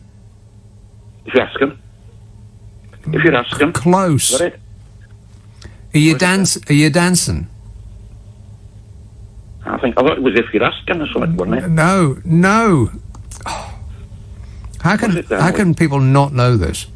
Particularly you, of your advanced years, if you don't mind me saying so, and where you come from. Are you dancing? If you're asking, I don't know. So close, yet so far. Oh, well, you failed this test. Yeah, what is it then, Owen? Well, you look it up later. I'm giving you homework. Right. Anyway. I agree with on this. What? Overhyped. It's all been overhyped. Yeah, I do agree with on this for one of the first times I have. Yeah. Well, I must have. If you're agreeing with me now, then I'd like to revisit my original I've got opinion. a disagreement with you just now. Like I've got another disagreement with you after this. Like. Oh, okay. On this. But on this. Yes. I mean, from the very start, that so-called expert, Neil Ferguson, he's never been right on anything, Nick. He's not in the wrong field. He's 10 fields away. He's been that wrong. Well, right? I don't know. He can't have been wrong about everything his entire life. Not to have got the position. He can't have been. Not to have got to his exalted position. Right. He come out and he said there'll be 500,000 deaths. Yeah. Now, come on. If we'd all put each other's tongues down each other's necks, we wouldn't have 500,000. He's always wrong. Well, there could have been. There could have been. You don't know. We don't know. It's absolutely true. There could have been. At the moment, there hasn't been 500,000 in the world. Well, he's always wrong. Right? I'm not sure that's right, actually. Has there not been 500,000 in the world? I'm not sure that's correct. Anyway. 200,000 lost that time I looked right. the other day. Right, so soon as he said that, I mean, this bloke just wants to be on the news all the time, this Ferguson. He comes out with things all the time. I very much doubt that's true. Well, it is true. Haven't you been watching about him, like? I mean, he's even come out afterwards and said, should we have went into lockdown? He keeps twitching, so he'll be right, you know. Yeah, well, you can't keep up the news. Yeah, I don't think we should have done. I think we should have done as Sweden. Yes, but what could the Conservative government do once he blurted that out? They could ignore him like they ignore whatever scientists they choose to ignore. But you said he could have been right. You actually said that then. Well, yeah, he could have been. If he was anywhere near right, there would have been it could have destroyed the Conservative government, couldn't it? There could have been said, the whole country could have said, you got warned, look what's happened. So there was 100 to 200,000 deaths now. Yeah. They'd be screaming for another government, wouldn't you? Well, we wouldn't get one. That's the nature of our screwed up system, is you get what you're given, pretty much. Most people get what they're given. They don't get what they vote for, they get what they're given. And they have to stick it for 5 years. But the thing is, it's continued, all this media and all a lot. The thing is now, people are going to, it's summer, they're going to go out. Yeah. And we've just got to take from where it is now and get on with life. The ones, I mean, there's 500,000 on the beach at Brighton, yes. But don't forget, there's probably 60-odd million still being careful. But nobody talks about that, you know. Well, it's not news. Nobody talks about it. But that's true, though, Nick, isn't it? There's 60-odd million being careful still. Because you got maybe a couple of million, it's all big news. But come on, most of the country are still, even though they want to go out, they're going to be careful going out. Yeah, maybe. A little bit careful. I think we're being less and less careful as every day passes by, because I think that in people's minds, and this is understandable, I suppose, we're presented with a threat that we can't see, touch, feel, or smell. And so we're just on trust accepting that there is a threat, and we have to do the following in order to prevent ourselves from getting it. But the longer it goes that you don't get it, the less likely it appears to you that you are going to get it. But that is not necessarily true. But why I'm agreeing with you, Nick, is... Yes. I mean, we don't want to talk about deaths, but there's been 3 children under 5 died. Up to about 25 or 30-year-old. I think it's about 400 odd people have died. It's been mainly older people. Right. Or people who had underlying conditions. Yes. Now that just doesn't happen with this coronavirus. It happens with the flu and all other things. Well, most deaths occur when people are reaching what is normally thought of as the end of their experience on the travelator of life. Yeah, it's an awful thing to say, Nick, but it's finished them off, hasn't it, in other cases? It finishes people off, this. Yeah. In a lot of cases, But it's learned also in this country, too many have got diabetes, too many are overweight.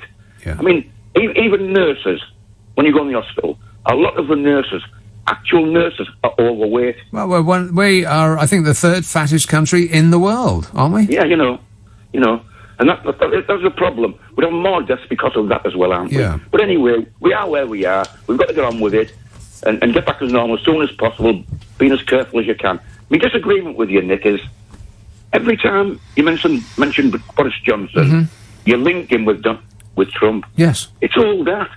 This is just old Marxist lefty stuff that we're peddling out all the time, We're not going to fall for it, Nick. You keep doing it. I mean, are you joking? They're the same person. The only people who are agreeing with you is the ones who are Marxist leftists. Right. You're not going to win anybody else over. Marxist leftists. You don't see any correlation between Donald Trump and his mini-me. He actually called him his mini-me. He said mini-Trump. That's what he said.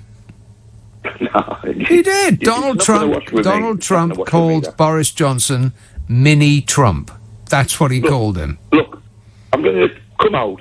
Is he anything like Trump, really? He's completely like Donald. First of all, people voted for him because he was that funny bloke off the telly, and he didn't like foreigners. Right. That's what. Right. So they're twinned at the hip with those two characteristics. Nick, would you want Jeremy Corbyn to have been Prime Minister? Come on. He couldn't possibly have fared worse with the virus than Boris Johnson has. Yeah, they have been poor with the virus, but the medical as well. I mean, you went on about masks, didn't you? But the top medical one who said it doesn't matter if you wear a mask. So they were to blame as well on that. When they've mucked it up together, haven't they? The medical, when they keep saying we're just following the science, what they mean is they're following the science that they want to follow. But I've heard you say tonight. You said we wouldn't have we wouldn't have to go into lockdown if we'd have worn masks. The reason we never wore masks was. Well, we didn't have any because we did not have any. No, it's true. It's absolutely true. The reason that they kept saying don't wear masks is because there weren't any. Mick, just a covering, not even a proper mask. You could have had a covering. You could have had a bandana. Right. You could have had Well, I'm sure that didn't even occur to. I'm sure it didn't even occur to them. You know, you could have homemade one, but they made it clear, didn't they? That's why we're not wearing them now.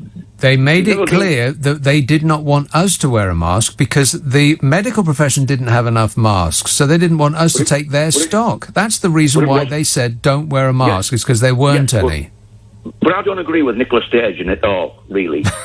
Nicola Sturgeon come out and she said, just put a covering on. It's better than nothing. Yeah, just put a bag on your head. Yeah, you know, covering it, and it stops the spray and what have you. You know, but... That seems logical to me.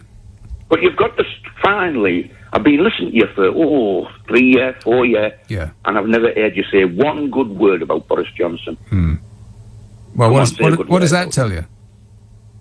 It just tells you have a complete bias against you know. Yeah, I'd say that's about right, yeah. I have a complete bias against people who are not acting in my interests. And you're not getting any more people against Johnson with this crap about he's I don't have to make him more unpopular. He's doing a tremendous job of doing that himself. It's been happening by the left for years and years, trying to do this, and it doesn't wash. It only washes with the ones who were actually converted left. Well, I think there are more and more converts every passing day. Don't they get some new material on this? Yeah, you know, okay, sure. From another angle. All right, leave it with me. There's another one giving me homework. Thanks a lot, Brian. 03, I think that's probably the most calm and respectful conversation we've ever had. Normally it ends in yelling. And text, I think we're in massive denial regarding COVID-19. I appreciate the economy needs support, but this virus won't go away until we get a vaccine. We had a massive wake-up call today where my daughter works. I'll read that again. We had a massive wake-up call today where my daughter works. Someone had a high temperature. They closed down and the person got a test. Unfortunately, it was negative. But the thought of what could have been is frightening, says Anne. Very, very frightening her. Yeah. I think that people are assuming that a vaccine will come, that it's just around the corner, that we're all about to be saved. And I hate to break the news to you, but that's probably not going to happen. This says, why are you so disingenuous? 20 million people did not enter this country. Otherwise, where are they?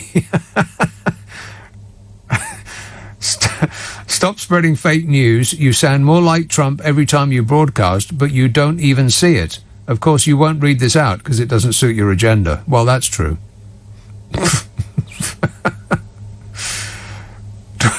20 million people did not enter this country. Otherwise, where are they? And David in Tetbury texts, for the people saying if there was less virus testing, there would be fewer cases. There's no testing for stupidity, but it seems to be running rampant anyway. Yeah, please see the previous text I read out. For evidence, should it be needed. Let's have Bexley. Why isn't that working? Nope. One moment. There it is. John. Hello, Nick. Can you hear me? I can. Good. Nick, I was rather surprised about half hour ago when you said that you thought Trump would win the next election. Yeah, I do. I personally don't. If you look at this COVID-19, if you look at the states, out of the 11 swing states in America, 9 have got Biden in front. Yeah. And if you look nationally, Biden is 14 points in front. Yeah, it doesn't matter. No, I know that's today. That's today. But the virus is going up and up and up in the States. Yeah. And in the next 2 to 3, 4 weeks, it's going to increase massively. Yeah, possibly. But his fans will say that it is a radical left-wing plot to take away their rights to, I don't know, shoot strangers. No, Nick, his fans... He's mid-centre friends, Will. But I'm afraid people in Texas who are his fans, people in the Carolinas, people in Florida, they've got him behind now in the polls. Yeah, I understand all of that, and I think that the Republicans will cheat to make a win happen. He could lose the popular vote by 16 million people. You know, remember that Hillary Clinton... You remember Hillary Clinton, don't you? I do indeed. Yeah, that's her. She was married to George Bush, wasn't she? Something like that. Yeah, it was George Bush. Absolutely. Yeah. It was Clinton. No, I don't think so. There's no evidence that that's true. She beat him by 3 million votes. That's correct. He could lose by 16 million votes and still win. They are already cheating. Donald Trump called the last election fixed. You know, the one that he won. Yeah. The election that he won, he said, was fake and fixed and crooked. Imagine what he's going to say about one that he loses. I think the Americans have had enough of him. I know. It doesn't make any difference. As long as he can get his fans to vote for him again, he'll win again. Well, maybe. But the other interesting thing today, Nick, on CNN, Florida did a survey. Well, not a survey. They had a meeting today of their governor and county mayors, etc. There was about 7 of them. Yeah. That represented the state. Yeah, county mayors, and they were yelled at by nightmares. Yeah, they Florida had a people. doctor there. Yeah. And she was an expert. She had so many qualifications, etc., etc. And this woman got up, and she sounded quite a reasonable woman. They were all completely unhinged. It was one nutcase after the next. And she turned around and said that she thought the doctor was mad and that she ought to go back to school and take all her examinations again. Because they were restricting Americans' God-given right to breathe oxygen. That's why they didn't want to wear a mask. Yeah. And the final thing she said, which I thought was totally outrageous, she said, you ought to be charged for, what's the word, when they take these people that commit genocide and things like that.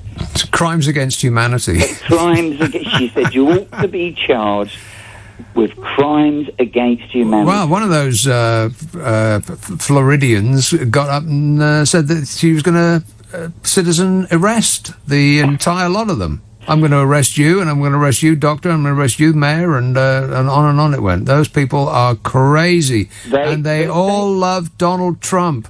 They are absolutely crazy. But one thing that was interesting today, my final point, Trump was going to Mar-a-Lago for his golf this weekend. Yeah. And the governor said it wasn't a good idea because you don't wear masks, etc. And very quietly and without any reason, Trump cancelled. So he cancelled his trip to Mar-a-Lago. You know, I think the Americans are turning against him. They're realising that he's not fit to be president. He's got this nucleus. How could it have taken them that long to figure it out? His fans remain I was going to say undimmed, but dimmed is how they arrived. Well, I will come back to you, Nick, in November. Is that a threat? I Are you threatening me now? Sorry? All right, well, I'll speak to you then. I will do that. All right, fingers crossed. Thanks a lot, mate. 0345 6060 973. Even if he loses, he's going to win. He's not going to go anywhere. And he's setting America up to burst into flames if he loses this election. I mean, he keeps going on about how he's got the tough people, how he's got the military, and he's got the police, and he's got the bikers. He actually said that. He wants all those survivalists, the nut jobs with the rocket launchers on their back, going into a shop and ordering a coffee and a muffin. With military-grade hardware up to their eyeballs. He wants all those people to take a stand. He ain't going to lose. He's not going to walk quietly into the night if he loses that election. He's going to call it rigged, and he's going to cancel it, or even if I wouldn't be surprised if he cancelled the election entirely. But no. This year is probably it could turn out to be the weirdest year outside of wartime ever. Name me a weirder year than this one is turning out to be. And it seemed so nice at the beginning of the year. 2020, I can remember it well, on the air. I'm inviting you to write it down and stare at it. That number, 2020. Gosh, it looks so nice and benign. Doesn't it? And how's it working out so far? Oh, fabulous. Awful. Lewisham, Hannah. Oh, hi, Nick. Hannah. All this defecating on the beaches and urinating in people's gardens. Yes. In Bournemouth and elsewhere. Yeah. Would you say it's applying good old British common sense? Not really. Well, it depends. I mean, if you really got to go. Actually, I'm laughing, but honest to goodness, it's absolutely animal. Yeah, but I mean, These people, I understand that. But were the toilets open? I mean, that's my question. Were the toilets open? Were the public toilets open? Apparently they were, but really? People were too couldn't be bothered. They just couldn't be bothered at all. Well, that makes sense. Yeah, so that, animals, absolute animals. Mm-hmm. Any opportunity, and people will revert to being animals. Yeah. They really will. Straight away. Well, biologically we are animals, but we don't have to behave like them. Yeah, well, anyway. you speak for yourself, dear. Something more serious. People think you get this virus, and after some time, that's the end of it. But that's not so. They're finding that even people with mild symptoms are being left with very, very pesky long-term conditions. Correct. Apparently, it's getting into the guts, because the gut too has ACE2 receptors or cells or whatever they're called. And shriek! Can you do that shriek, woman scream thing? No, I can't. Thank you. You're such a darling. Also, it's getting into the brain. Oh. Can you believe it? Right. Well, therefore, I listen to nothing Boris says. I've goggled myself up. I'm masking myself. I put my gloves on, and I'm going to get soon. Right. And if I can, I'll get a hazmat suit. You would look fantastic in a hazmat suit. You don't mind if I say that, do you? All hidden away and covered, yeah? Yeah, exactly. Or a tent, maybe. Eh? Or what? Or a tent, perhaps. Oh, a tent. Yeah, you look fantastic in a tent. I'll have my sunglasses on, just to look like a star, Then I'll always know it's you. All right, thanks a lot, Hannah. 0345 6060 973. Well, when you got to go, you got to go. Graham in Rochester texts, what's all this Marxist leftist stuff from some of your callers? Apparently everything is the left's fault, despite the fact that we haven't had a proper left government since the 1970s. Well, that's right. It's still Jeremy Corbyn's fault, even though he never was Prime Minister. If only we hadn't been run for the last 10 years by the Labour Party, under the catastrophic leadership of Jeremy Corbyn, then we'd really be going somewhere in this country. John tweets, don't you get it? The majority who go to the beaches, demonstrations and pack into small spaces are morons who don't care whether they get the virus or spread it. Treat them as naughty children and lock down beaches, etc. to save us from COVID-19. Actually, I think that boat's sailed and sunk. The opportunity to save us from COVID-19 has gone. But the treating them like naughty children part, absolutely. Let's have Atlanta, Georgia. Graham. I thought that was my phone going off. Yeah. I think your batteries are dead. High Street shopping.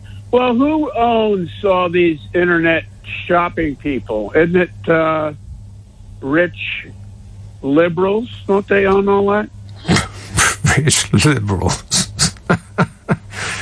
All right, next topic. I don't know what constitutes a liberal. I'll stay away from that topic.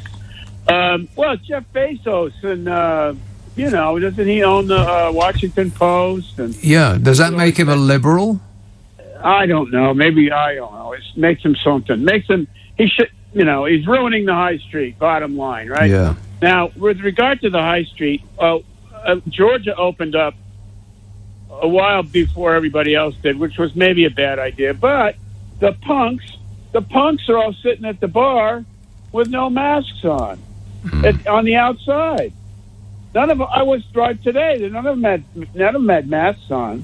It seems to be a political thing in America. If you're a Democrat, then you wear a mask, and if you're a Republican, then it is against your freedom of speech or some stupid thing. No, that's hardly the case. I disagree completely. I wear a mask wherever I go. I take it off in the car, but when I go to the supermarket, I'm wearing it in the post office and inside. Well, I don't know. I think I'm right. I think that it's become a political thing. You're always right, Nick. Correct, Mundo. Yes. It's your show. Republicans seem to think that wearing a mask is it's unmanly, or it's surrendering to the leftist radical plot or some stupid thing like that. Bollocks. Okay, icebergs. Now, this has to do with poles. What? Now, you know an icebergs. Now we're right. Yeah, okay. Yeah, icebergs. Yeah. Icebergs are rather large, right? Yes. Well, the thing is that only 10% of the iceberg is visible above the waterline. 90% is below the waterline. Yeah. Now, when they ask conservatives who they vote for, they're not going to say who they're going to vote for, because they'll be maligned everywhere they go. And so that's the 10% of conservatives above the waterline. The rest of them are keeping quiet, and they're down below. So this gentleman that knew everything about America, who was, maybe he's been there, maybe he hadn't, saying that Biden's ahead by 14%, that might be right for now, but, it's only now. And I'm stunned. I'm really stunned when you brought that out a couple of weeks ago that you thought Donald was going to win. That was yeah. Well, I thought he was going. I thought he was going to win. I thought he was going to win the first time, I'd be surprised if they couldn't engineer some sort of cheat, a workaround to win again. Yeah. Look, everybody thinks he's a real swinging Richard, right? But he got where he got by who he was. He beat, 17 Republicans? He beat 17 Republicans, and then he went on to do all what he did. Yes, but why though? Lying and crying.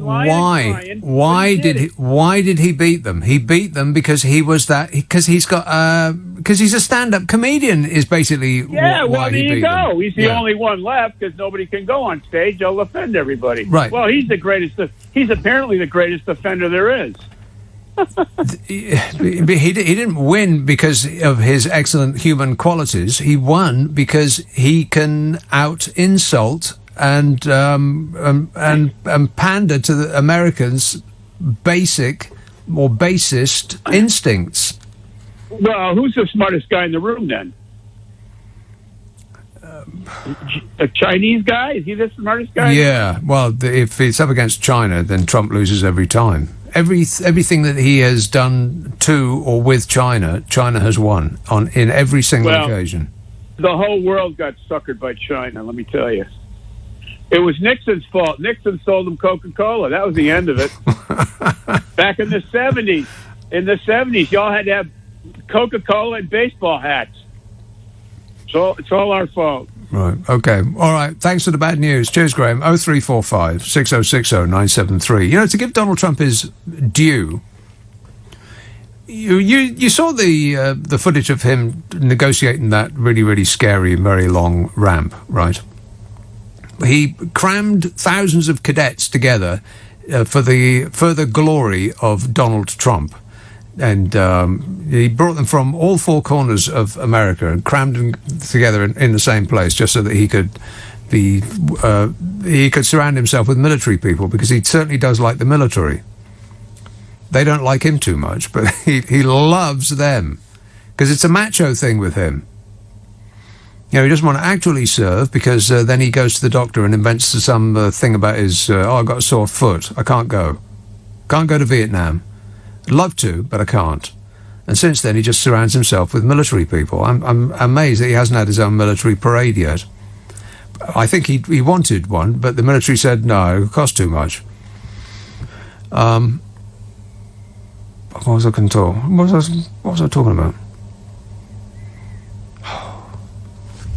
Oh boy, it's riding away from me like I'm looking at a train receding into the distance, and somebody is on the back there. You know those old trains from the Wild West, and they're just waving at me. That's my thought, just driving away from me.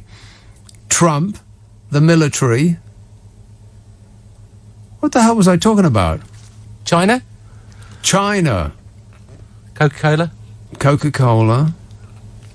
Gosh, that's scary. Like I was mid-thought, I got sidetracked by myself, and then I can't get back to the train again. It can only be attributable to human error. Yeah, my error. Maybe I'll pick that up in just moments. I certainly hope so, because it was very, very important. West Norwood. Hello, Charlotte. Hi, Nick. How's it going? Great, I think. Good. I'm a first-time caller, so I'm a little bit nervous. I know, so am I. It's frightening, isn't it? Yeah, it is. I think before I get started, I just want to say hello to my friend Michelle from West Norwood. If that's all right. Hello. Yeah. Hello. Hello, Michelle. Hello. Yes. It's a great jingle. Yeah. Cool. So I think my sort of stance is I know there's been a few callers talking about the crowds on Brighton Beach, and I think I'm from South London. We haven't got a garden, we haven't got a coast to go to, and I know that given isolation, mental health has been so much on the increase. Mental health issues, anxiety, depression. Just by not being outside, not being around friends and family, it's been complicated for a lot of families. Of course. So. To some extent, I am empathetic with people that are going to the beach, are, going out in the sunshine, meeting up with family, meeting up with friends. I mean, it's London weather. When we ever get weather that's 32 degrees? I know, it's been fantastic. And next week I'm pretty sure it's going to be raining again. So I think it's a one-off occasion. We had lovely weather. Everyone, but it's not. It hasn't been a one-off occasion. The weather's been just glorious for. We've had as much as you could possibly hope for an entire summer already, and it's not even July yet. Do you want me to tell you what it's going to be like next week? Oh, please do. Well, sort of normal, 66, 69, 72. And then the following week it's going to get warmer again. Right. I mean, yeah. A little respite. Yeah. Yes. I mean, okay, weather aside, then I think, I am empathetic with the people that are going to the beach, that are meeting up with friends and family and going to the coastline. But? Yeah. Is there a but coming? There was a but coming, but I'm pretty apprehensive on going with the but. I think one of the issues I had with, the only issue I really had with a lot of these crowds, kind of forging on the coast was the littering. You know, I've seen a few videos, a few photos, Yeah, and I mean, terrible. the littering is just, Mhm. yeah, it's been disgraceful. Yeah, but that's just people. That's not necessarily people at the beach, or it has anything to do with COVID or anything like that. That's just people, that is. People are morons. Yeah. They're yes, everywhere. I do agree. Yeah. Okay, Charlotte, please make sure that you clear up after you. Promise me you'll do that. I know what I was talking about now. The ramp. So at the end of his address to all these cadets, Donald Trump had to negotiate this very, very scary ramp. And he looked as though he was physically falling apart when he was doing it. I mean, you remember when he tried to go down that ramp that was about 3 foot long and he had to grip onto Theresa May's hand? You remember Theresa May, don't you? No! Yes, that's her. He gripped onto Theresa May's hand just in order to negotiate that very, very scary ramp. Because that's one of the things that he's frightened of. You know, that and telling the truth and and everything else.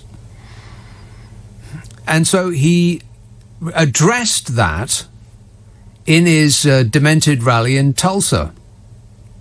And to give him his due, I'd have to say his performance was really good as a stand-up comedian.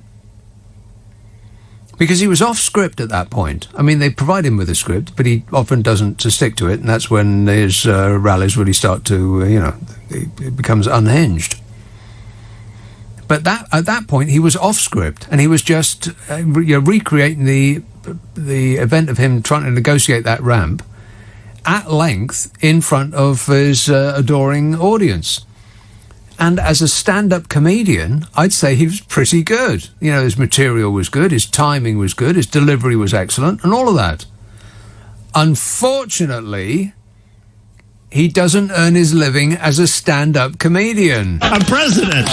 Can you believe it? No, we're still stunned. We're running late. Let's have a call in Islington. Adam. Hello, hi Nick. I'm like your biggest fan. Oh, how big are you? Oh no, I've listened to you for years, and I just adore you. But I heard one of your callers send in a message, and I wanted to clarify something which is quite important. Yes. She said something about your vitamin D level, and you might not be taking the right dose. Right. And I just wanted to give you some real insight and the importance of getting this right. Insight me. So several years ago, so I'm BAME, as in I'm a person of colour, and I don't know if you're aware, but we have a real difficult time absorbing vitamin D because of our pigment on our skin. So this is a problem Black and Asians have in European countries, anybody who's outside of Africa, Middle East. So I went to my GP and I said to my GP, look, can I get my blood test checked? Because I'd like to know what my levels are. People are talking about Asians having really, really low. Yeah. And the GP actually, she was a cover GP, like my GP wasn't around, so this GP was just covering for the day. And she actually said, no, just take any vitamin D, multivitamin, it's fine. No, she said no. Yeah. I couldn't believe it. Right. So I said, excuse me, I need to know what level it is so then I can make the adjustment. Yeah. It better I know. And then she said, no, it's going to cost money. What? And then I had to use that really cringy line. I said, excuse me, I'm a lawyer, I pay my tax. Could you not, if you're a lawyer, can't you do your own private? Privately, yeah. I do it now, but it was quite new to me, this whole thing. So anyway, she reluctantly took my blood, and then I get a call in the office, Nick, and you couldn't make it up. She says to me, can you come into the surgery straight away? And I said, well, what's wrong? And then she said, well, come in and we'll talk. So I go in and sit down, and she says to me, your stats have come up as 8 on the scale. Huh? And I said, well, is that really good or bad? Yeah. And she gave me a real crash course. She said, everybody, the healthy human male adult, should be on 25. 25 what? NCML. Oh, NCML, right. What's Something that? like that. So it's like a measurement of how much vitamin D is in your blood, right? Oh. And I will break it down for you a bit further. But then I said to her, so is 8 really bad? She goes, yeah, it's extremely deficient. So she said, have 8 of these pills when you get home. And I said, 8? She said 8 because what we need to do is boost you up. Yes. And then I said to her, why is it this aggressive? And she said, there's a strong correlation between the way your body reacts to viruses. So for immune reaction, it's good to have high dose vitamin D. And this is what I want to get to you. When I sorted it out, long story short, I'm on 2,000 IUs, which is a middle strength vitamin D. If you take a multivitamin, it's very likely you're on a low dose, which is 400 or 800. Yeah. Well, what's the recommended daily intake? This is a bizarre thing. It's really low. The recommended daily intake for someone under 60 is 400 IU, but the optimum level is having 2,000 IU, and it's really important you don't go above the upper limit, which is 4,000 IU. Why? What happens then? Cheap. Well, I looked it up. You can get toxicity, but you have to be on it for like a week to have problems. But I didn't read up on the dose because 4,000 IU is a very generous helping. But the reason why I'm saying to you, you should take it, is because studies have been shown that people who have high vitamin D level have actually responded very well. Well, this is why I'm taking it. And furthermore, I'm taking the soluble aspirin too. I can't remember why I'm taking that, but I read something that said you must take it straight away, if not sooner. So I started taking that as well. I rattle when I move. I'm taking so many pills. But the key thing is, Nick, is it is wise to check what dosage you're on, because if you're on a very low dosage, it's just not optimum. You need to keep your level. So I do it privately now. I get my blood test done privately to get my score. Yeah. And when I went on 1,000 IU for 2 months, I got my levels back to normal. So now I'm using optimal. Now I'm taking 2,000 IUs a day, tiny pill. It's giving me a really good base, and I'm not exaggerating. I get less colds and flu. Oh, well, I can only dream of becoming normal. God, wouldn't that be marvellous? But just get it checked. Seriously, go to your GP and say, could I, if I am deficient. I mean, these are the days you should be going out to get. No. Well, I could ask the listeners. Do you think I am deficient? Yes. Will come the immediate response. But no, do look after your health. You're one of my favourite presenters. Oh, well, that's very nice of you to say so. I'll do that straight away. Thank you, Adam. 0345 6060 973. Yeah, I'm taking it's multivitamins. The wording on the side of the bottle is so tiny, you'd need an electron microscope to be able to read it. So I have absolutely no idea what it is I'm taking, only that it comes in a white bottle. That's all I know. Let's have Belfast. Hello, Michael. Hi there, Nick. Michael. I was telling your colleague a few years back, I was in a coffee shop reading one of their papers. I think it was The Observer, perhaps, or The Times. Yeah. And they had an article on Donald Trump. The article was written by an elderly gentleman who was involved in defining narcissism. Yes. And he wrote to say that Donald Trump was not a narcissist. What? That there was a couple of traits that he did not possess. Like? Therefore, he could not be a narcissist. He was just not a very nice man. which I think summed it up well. There's a couple of traits that prove that Donald Trump is not a nice person. Oh, shut up! Yeah, I think you'll find that is true. Donald Trump is not a nice person. 100% I think. But, I mean, I now have re-evaluated my thoughts on him, and perhaps it's learned behaviours and not actual full-blown personality disorder, but it's certainly learned behaviours. Well, yes, it's learned behaviours. His behaviour is such that he has learned he can get away with. Yeah, he's been getting away with this behaviour his entire life. It doesn't really matter what he does. He just keeps either he's bailed out by his dead dad, or people just accept it because he's the funny guy off the telly. Oh, absolutely. I mean, the guy does not. He has no insight himself, none whatsoever. No. And he keeps telling us that some of the stupidest things he says are jokes. Donald Trump doesn't do jokes. When did he ever do a joke? He just does insults, which make people laugh because they like, this gives them a vicarious thrill that he's on stage saying the kind of things that they would say in their mind, but he's saying them out loud. But sadly, people like him are getting in power across the world. Absolutely, yeah. The You far know- right is having a moment. There's no doubt about that, yeah.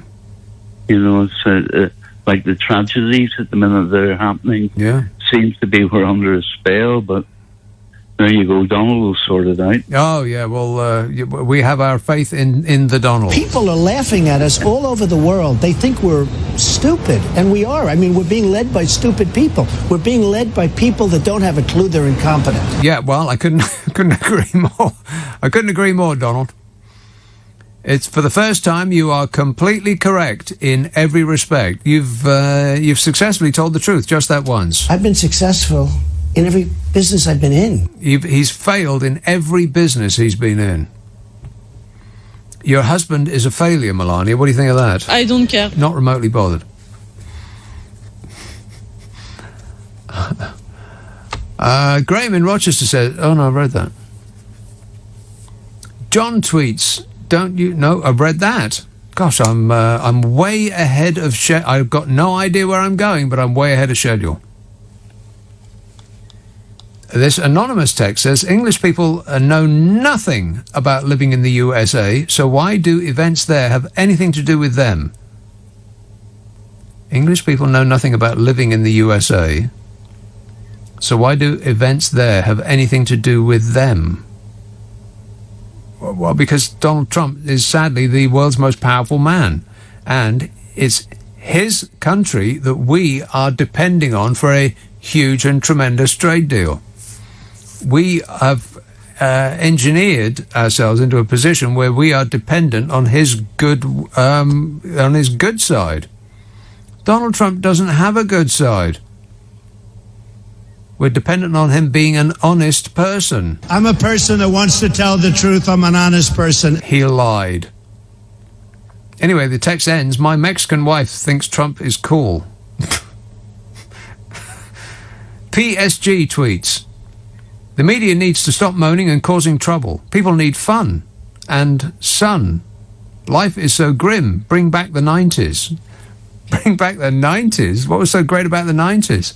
Apart from the dancing, there was that. And this anonymous text says, can't we get rid of all soap operas and stream CNN and Fox News instead? No. I mean, I don't watch soap operas, but then again, I don't want to watch CNN or Fox News either. That counts me out. I'd rather stare at the wall. Fortunately, there's always something on the wall. You know, your mind is a little bit, you know what I mean, three-dimensional. Highs yesterday, speaking of which, highs yesterday sat at around 90 degrees Fahrenheit. But today brought sudden and dramatic drops with lows of 58 degrees Fahrenheit recorded in Northern Ireland. Temperatures dropped by as much as 12 Fahrenheit in just 24 hours in northern Wales. 12 Fahrenheit, a drop in 24 hours. And you double it in that 32 to get to centigrade, so double 12 Fahrenheit, double 12 is 34. And 34 plus 32 is 68. Wow. The temperatures dropped by 68 degrees Fahrenheit in just one day. Can you believe that? No. Showers swept across Britain today, bringing 40 millimetres of rain in just a few hours. The weather will remain disappointing for much of this weekend. Much cooler with significant rainfall in the north. I bet it is. The north. Can we be more specific? I bet we can. One moment, please, and I'll check while you wait. Yes, raining tonight, a lot in Glasgow, and raining tomorrow, and raining on Monday, and no rain on Tuesday. Let's double check that. Wow, 24 hours of no rain on Tuesday. But then raining on Wednesday, and raining on Thursday, and raining on Friday, and raining on Saturday, and every day for the rest of your lives. Never mind, eh? You could write a song about it. Disappointing weather for much of this weekend, here, there and everywhere, baby. Much cooler, rainfall in the north. Sunday's weather, cold, wet, windy in parts of northwest England, south and west Scotland and Northern Ireland. Next week looks to be equally drab. Oh, no. Met Office meteorologist Matthew said we have had some very warm temperatures recently. He's an expert. We had highs of 31 degrees centigrade in Kew Gardens this week. What we have at the moment is low pressure across the UK in coming days, which is going to introduce some cooler air and some wet and windy weather. Showers will be seen across the across parts, as well as longer spells of rain. Outlook for Monday to Wednesday: generally windy on Monday, persistent rain in the north and central parts, turning showery, continuing changeable thereafter, but with drier spells in the north. And would you like to know the long-range weather forecast? No. Thursday to Saturday, the 11th of July. Unsettled to start with rain, heaviest for western areas. They may be very windy, and a wet spell next week. Temperatures around average. Changeable through the first weekend of July. Brighter across the south and the east. Into the following week, signs that the weather may become drier and more settled and warmer again, particularly for southern and central parts. And I hope that your parts are warm and dry. Those are my favourite conditions for my parts. And for the second half of July. Dry, settled and warm at the start. Sunshine for most. For the rest of July, rather changeable. Spells of rain mixed with dry and brighter interludes. Later, some longer, more settled spells. Warm at times. Warm at times? We'll take it. 0345 6060 973. You can text 84850. Email nick@lbc.co.uk, and if you're on Twitter, it's @lbc. This seems to be a very, very keen caller. I haven't said anything yet. What does he want? Hello? Hello? Yes, Pete.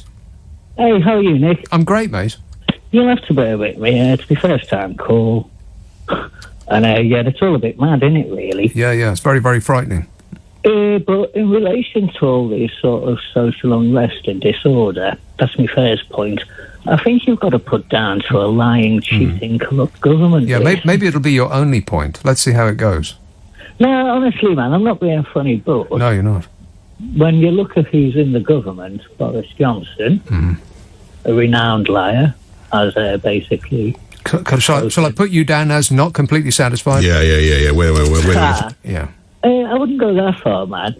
But I'd just like to rattle off the list of how we can trust these people. Grand Shat. Okay, could you put it down on a piece of paper and pop it in the post? Yeah. But okay, thanks very much. Yeah, a list. It's going to give us a list. A beachgoer in Bournemouth spoke for thousands, ignoring the lockdown rules, as he said that coronavirus doesn't really matter. He said he wasn't bothered, in much the same way as the views expressed by Melania Trump, when she was told that social distancing meant that she wouldn't be able to touch her Donald. I don't care. Is what she said. He said the coronavirus doesn't really matter after families headed to the coast during this last week's mini heatwave. Oh, it was fantastic. The man was speaking as around 500,000 people flocked to the south coast with violent outbursts, leaving Bournemouth Council no choice but to declare a major incident. Warning! It came as Boris Johnson warned immortal and invincible young people are taking risks by potentially spreading the disease to elderly people, and slammed beachgoers for taking too many liberties. Huh. Well, okay, fair enough, except it's a bit rich coming from a man who allowed the virus to run through the care homes of the land, where the elderly caught that virus and died in huge numbers. I mean, is this another example of gaslighting that Boris Johnson seems so keen on, telling us that we're doing something that we shouldn't, while being guilty of doing the exact same thing himself? You know, like when Gollum went to Durham.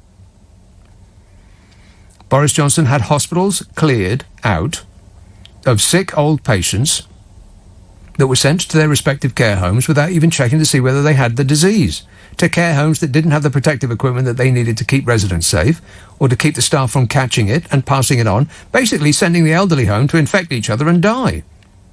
That's what happened under this government, led by Boris Johnson. But, you know, by all means, Prime Minister, start blaming the young people for going to the beach, because it might be dangerous to the elderly that they may come into contact with. But don't take my word for it. The chair of the National Care Association said as much in May, that the government had completely abandoned care homes. But don't take their word for it. The Communities Secretary, Robert Jenrick, said that that's what was happening in care homes, and it was absolutely terrible. as though his government had nothing to do with it. There will be more deaths. And it's as though the government is preparing the groundwork on who to blame, because they certainly won't carry the can themselves. Carrying the can's not their style. So it will be beachgoers or ravers or demonstrators or anyone that couldn't follow the rules about bubbles and family units and social groupings and whatever the rules are now. The PM warned of a serious spike in coronavirus infections in the UK if people do not follow social distancing guidelines before lockdown restrictions are eased further in just over a week's time on July the 4th. Why July the 4th? Well, I've got absolutely no idea. It's just a date they pulled out of the air and they're sticking to it. But of course the evidence from other countries is that there will be a serious spike when we all go back to pubs and bars and restaurants and shops. It's happened pretty much everywhere. I mean, it's blooming obvious, isn't it? That's the consequence of a lockdown. It's the coming back out part that's the problem. But since we've shut down the economy, there's only one way to go, and that's reopening it. But the result of that is bound to be more people catching it and more people dying, and that's going to bring bad publicity and finger-pointing. So the government is getting its finger-pointing in now. It's that bloke on the beach who said he didn't know anyone who'd had it. Not that the Prime Minister is at fault. Goodness me, no. Why would anybody think that? I mean, it's not like we have one of the worst results of this from this country than any other on Earth. I think it's just the USA, Brazil, and probably Russia that's as bad as us. All run by similar right-wing authoritarian leaders. Coincidence? No. And the next thing is the opening of pubs. I passed pubs and they were open already. Did I miss the memo? Because I passed a good handful of pubs that looked properly open to me just coming in tonight. But pubs are scheduled to open weirdly on the 4th of July, American Independence Day, which Johnson has called our Day of Freedom, our Independence Day, almost as though he was taking a cue from Donald Trump. And the 4th, of course, is a Saturday. And as has been reported a lot, that will likely not go down very well, because if you open pubs on a Saturday, after them being shut for 3 months, the demand is going to be massive, all on the same day. I mean, the police are holding their heads in their hands just at the very thought of it, but the decision was probably taken so Boris could grandstand about it being Super Saturday and our Independence Day, like in the film. In the film about the alien invasion. Spoiler alert. Warning, warning. The humans win. Who saw that coming? And the rules are now that you can meet other households indoors or outdoors and stay over, but you're not allowed to mix with other households or stay over, but you can meet people from 6 different households outside. Why 6? No idea. But while meeting people from other households, you should distance yourself from those people and you must stay 2 metres apart. Or 1 metre apart, with mitigations, whatever that means. And he said he wanted to see activity, did Boris. He wanted to see bustle, which means excited activity and movement, which sounds like the opposite of careful social distancing. Unless by bustle, he means a padded undergarment at the back of women's dresses in the 1800s, which would make more sense, because you couldn't get within a metre of a woman wearing one of those. And while the excited moment of activity approaches, he also said he didn't want great raving scenes in beer gardens, which seems likely to happen, as the first day open will be a Saturday. I mean, it's almost as though it was designed to produce great raving scenes in beer gardens. Whereas, if the pubs had opened on a Monday, then people might trickle back during the week, and not all on the same day. So you can bustle, but you can't rave. You can meet people from 6 households, but not 7. You can stay over with people from 2 households, but not 3. And you can't get to within 2 metres unless you can't stay that far away, in which case it's 1 metre. Clear? No. It's open on the 4th of July. You ready? Pens and papers at the ready. Places of worship. Places of worship. I thought that... Oh, well, never mind. Let's not get into that. Don't start. Places of worship, libraries and community centres, restaurants, cafes and workplace canteens, bars and pubs, cinemas, bingo halls, theatres and concert halls, but no live music. Why not? Why not? You can have a concert hall, but you can't have actual music in it. Is that making any sense? No. Museums and galleries can open, but you can't have any paintings or sculpture. I made that up. Hair salons and barbers can open, outdoor playgrounds and outdoor gyms, fun fairs, theme parks, adventure parks and activities and amusement arcades. Outdoor skating rinks, other indoor leisure centres or facilities, including indoor games, recreation and entertainment venues, social clubs, model villages, indoor attractions at aquariums, zoos, safari parks, farms, wildlife centres, and any place where animals are exhibited to the public as an attraction. So that's what can open on the 4th of July. Here's what cannot open. Nightclubs, casinos, bowling alleys and indoor skating rinks, indoor play areas, including soft play, spas, nail bars and beauty salons, massagers, tattooists and piercing parlours. Indoor fitness and dance studios, indoor gyms and sports venues or facilities, swimming pools and water parks, exhibition or conference centres. It's such a weird list. I mean, I get why nightclubs can't open.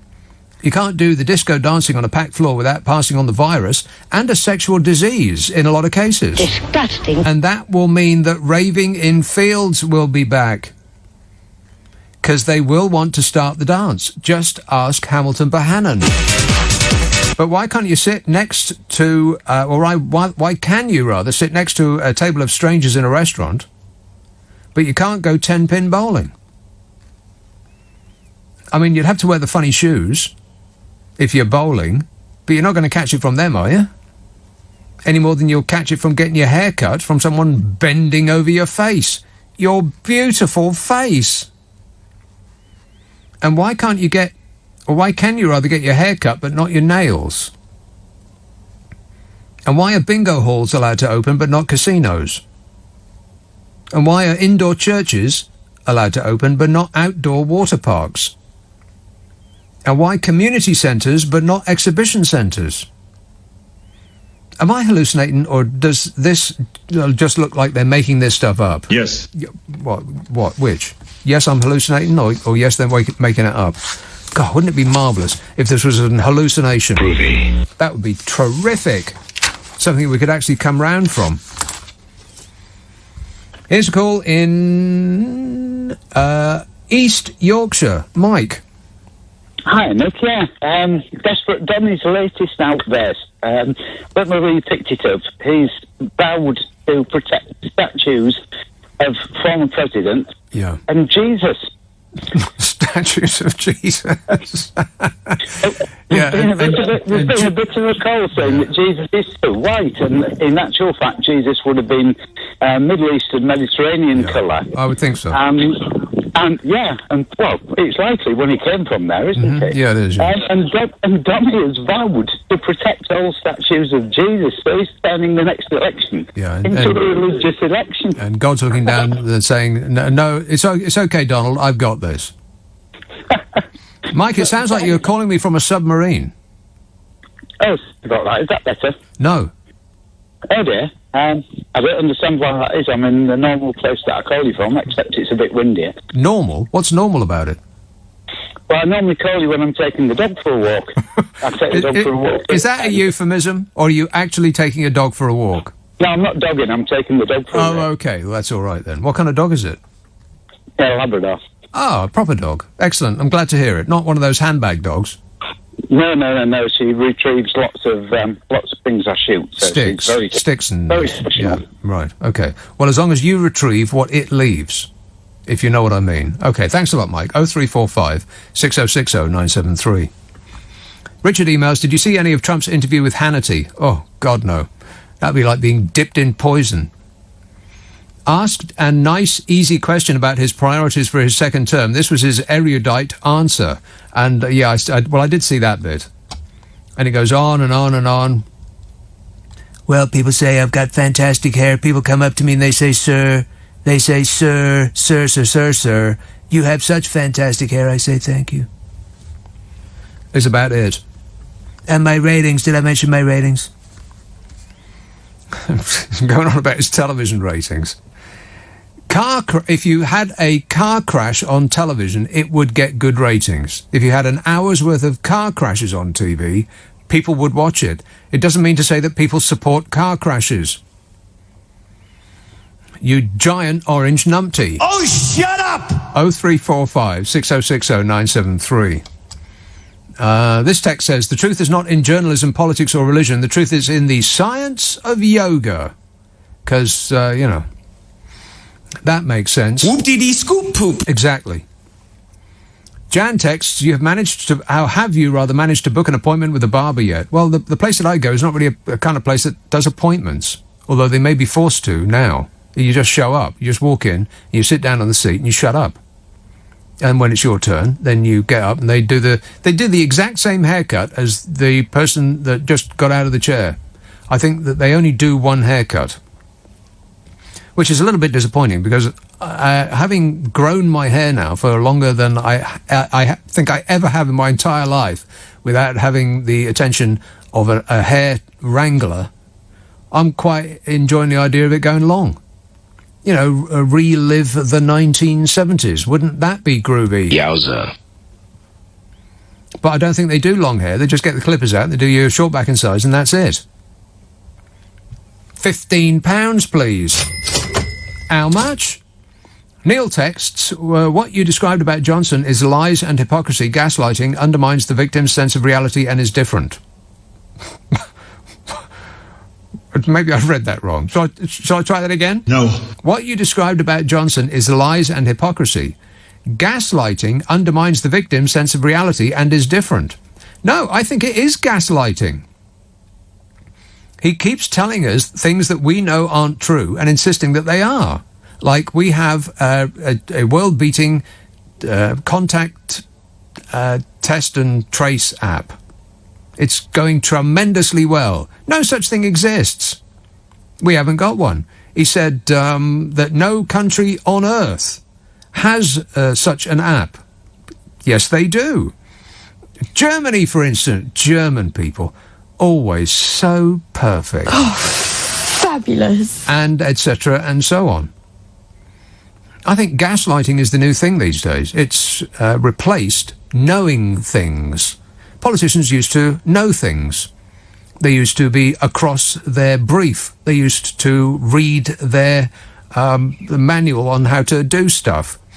Now you just make it up off the top of your head and insist that you're right, and by the time anybody has checked whether you are or not, you've told another dozen lies that they're just running around, and eventually journalists are like dogs chasing their own tail. And then they give up, panting, and fall into a heap on the ground. I think exhausting the opposition is the trick now, and it works for a good long while. Ali texts, my 90-year-old aunt is being discharged from hospital early next week. I asked for a COVID-19 test before she comes back home and was told no. Tests are only being done for those going into care homes. 90 years old. That doesn't surprise me at all. Nothing surprises me anymore. Fran texts, you are my 12-year-old daughter's mathematical hero. She did a maths test online and got... and got minus 47 out of 100. But she thought that was good. I have now banned her from listening to you for the rest of time. That's an excellent choice, Fran. Minus 47 out of 100. Well, that's not bad, is it? I mean, 47 is a large number, so it's probably good. Patrick emails, so... There's another person that starts a sentence with so... The audience is waiting to hear your prediction how the US presidential election will go. Is Donny going to win as you predicted last time, or is Sleepy Joe going to win? Donald Trump. Oh, my God, that man. It's just incredible what we have become inured to, what we accept as normal now. I mean, how old is Donald Trump? He's about 175 years old. Okay, he's not as old as... Joe Biden. No one is. But he's way too old for his entire shtick to be thinking up schoolyard insults for his competition. But we just listen to this man and think, oh yeah, that's quite right and proper for the President of the United States of America to be just making up dumb nicknames for people all the time. That's his material. God, it's excruciating. And he's won. Even if he loses the next election, which I very much doubt he will, because they are rigging it ahead of time, and they haven't even begun yet. They'll be closing polling booths, and they'll be encouraging their boogaloo chums to show up with rocket launchers outside the polling stations with in areas that are likely to vote Democrat, and it'll just going to go on and on and on. And even if it's overwhelming that he loses, he's still not going to leave because, it's China or Hillary's emails or something. He ain't going to go. I mean, can you imagine him just leaving and wishing his successor all the best? Of course not. He's a child. He's going to be... You'd have to drag him out screaming. But, yeah, so I do think that he's going to win, because that just seems to be the world that we're living in now. But even if he loses, even if the police and the army get in there and put him in a box and drag him out, he'll still have won, because he's packed assigned something like 300 judges all over America, and they're all going to be gun-toting Bible bashers.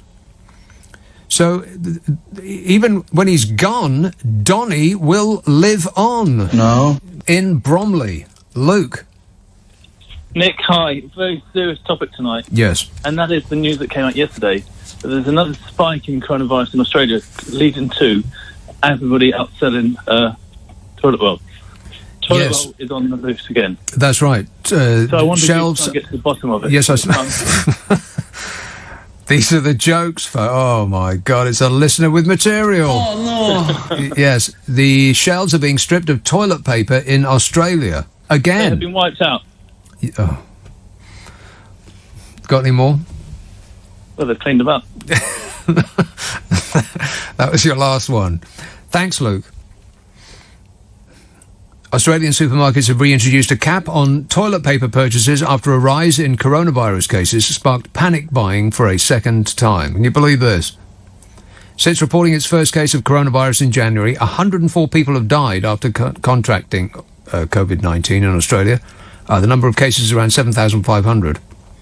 When it first began to spread, photos and videos of shoppers panic buying goods and toilet paper in supermarkets appeared on social media, scenes that would later follow in the UK. I remember it well. That's when I started going to corner shops, which I hadn't done, forever, since I was a student, really. And it turns out that corner shops were absolutely brimful of toilet paper. They were the only shops in the land that had any. And in Australia, stores have now once again been forced to implement a one-pack per purchase rule, following a spike in cases in the southeastern state of Victoria. They reported 11 cases on Monday.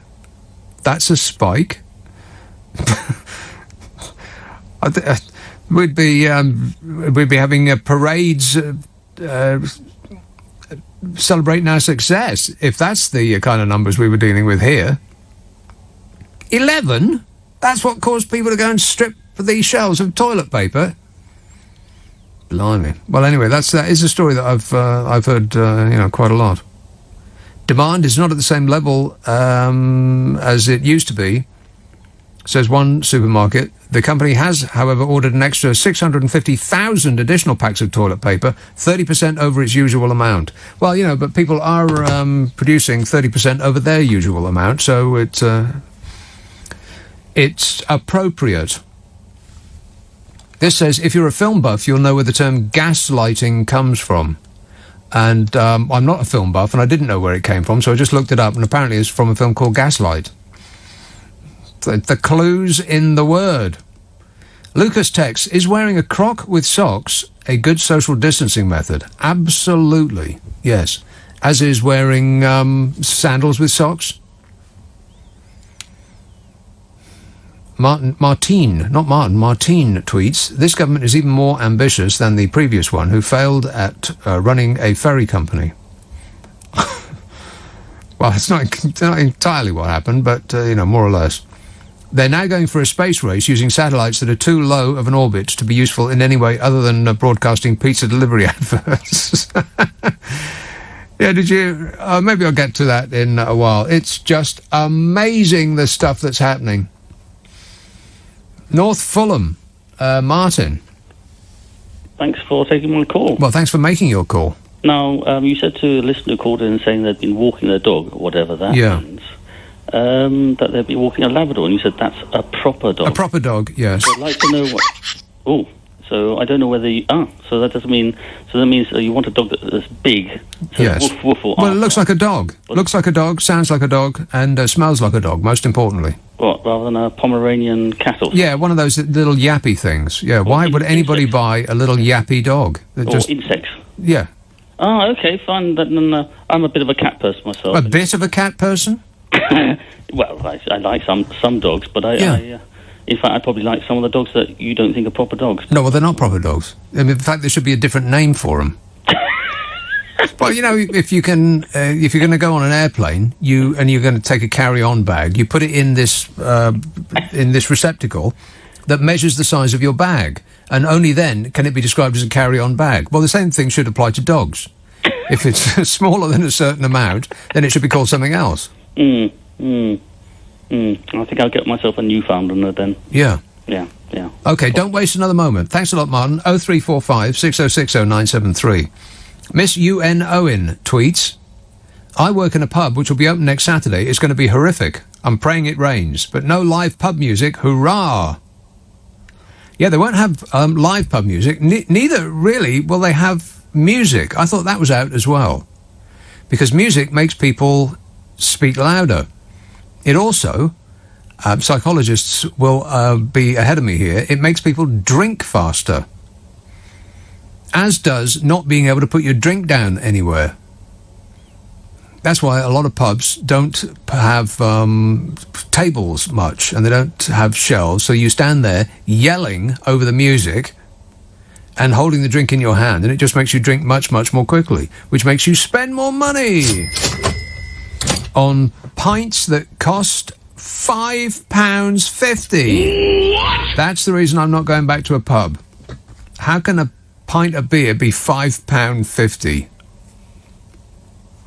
Dominic emails, the billionaire who hides his tax returns, the genius who hides his college grades, the businessman who bankrupted 3 casinos and lost over $1 billion in 10 years, the playboy who pays for sex, the Christian who doesn't go to church, the philanthropist who defrauds to charity, the patriot who dodged the draft, the innocent man who refuses to testify, the president who takes no responsibility, the tough, strong man who wears makeup and hairspray, the deal maker who is yet to close a deal.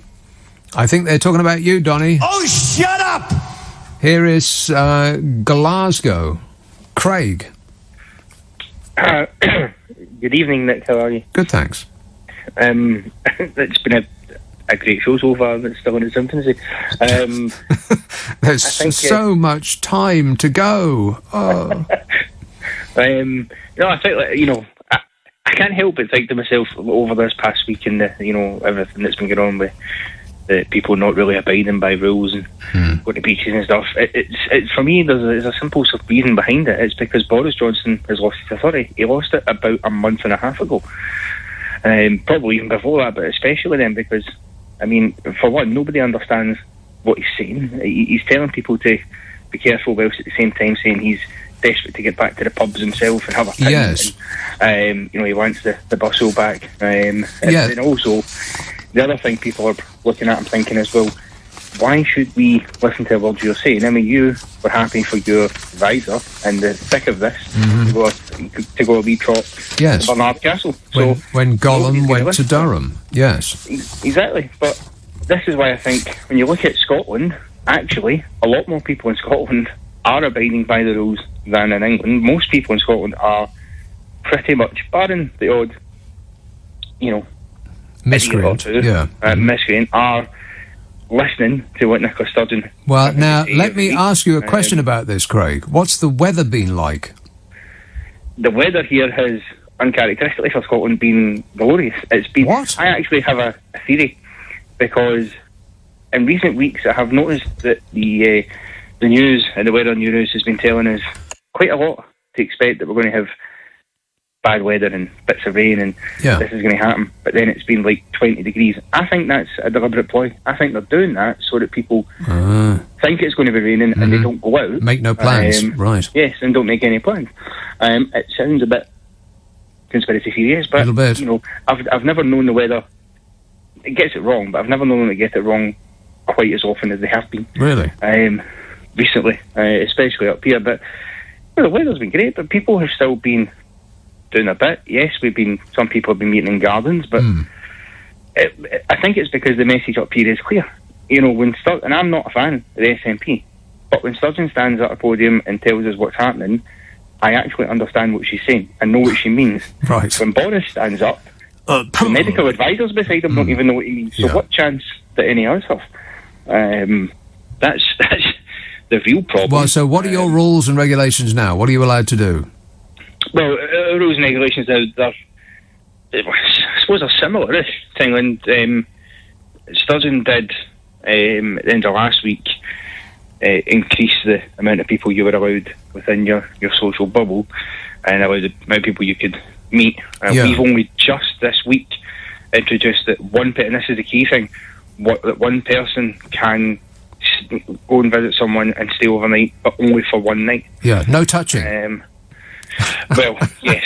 Hands over the bed covers, yes.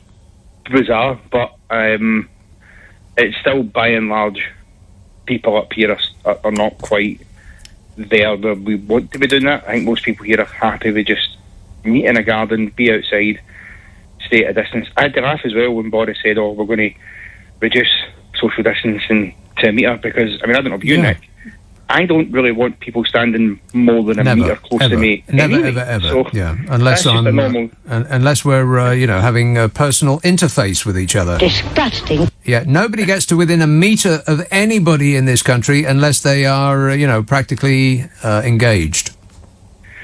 Or on the London Tube. Yes. But that's I just thought, well, that's just normal distancing, is it not, Boris? Like. It just seems that... Yeah, a 1 metre rule is the same as having no metre rules. There's a 1 metre rule is no rule. Exactly, because if someone get closer to me than a metre, I would ask them to move away anyway. It's just... I wonder where that was going. What kind of a violent reaction would you have, I was wondering? But just ask them politely if they wouldn't mind moving a couple of inches away, of course. Well, that's one way to put it. We do have as the saying goes up here, if people maybe do not listen to you first time, we always have the Glasgow kiss. Yes. Which is, the saying up here. But I just think Boris just tends to stand at the podium, open his mouth and let his belly rumble. And whatever tumbles out. And see, this is my problem about locking up. This is the problem that I have about locking us up. The problem with the lockdown is the coming out part. The lockdown is easy. Scare people to death about their imminent demise, and they will stay in, no problem. That's solved. It's the coming out part that's the problem. And when we do come out, if there has been no vaccine invented, if we don't have immunity to it, then it just flies in the face of everything that we've done up to this point. It doesn't make any sense. It's still there. Nothing's changed. So these rules about you can have one household over and you can stay overnight from tomorrow but not yesterday, that doesn't make any sense. You can have one household but not 2 households. That doesn't make any sense. It's because you can go and meet 6 households in the pub. But why 7? Why 6, not 7? Why isn't 5 enough? None of it makes any sense. It's all based on the virus threat having changed, but it hasn't. Well, exactly. But the other thing that doesn't make sense either is the new face mask rule, because it's now mandatory to wear face masks on public transport, which apparently also includes taxis, although that's down to individual drivers. But I haven't heard the government say, when cinemas open, when pubs open, and you're going to be among many people, that you have to have your face mask on there. So I have to have it on on the bus to get to the pub. But once I get to the pub, yes. I can remove the face mask because apparently while I'm there, I'll be fine. There's Well, there's no drinking through one, difficult. You could try straining your beer through your mask, and the best of luck with that. No, true, but it just doesn't make sense. What's the point? Why tell us to do it if it's not really going to be effective? Also, why say you're going to bring in a quarantine at airports, but then say, well, actually, now we're not going to do that in certain circumstances? Yeah. It's pointless. Stop saying things then if you're not going to do them, or if you're going to create loopholes for yourself that nobody asked you to create. I'll say it. I mean, I've said this before, and no one's saying it at the moment.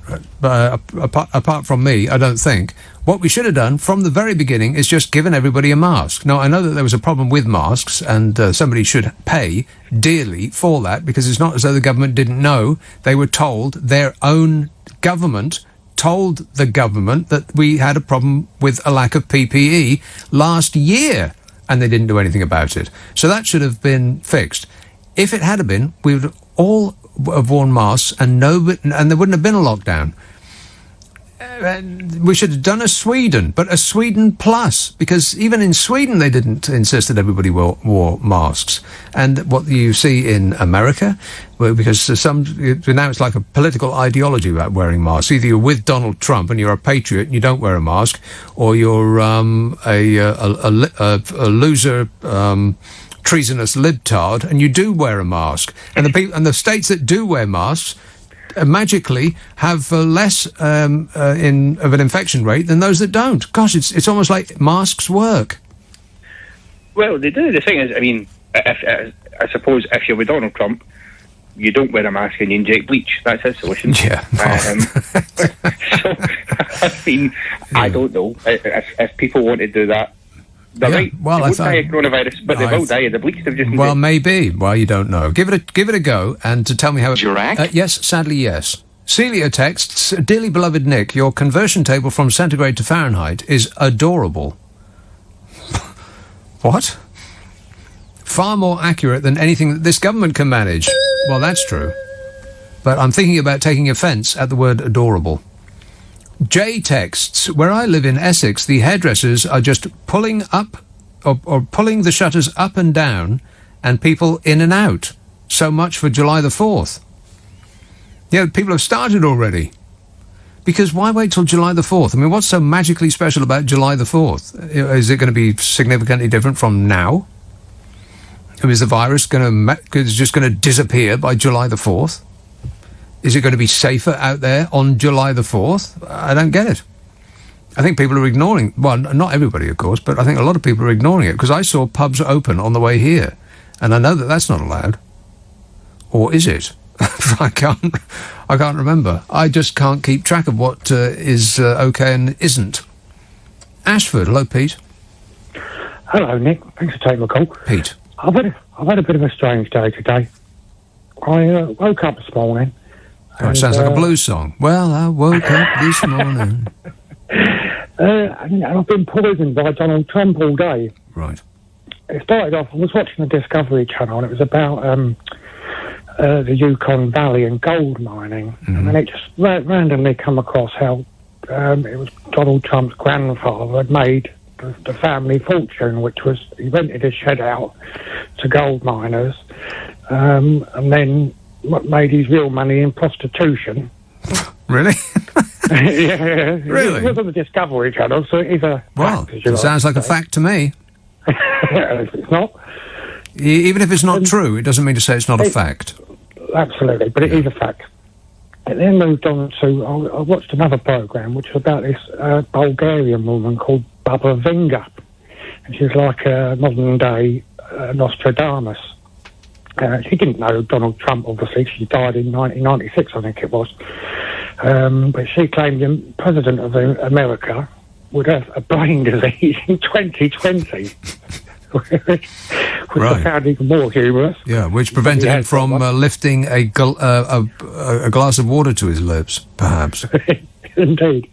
And then the third one came on, which was... what was the third one again? I don't know. Do you have a brain disease? No, it was a journalist had said to him,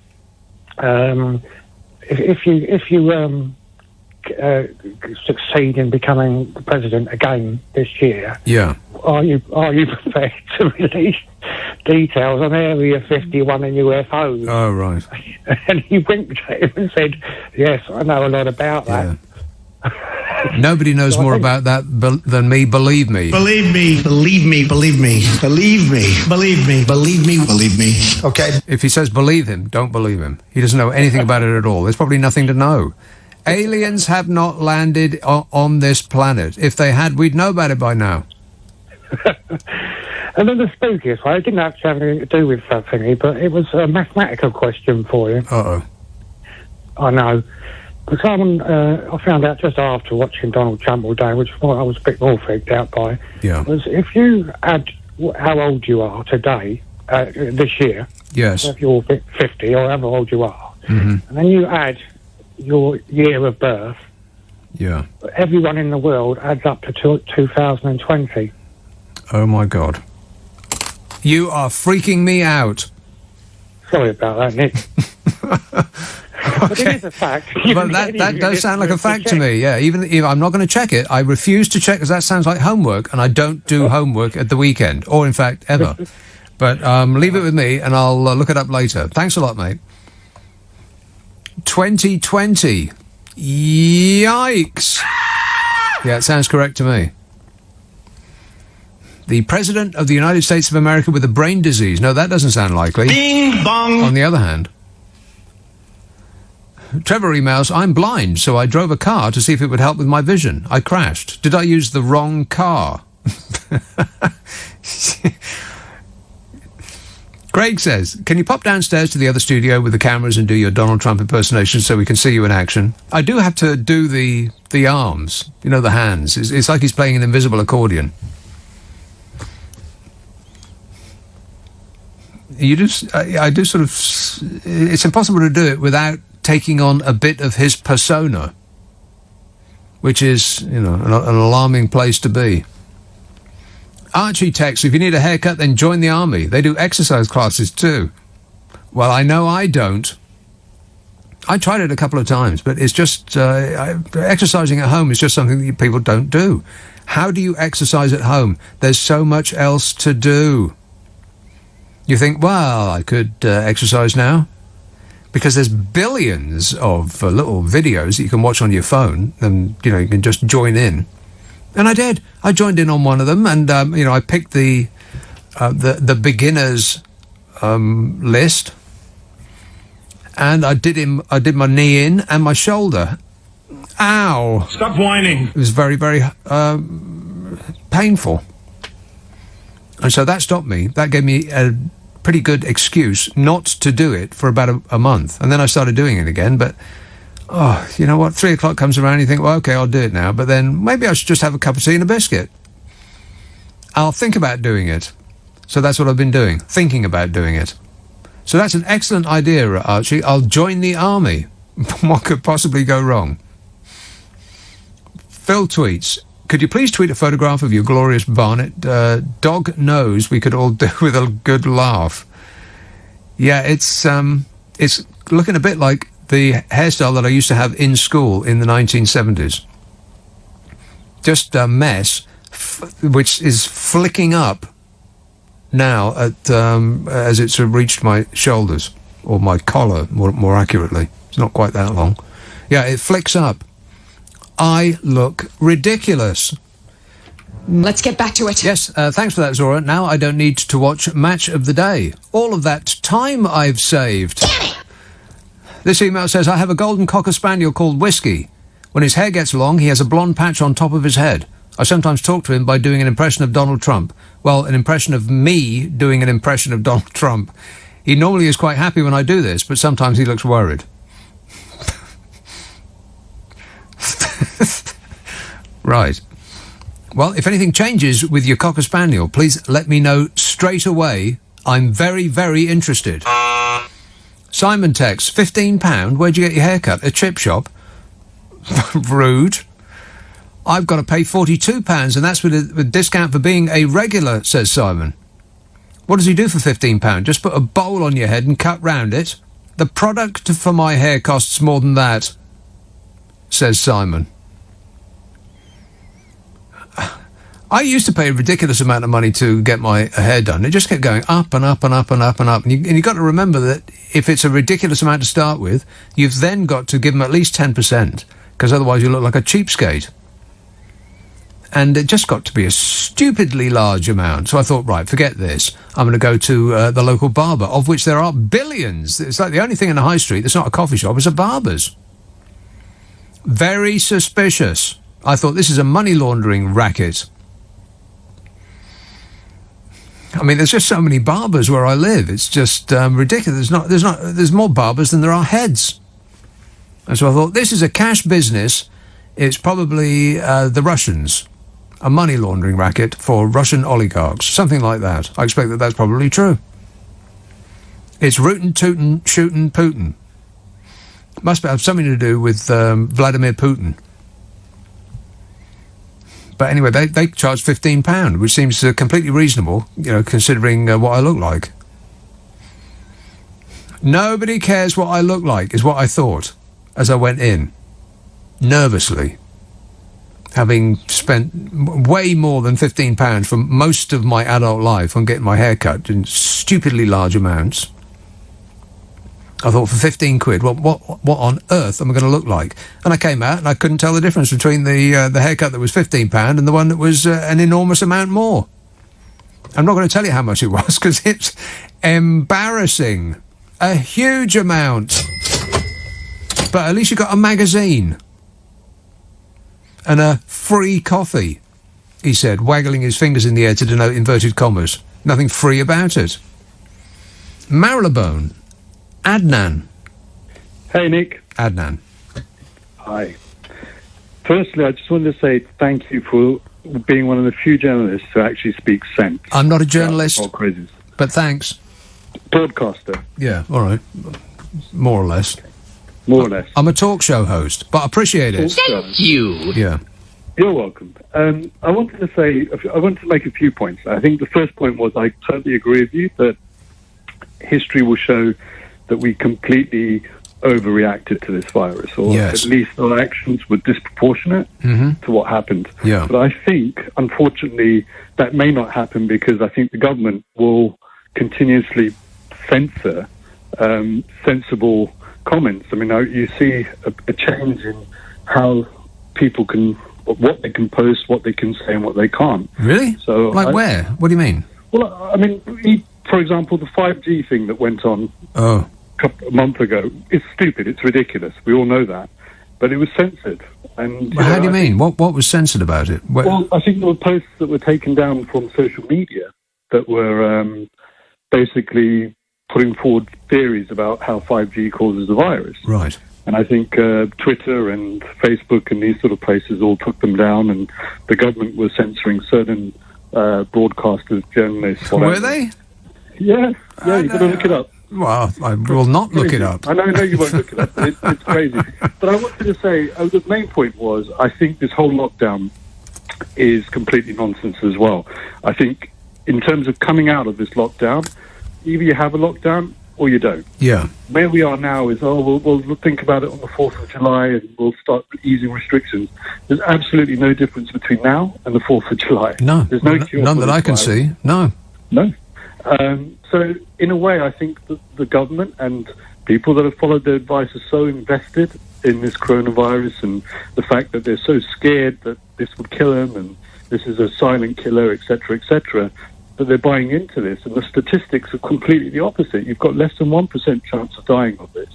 This R number they keep throwing out is only based on what information you put into that R number. Yeah, of and course. That information is based on how many people you test. Exactly. You crap at testing. Yes.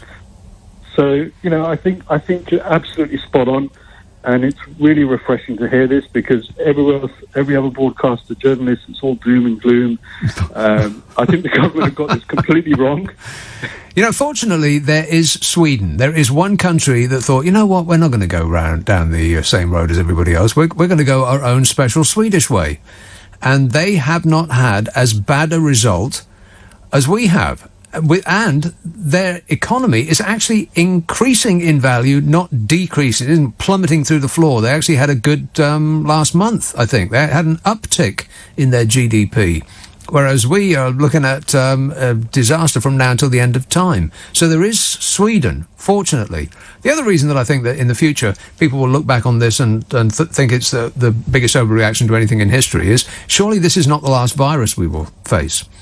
What are we going to do with the next one? If the next one is more deadly than this one, which seems entirely likely, because MERS and SARS took something of the order of 30% of the people that it infected died. If there's anything even close to that, what on earth are we going to do? I mean, we've hit the nuclear button with this one. You can't lock down more than 3 months. I mean, what are we going to put everybody in jail forever? So what's left? Plus, if there's a second wave, as seems likely, then we're going to go through this again. How could we possibly afford it? Where's the money going to come from? I don't understand where the money's come from for what we've done already. The country can't survive another lockdown. I mean, we're going to come out of this, and there was a study done by an investment bank, an American investment bank, and they said that coming out of the coronavirus, the UK will have the worst economy in Europe. Yeah. So we're going to be worse off than Italy, Spain, you name it. Greece. Greece. How embarrassing. I mean, no offence to the Greeks and all, but that's embarrassing.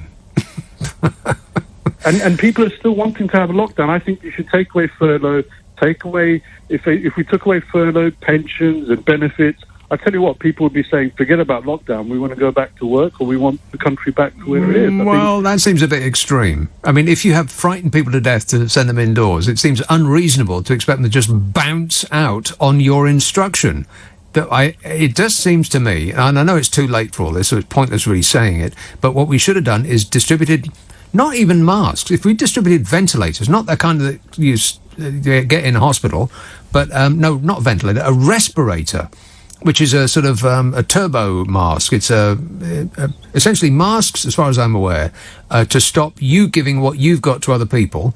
A respirator is to stop you getting what other people have got. So it's much more protective. Even if we couldn't put our hands on that, which we should have done, but at the very least, everybody should have got a mask or fashioned their own mask and just carried on their ordinary lives.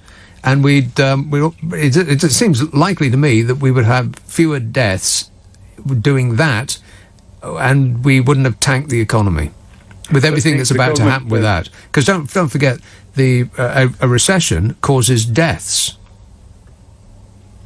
Well, Nick, don't forget the government said masks early on. They said masks don't make a difference.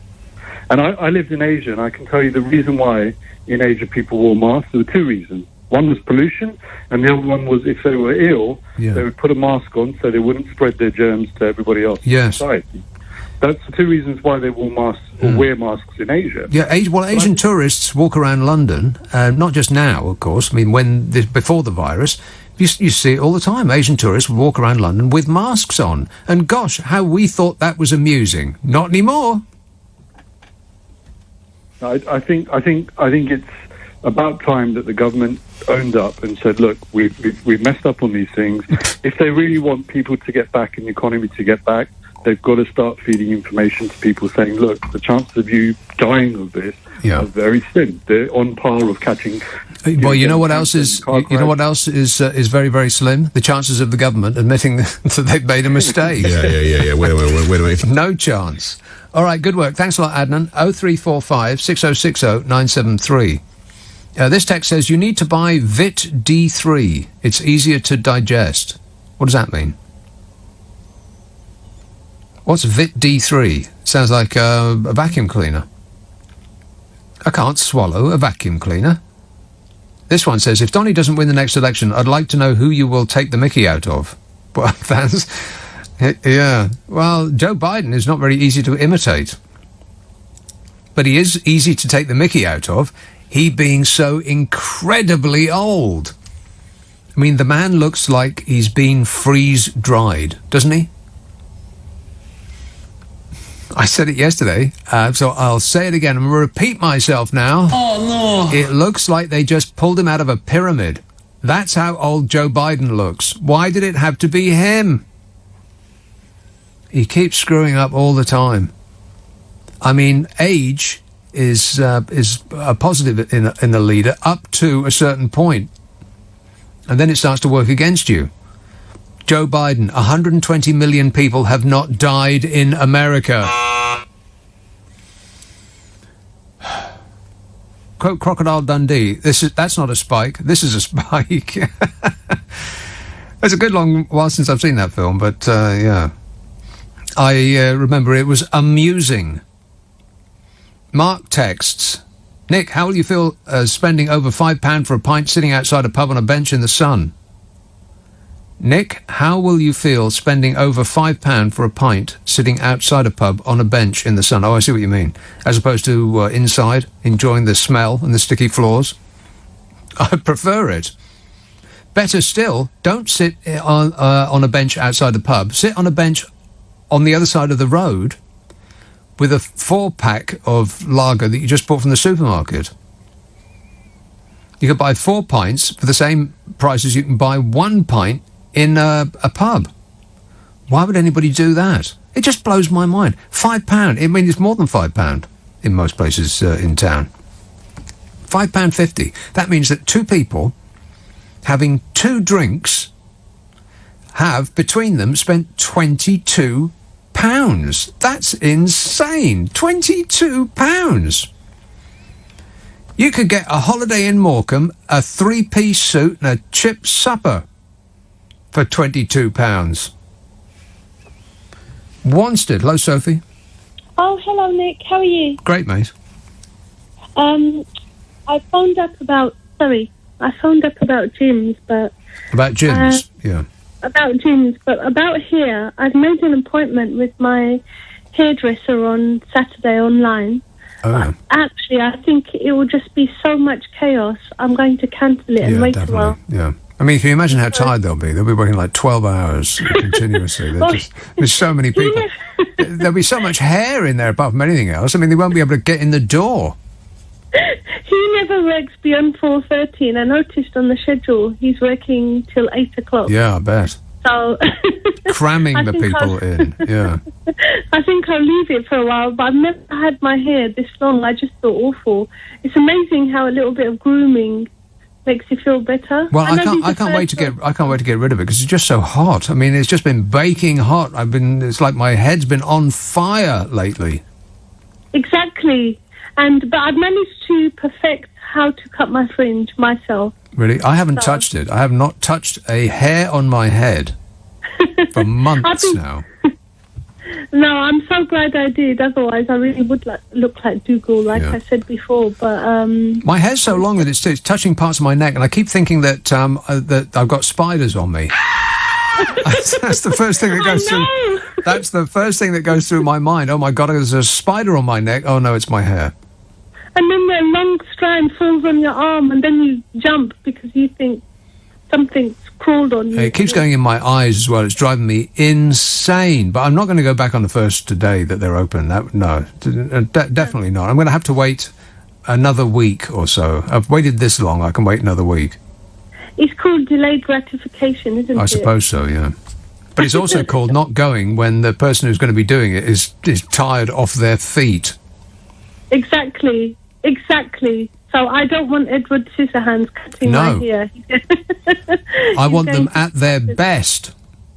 Peak performance. Precisely. But can you imagine how much hair is going to be created? How much waste hair is going to be created on the first day that the hairdressers and the barbers throw their doors open? Where does all that hair go, by the way? What do they do with it? And I think a lot of people will be upset because it's so long now, obviously, and then they'll want it all taken off, and then everyone will start crying because it's too short. And so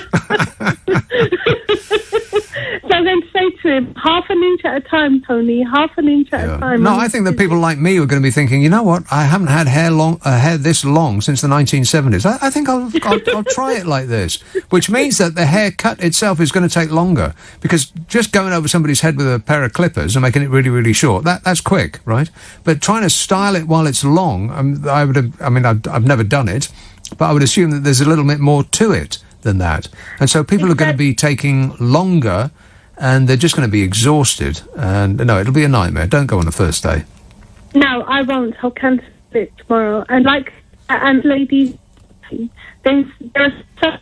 Oh, you're cracking up, Sophie. But sorry. Yeah, but I wish you all the best. I've got to move on, but I wish you all the best. Thanks a lot. Yeah, don't go on the first day. That seems crazy. And if you're not going to show up, cancel it.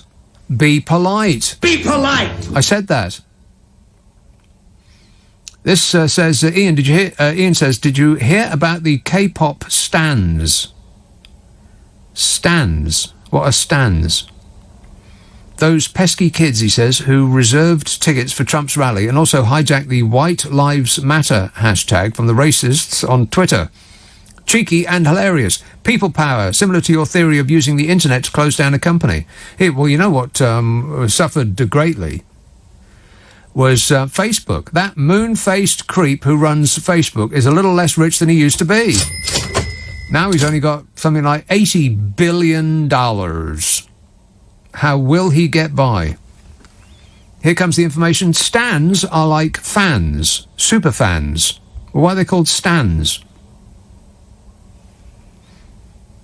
Information coming in.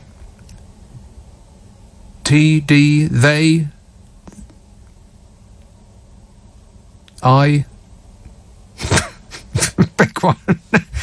Pick one. They, I, it. It's like a verb. It's like a verb when you stand something or an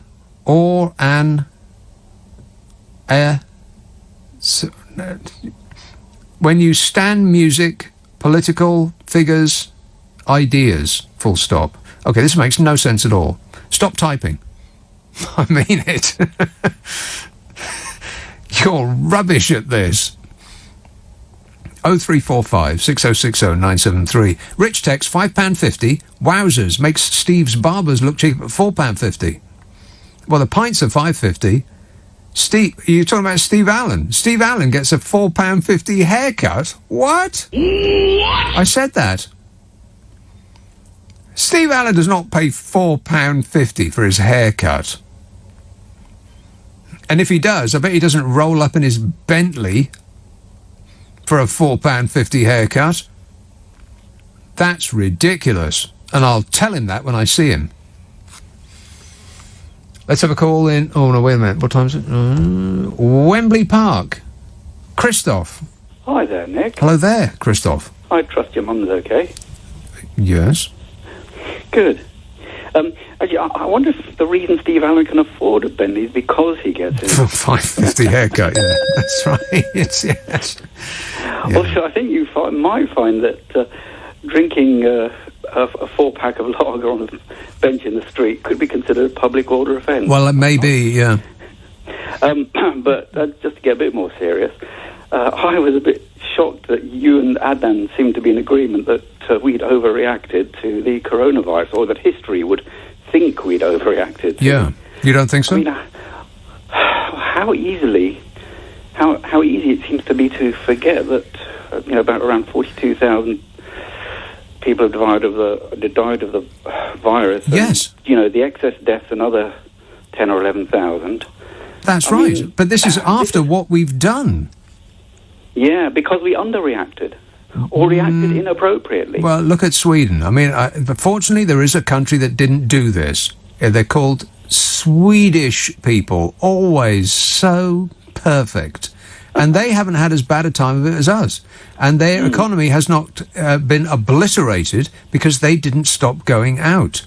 They just used their Swedish common sense and took necessary precautions, but continued to live their lives. And their economy is actually on the up, as opposed to everybody else's economy, which has gone through the floor.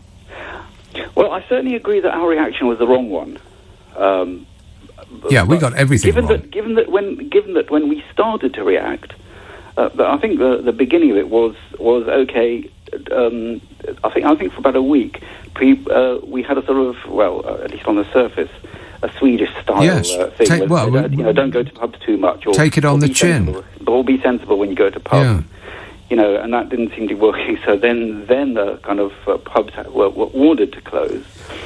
And that's a rather strange thing. I mean, I don't know. I have a bit of a theory. The countries, and Sweden may be an exception, I don't know, but the countries that seem to have coped best with the virus, to me, seem to be the democracies that were badly hit by SARS. And I can think of two examples: North Korea, South Asia, Korea and Canada. Yeah. Well, not all of South Asia really. I mean, India is going to be quite badly hit by the Right. virus, Okay. Yeah. but I'm thinking of South Korea and I think Canada. Hong Kong did fantastically well. I mean, it doesn't get more packed in close than Hong Kong. Because people say, oh, well, Sweden did okay because of the vast open spaces and nobody lives there. Well, I think that most people live in cities and towns, which are just as congested in Sweden as they are in this country. But if you want to really look at the extremes of being all jammed in a tiny place, look at Hong Kong. They've had virtually no deaths at all. Yeah, I don't know what alcohol drinking habits are like in Sweden. I know alcohol's very expensive there. Is it? More than it is here, yeah. I've only been to Sweden once, and it was when I was quite young, and the only thing I really remember about it is that illicit alcohol is quite hard to get. I mean, I was too young to drink. But it's not an alcohol. There's no evidence to suggest that alcohol is a factor, is there? I was speculating a bit about maybe their habits in pubs or bars that are different, or maybe they drink a bit less in pubs and bars and drink more at home. I don't know. I actually don't know. But I think, Boris Johnson apparently disbanded the pandemic cabinet committee. Yes, curiously, so did Donald Trump. He did the exact same thing in America. Gosh, it's almost as though they're sort of joined at the hip, isn't it? Yeah. So we seem to have no real knowledge. As I say, it's the democracies who suffered from SARS, who I think have done well. Canada had quite a big SARS outbreak. Did they? Yeah. Actually, you hardly hear about Canada. I haven't checked their stats. I think they're doing pretty good. I know that South Korea did well. Yeah. I believe, Greece did well because of the strictness of its lockdown and possibly the earliness of it. Yeah, but the problem with a strict lockdown is you've got to come out eventually. And unless there is a cure for the virus, which there isn't and probably never will be, then you're going to be introduced to the virus again, later on, that's all. I agree. So if you haven't got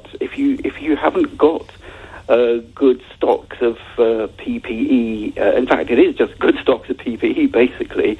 If you haven't got that, the only thing you can really do, the only option left to you, is an early lockdown. No, it isn't. No, it isn't. The option that you have left to you is people who are vulnerable taking necessary precautions, people who aren't continuing their lives, but taking the precautions. You don't know in advance every group who's going to be vulnerable. Yeah, you do. The people who are vulnerable, the people who are ill and old, of course. Yes, but even young people are dying of it. Young people die all the time. Sorry, but Adnan was wrong in saying that it was as deadly as the flu. It's about 10 times. I don't remember him saying that. He did. He actually said it. It's as deadly as the flu. I don't remember him saying that. But if he said that, then I should have corrected him because it's deadlier than the flu. Of course it is. Christoph, I've got to go because I'm past the news. Stan. The definition of stan is an overzealous or obsessive fan of a particular celebrity. Alex texts, Stan is a portmanteau. Oh. Joining the words stalker and fan. Hence, Stan. Stalker, fan, Stan. An Eminem song Eminem did a song of the same title based on real events of one of his obsessive fans. Eminem. Rock and roll! Huh. Well, now we know. Isn't that interesting? No. Here is Cardiff. Graham. Hi, Nick. How are you doing? Good, thanks. It's a pleasure to speak to you for the first time, if I may say so, sir. Oh, well, welcome along. Thank you very much. I'm kind of phoning up to agree with you, which might not make for great radio, but we'll go ahead anyway, about the wisdom of the lockdown, or at least the timing of it. Yeah. The timing of it was terrible. We can argue up and down about the wisdom of it, but the timing was absolutely copper-bottomed awful. It was. I'm in the so-called vulnerable group, so it's basically being done for my benefit. I've got leukemia. Right. Bum rap, but stop whining, etc. But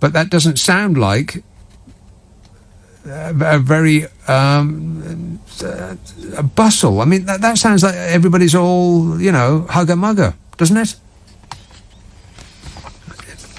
I've got no idea anymore. Like, I really don't know. I've got not a clue. And the parks that I passed over the course of the last couple of days coming in, it doesn't seem like anybody else either knows or cares anymore.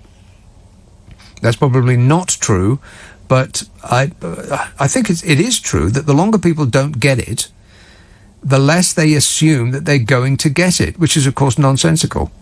It's a false sense of security that people are being given because they've gone through a period of not getting it, so they think, oh, well, I'm not going to get it. But that's not true at all. And I'm guilty of that. I used to do this show in wearing marigold gloves, not wanting to touch anything. And now half the time I've got my hands all over my face because I just keep forgetting not to do that. Keat tweets, 4th of July is Independence Day, so we can practice being American, which we will be after Brexit.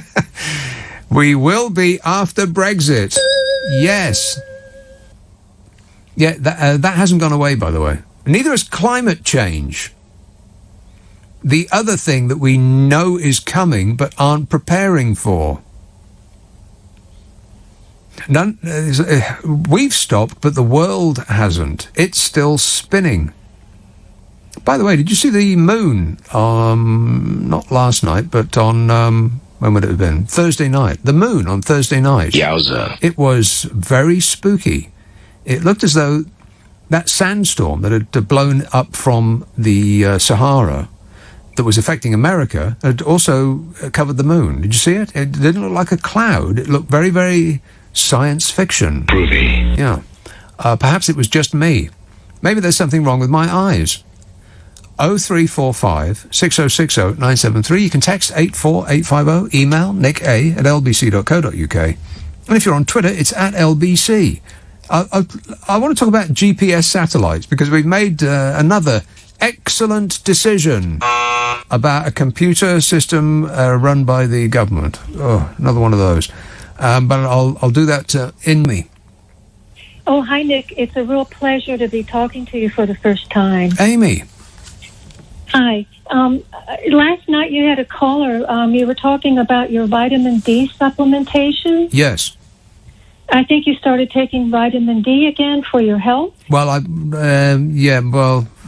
suppose it's for my health. It's a multivitamin pill. It looks like a horse pill. It's absolutely huge, and the effect on my person is undetectable.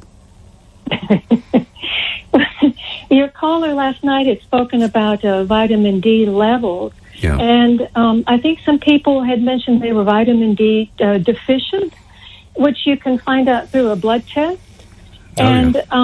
Your caller had mentioned that the recommended levels, and this may well be on your vitamin label, that they only put in about 400 IUs of vitamin D. But the reason why they came up with that was because years ago when children were getting rickets, they would give them like a tablespoon of cod liver oil, and that's what had about 400 IUs of vitamin D. Vile. And that level just kept people from getting rickets. So it was the base level just to keep you from getting rickets. Right. But, of course, nowadays we want to be at optimal levels of everything, right? So we probably want to take, a little bit more than the bare minimum of the 400 IUs. Well, that very much depends on whether a little bit more is too much. But easy enough to find out through a blood test. You can always get your blood, because I did this. I tested my blood levels and then increased... You tested your own blood levels? No, I went to a place and had my blood levels tested. And found out what my vitamin D level was. Yeah. And it was fine. It was just above the... what was the lowest level. And then I increased my vitamin D, went back, a few months later, had my vitamin D levels tested again, and then you could find out what your number was after you'd taken your vitamin D supplementation. And what happened? And also, But what happened? Oh, it went up a little bit, and I stayed within a level where I wanted to be, and I get it tested, a few times a year just to see where it is. Also, So you if get it tested just to see where you are with the D, or all of it? What about the rest of the vitamin alphabet? D, well, vitamin B12, you can get blood levels tested of that too. Of course, when you're in America, you've got to pay, out of pocket for these tests. But you can be tested as much as you like if you're prepared to pay out of pocket. Well, yeah. How much does it cost to get a blood test? Just for the vitamin D, it can be just about under $100. $100? $100. Wow. Now, but if you think about the toxicity for it, because it is a fat-soluble vitamin, whereas vitamin C is a water-soluble vitamin, so that'll come out in your urine. Yeah, it does. It's hard to... The only thing that I notice when I take multivitamins, it has absolutely no effect on my health whatsoever. My skin doesn't clear up. I don't become more intelligent or even more beautiful, if you can believe that. But it does make my pee go luminous. I could carry around a jar of it and see in the dark. That sounds like a great reason to take it then. Yeah.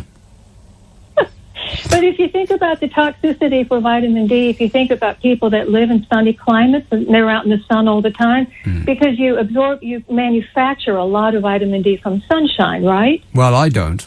I don't go in the sun. Hat, coat, scarf and gloves, even on the hottest day. Then you need your vitamin D supplementation. Yeah. But those who do live in sunny climates and they're out in the sun all the time during the summer, so they'd be manufacturing a ton of vitamin D, but you'd have to question the toxicity of it because they don't seem to experience any symptoms of toxicity. Yeah, well, it's because they die of sunstroke.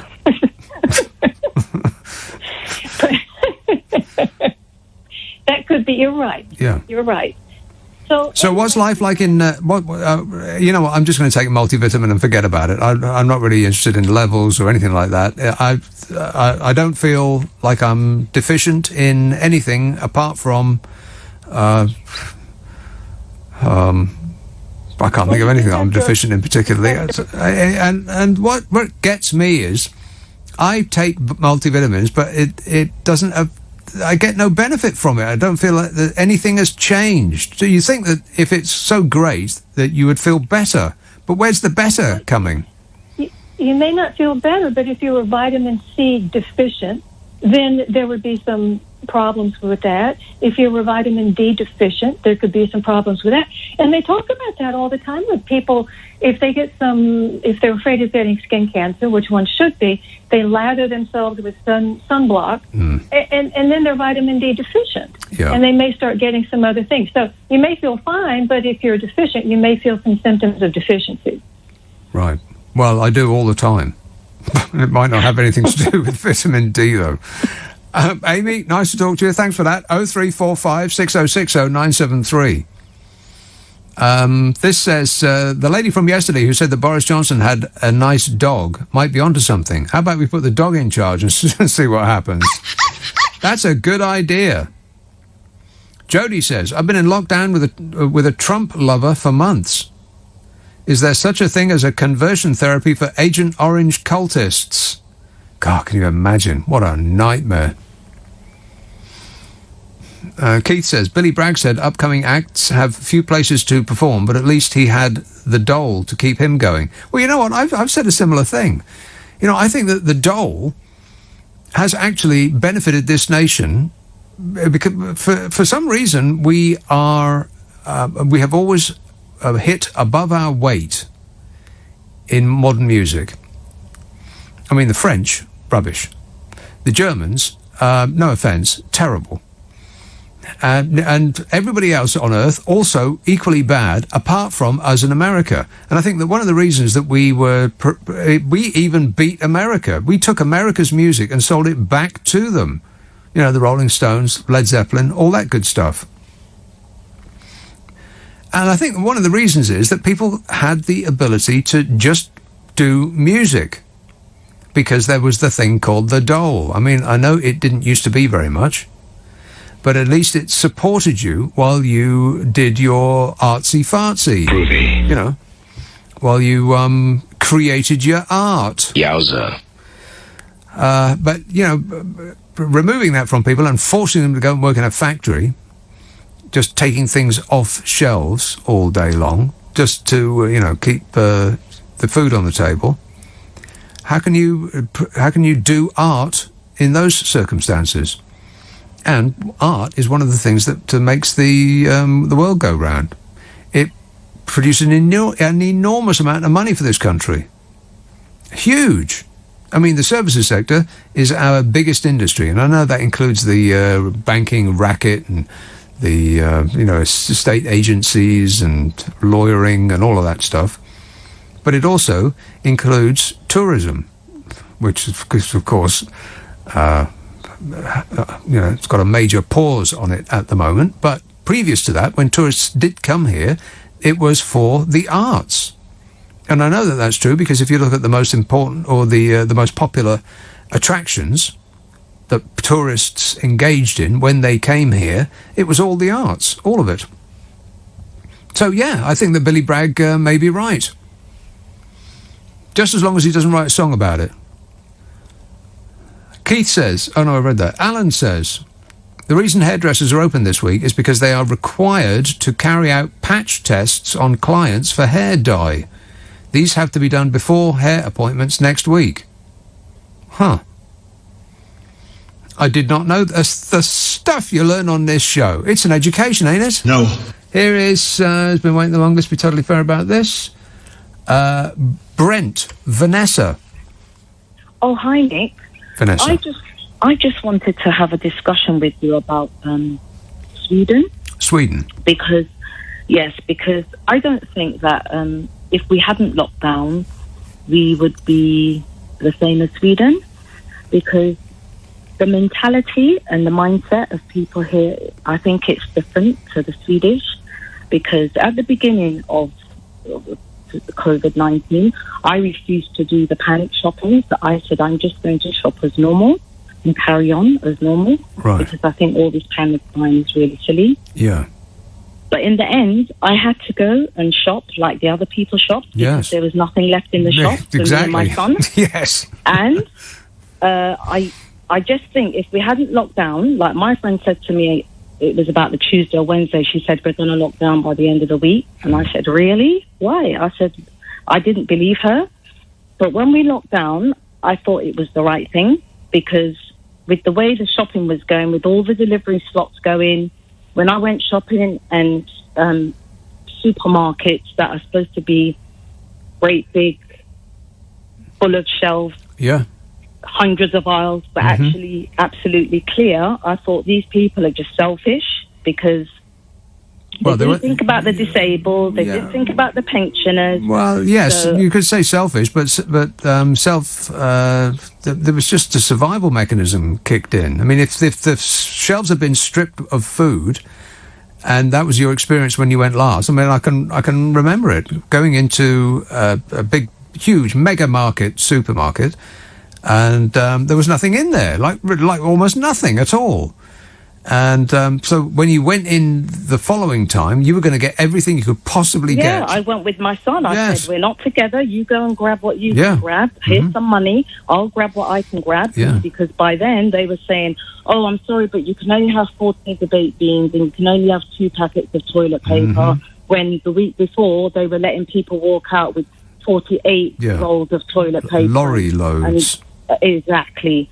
So that was a point I wanted to make. And I also wanted to say, even now, with the furlough, people in this country, it's the selfish mentality, because I know for a fact that there are companies that have put their staff on furlough and got the money from the government, and then they've got their staff back to work, yet they have still given the HMRC the impression that their staff are on furlough. So obviously they're getting the money in from their customers, but they're also getting the furlough pay from the government. Well, when the government started throwing money about, I thought, well, the absolute first thing that people are going to think is, how can I get some of that for myself? And there's going to be an enormous amount of trickery and chicanery going on, so it's no surprise. But that's just what happens when people start throwing money around.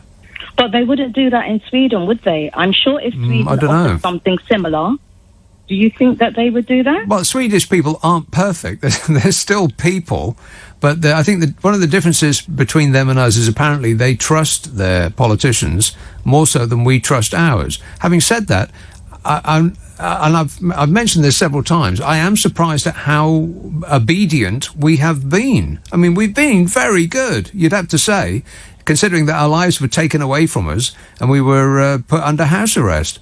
There was precious little complaint, and we were very cooperative. Remarkably so, I thought. But, yes, the cooperation can only last a certain period of time.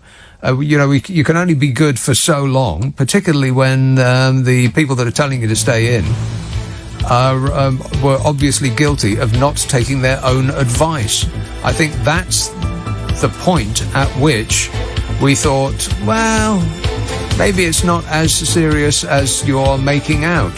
Some people are a competition to see who's got the best bottom, and a 79-year-old tortoise is in the running. Tortoises don't have bottoms, do they?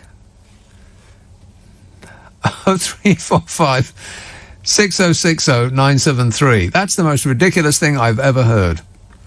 You can text 84850. Email nick@lbc.co.uk, and if you're on Twitter, it's @lbc. Tom emails, the 4th of July is the first weekend after our EU Brexit extension deadline passes. Coincidence? I don't know.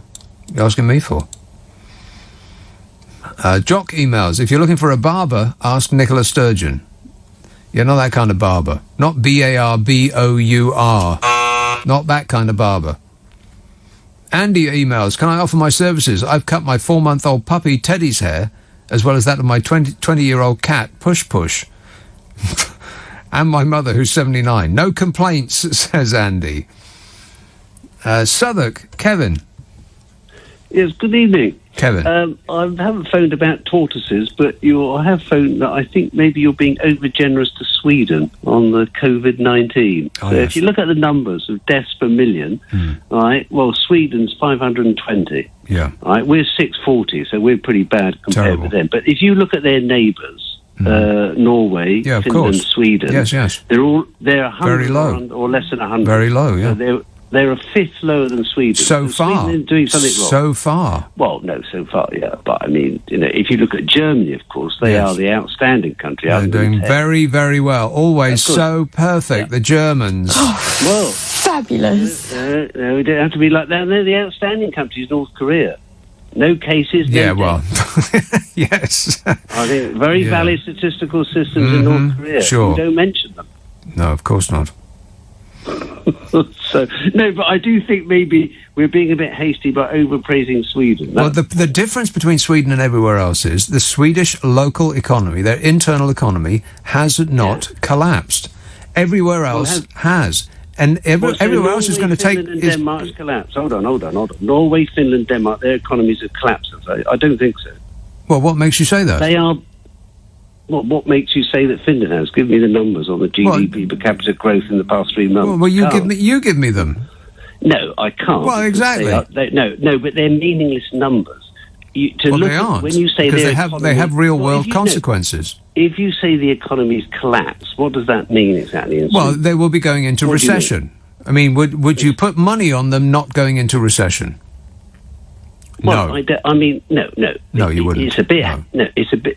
Well, I don't know. No, hold on. I mean, it's a bit hasty to say that. Let's wait a bit. But the thing is, the value. No, well, that's not how betting works. You don't wait to the result and then bet on it. You bet before you hear the result. No, but surely you've got to look at Sweden relative to its neighbouring countries who have much lower deaths. So is that more important than a collapsed economy? I don't know. But the deaths don't stop yet. The game isn't over. It will only be over in like 10 years, for instance. And the extra deaths that will be caused by a decade's worth of recession, and we're going to get at least that, will be probably more in number than were caused by the virus. Yeah, but if you take Norway, their immediate neighbour, right, they've got 50 deaths per 1,000 population. Yeah, so far. Sweden, 520. Well, okay, but that's so far for Sweden as well. It applies to the two of them. Yes, but in 10 years, because if Sweden's economy... Listen to me. If Sweden's economy will not go into recession, and they seem to be going in the opposite direction, their economy ticked up last month, not down, as everybody else's did. So if they're going to avoid a recession in Sweden, then they will not suffer the consequences of a recession. Our recession that just lasted that just caused the last 10 years of austerity, by many accounts, killed 120,000 extra people. 120,000 people. And that was for a recession that tanked the economy by 6%. It's already down 30%. Well, look, on the economic performance, I think it's a bit hasty to judge on that, because clearly, I mean, all countries are being affected by the world recession, including Sweden. If you told me, if we looked at these numbers in a year's time, maybe. Yes, of course, Sweden will be affected by a worldwide recession because they do trade with other countries. Of course they do, but they also have an internal economy, which is restaurants, bars, shops, hairdressers, and all the other things that we closed down and they didn't. Well, your argument then, in that case, then, compared with its neighbours, is that you think that getting the economy moving is more important than the deaths caused by closing the economy down, which presumably is what Norway, Finland and Denmark. No, we're talking about just death, number of extra deaths caused by the virus, then you don't stop counting now. You stop counting when you've got out of the recession that is caused by the lockdown. Yeah, but when you've got countries which surround it, which have got death rates... Oh, my God, you're not listening, are you? The game is not over yet. You're counting up the goals at half-time. So you're suggesting to me, then, that in the case of Norway, Finland and Denmark, they're going to have a lot more deaths that will bring them up to Sweden within the next few years? It's entirely possible, yes. If you go into the biggest recession that the world has ever seen, which is what people are looking at now, there's no point in laughing about it. This is absolutely true. If the little light recession that we had 2007-8 has caused 120,000 extra deaths in the last decade, then can you imagine what something that will be bigger than that by a factor of 6? I mean, 6 times 120,000 is a significantly larger number than will be caused by the virus itself. There are consequences to locking down. They will cause deaths. I mean, we're already. What's happened to the health service for a start? I mean, the people that haven't got treatment for their cancers or everything else that ails them. We didn't protect the NHS. We closed the NHS down and repurposed it as a virus-fighting machine. This refrain that we protected the NHS is completely the opposite of the truth. We didn't protect it. We closed it. So you think Bolsonaro in Brazil is doing a good job? Terrible. To close down the... Terrible. Why is that terrible, then? He hasn't closed the economy down.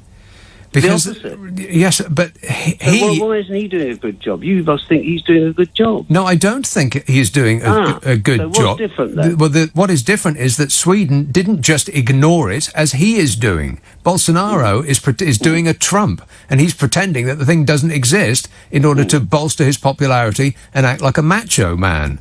Sweden, on the other hand, took very sensible precautions, and people who were susceptible took the necessary actions to protect themselves, and people who were not susceptible also took precautions by not kissing strangers or licking bus stops. Sweden took precautions. They didn't ignore it, as Brazil's leader is doing and as Trump and his acolytes are doing. That's the wrong thing to do. Sweden, to my mind, did the right thing by not closing the economy with all the consequences that would result in, but also taking sensible precautions. Well, they haven't in terms of the death rates per thousand population. Oh, my God, the game is not over yet. I can't have the same conversation with you over and over and over, Kevin. We're in a tight little loop. But I wish you all the best. 0345 6060 973. Richard texts, to have a tortoise in the running for the world's best bottom, you would need a tortoise to run, not just to have a good bottom. Well, that is true. I think that the whole issue of tortoises' bottoms has been under-discussed in this country.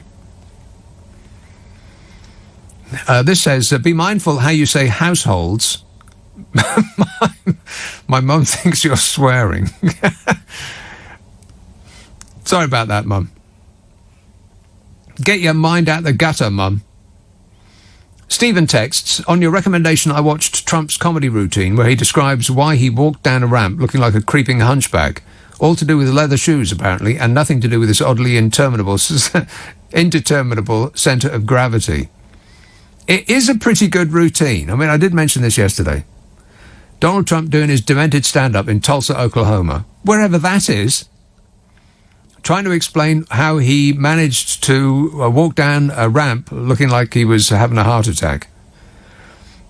And it was a pretty good comedy routine, which was done off the top of his head. I mean, this wasn't something that he learned. It wasn't on a script. He wasn't reading it. He just did it. And, you know, the timing was good and the delivery was good and the material was good. And, you know, if he was a stand-up comedian, he would probably be a good one. Unfortunately, he doesn't do stand-up comedy for a living. I can be more presidential than anybody. Yeah, he's got a different job. Can you believe it? Even he can't believe it. I'm president. Can you believe it? No, he's still stunned, as are we. Let's have Lewisham. Hello, Barry. Oh, hello there. Hello there. I have a quick complaint to make. Yes. The word is vitamin, not vitamin. The spelling determines that it's vitamin. There's no E after the T, so the I can't be a long-sounding I. It's like the word kitchen. Don't say kitchen. You're not suggesting that I say vitamin. No, but you allowed it. It was an American person I was talking to who probably said vitamin. Yeah. She said it over and over again, and you just couldn't stand it anymore. I had to turn the radio down. Right. I mean, there's enough going on at the moment. We've got the most defunct management of the country possibly going on. Yeah. We've got negligence bordering on, well, is it incompetence or negligence? I don't know. Is it purposeful? It can't be. You can't be that ridiculous and stupid. Is it Memorex or is it real life? It's difficult to tell.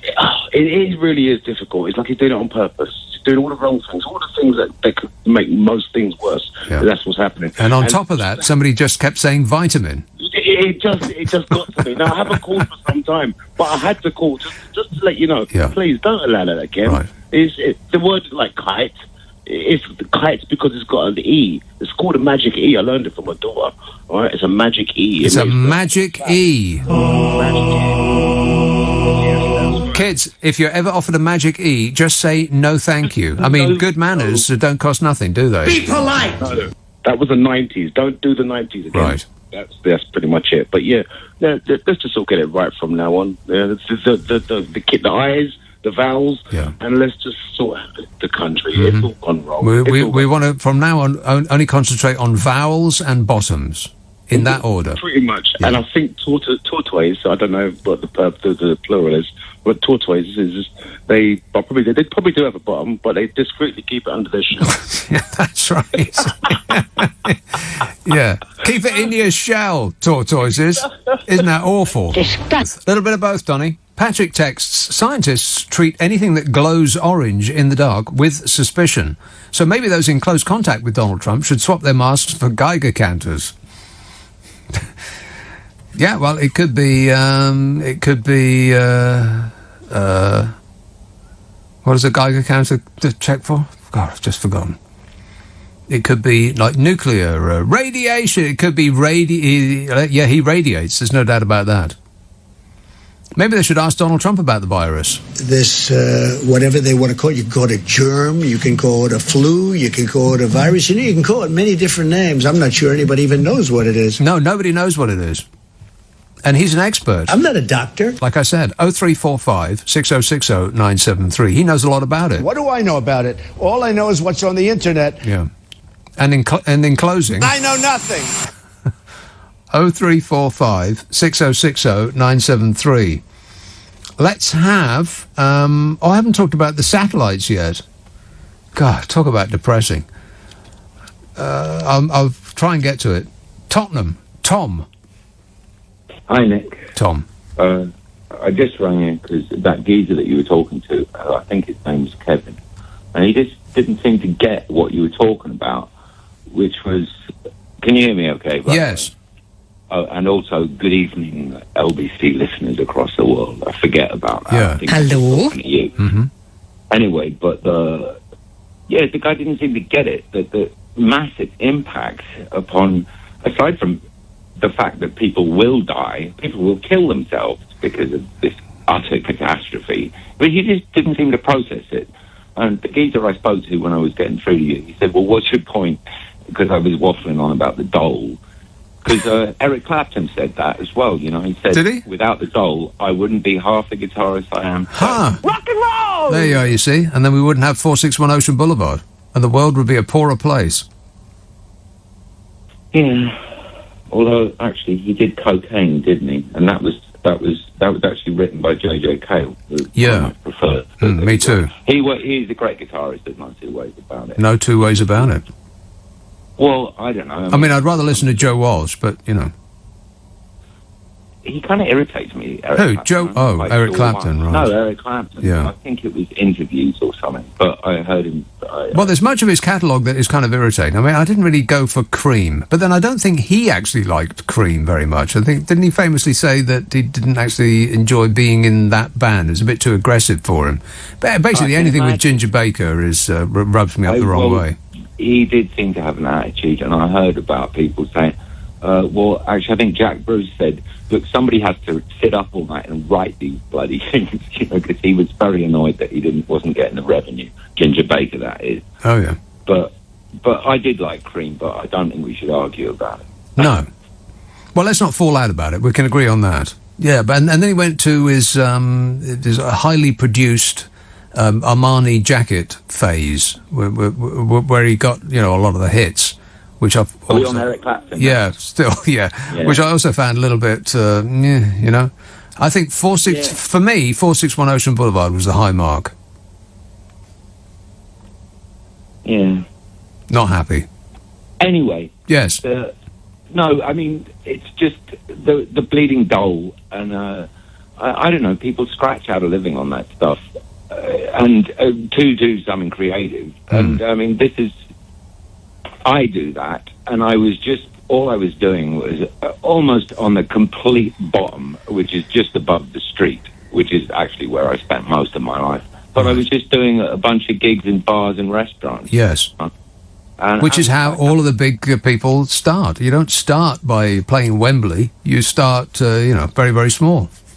Well, I didn't want to be big anyway. I just wanted to play indoors. Before, yes. Rather than in change in the box. Yeah, indoors, exactly right, yeah. So anyway, I mean, there's a bit of that here and there, but it's back to the box. But when our glorious leaders said, go back to work even if it's not essential, well, you know, I gave it a week and a half, and I went and hit the street again, and I thought, oh, God, the cops are going to hassle me. And if the cops don't, there's going to be some vigilantes that you should be indoors. Yeah, well, it seems perfectly reasonable. You gave work a week and a half, and you thought, this is absolutely not for me. That seems reasonable. and I hope that all of your future gigs are inside, Tom. And appreciate the call. Thanks, mate. 0345 6060 973. Steve tweets, in relation to choosing not to exercise, just remember, hard work often pays off over time, but laziness always pays off right now. That is true. European Wildman tweets, what's happening? Well, you know, stuff. Thanks for asking. Let's see if I can squeeze in one before the news. It's, who's waiting the longest? Maidstone. Dean. Hello, Nick, you all right? Yes, good, thanks. Yeah, you didn't have many figures for the man that was saying that Sweden's mucked it all up. Well, I don't know what kind of figures that he needed, because the game... I would have liked to see more figures. Right. I would have heard more figures. I've got some for you anyway. I've got some figures. I've got some figures for you. 6, 12 and 83. There you go. Death per million per capita, right? Yeah. UK, 4.95 people per million, right? Sweden... A million? That's not true. Sorry, 2.71. Sweden is 4.95, so they're nearly double what Britain is. So we've had 128 people die out of 68 million. That's not true. That's true. But it isn't true. No, I think you're talking about per week. That's the last week, not in total. It might be the last week. Yeah. No, that's today. That's June 27th. That's today. Right, so it's the last week. That's not in total. That might be summary for the week. But 128 people a week to shut down the whole world? Right. 44,000 out of 68 million to shut the world down. Really? Does that make any sense? I don't understand it. Well, no, I don't understand it. And I think that in future people will look back on this, and I'll say it again, as the biggest overreaction to anything in history, particularly if there is another virus. This isn't going to be the last virus we face. And if there is another more serious one in the next 10 years or 20 years, we'll still be probably trying to get over this in 20 years, financially speaking, then people will think, wow, okay, what are we going to do to a more serious one? I mean, how can we lock ourselves in for more than 3 months? It's impossible. Exactly. I think it's a big case of mass hysteria. Matt Hancock's the one who's got to get sacked anyway, because he sanctioned the old people that were in the hospitals back to the care homes. Matt Hancock didn't do anything that Boris Johnson and his personal the angel on Boris Johnson's shoulder didn't. No minister has done anything that he wasn't instructed to do, or she. Sexist.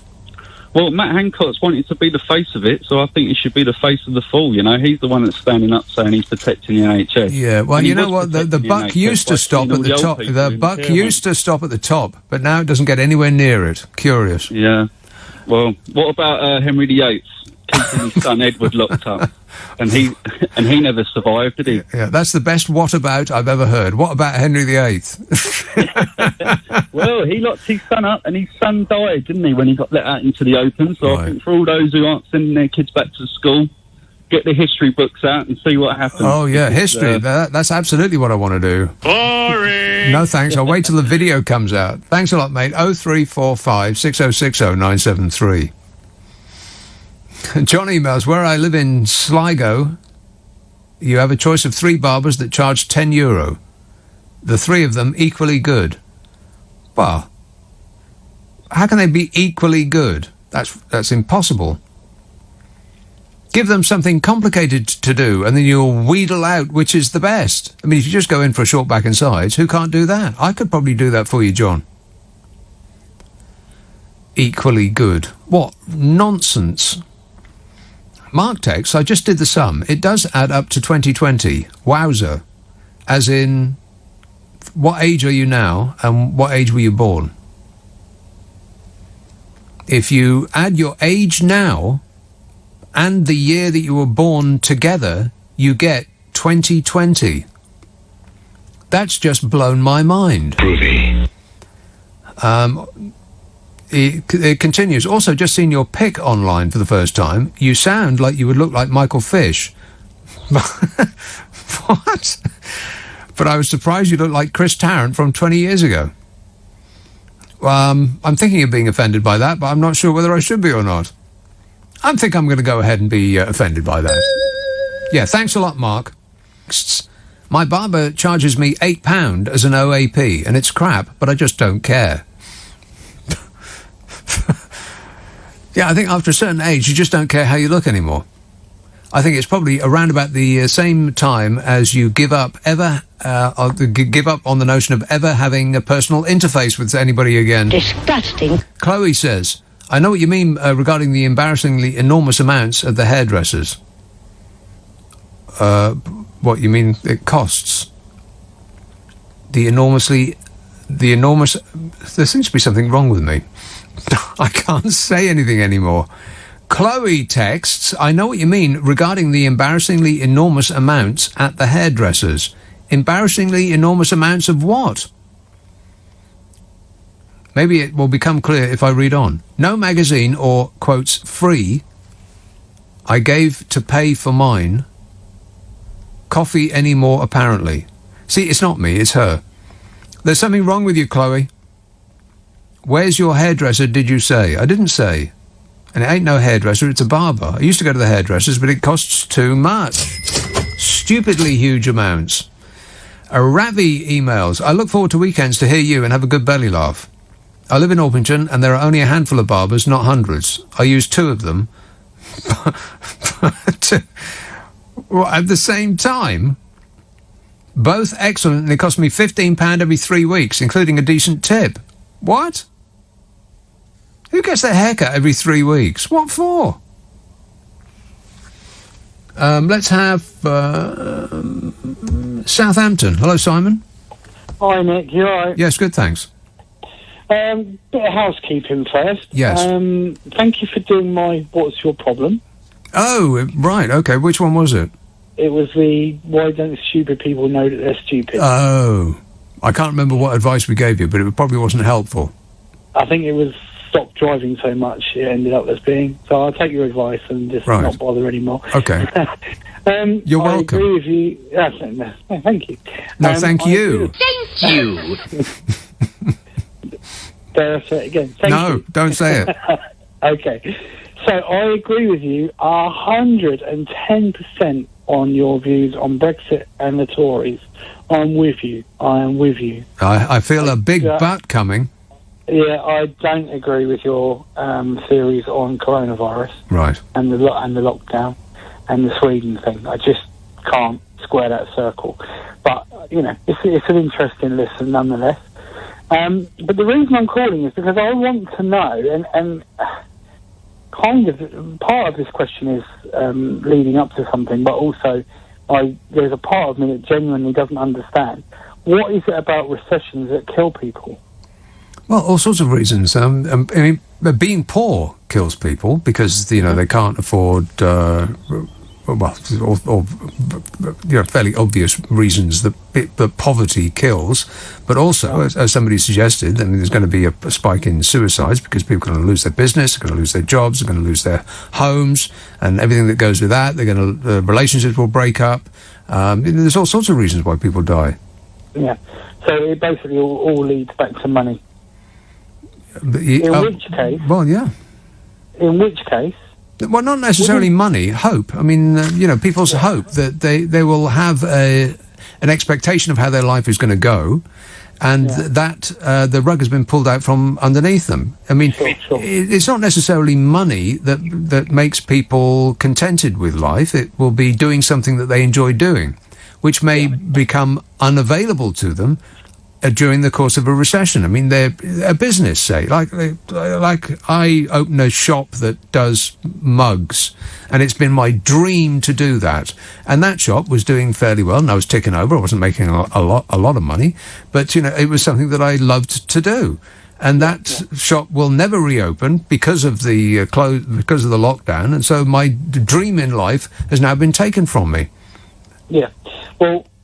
So and that's where I thought you were going to go with that, and I'm in a similar boat because I'm a taxi driver, right? And it's the only job I've ever had that I actually love. Yes. I've done plenty of work, done plenty of different jobs, and as far as I'm concerned, I am a taxi driver for the rest of my working days, and I feel so fortunate to have found that vocation, but it's been taken away from me because there's nobody travelling. Now, the thing is, because of the assistance that's been provided by the government, which in itself is indicative of how crazy this government is, because I managed to get a bounce back loan, and when you consider that last year I actually became insolvent, who in their right mind would lend me any money, let alone the money I borrowed? Yeah. I mean, that is just ridiculous, right? Because, and I'm going to be completely honest, sitting here now, I have got no idea how or even if I'm going to be able to pay that back. But, that's just money that they're just throwing around. They've done it all wrong. They've done it, everything they've done wrong.